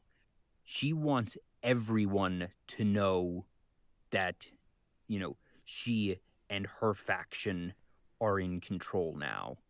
Okay, and then let me go with the variation of what I originally thought of before suggesting this. So let's actually take the idea of laughing into the hard cam. So we're going to get a nice, long, unsettling shot of Pekora laughing into the hard cam. But our closing shot won't be focused solely on that, because clearly we want to set up that there's more bad times a coming for HCW. Cut back to the low angle from the entryway. So we're talking like low angle towards the right hand side. You have Pekora at the top of the ladder, still laughing towards the hard cam, fully in frame. But you also have Laplace sitting on the ring apron, having collected herself. Just I'll leave it up to you two to decide which would make the more sense. Either staring a hole through Pekora just because it's like, enjoy it while it lasts, or staring down at the fallen Hato, just to be like, this is only the beginning. No, because remember, in technical lore, Hato was the one that fired the volley against Laplace. Laplace didn't do anything to goad Hato. I think that Hato's malice is incidental, and more so in Hato's mind than in Laplace's. That Laplace is focused mostly on Pekora. We had the veiled comments earlier on, and in Laplace's mind, she is already gunning for Pekora, even if she isn't declaring war just yet, because the impulsive girl that she is able to maintain herself just enough to not, blow her other agent's cover yet. So I like the idea of her staring a hole through Pekora while Hato is staring a hole through Laplace. Perfect. So we can still keep the same shot, just with that slight alteration. So in a weird way, it forms like this continuous line of staring. I love it. Yeah, you have the meme of the people in the pews, first person, then the person behind them has the gun, the person behind them has the gun. Yeah, that's what we're dealing with here. Yeah, that is basically this. And this is where I suggest a little tweak that I had, and that is, as soon as Hato gets cracked upside the skull with the ladder, she gets knocked down, rolls under the ring out of sight, and then when she peeks back out for this ending shot, it's no longer Hato, it's Hachima. There you go. Peeking out from under the ring. All right, yes. And yeah, this again, gun pointing gun shot is what we're going to be ending on. Lower third, cut to black. and truly, there you have it. That is Holoday Havoc 2021. Officially in the books.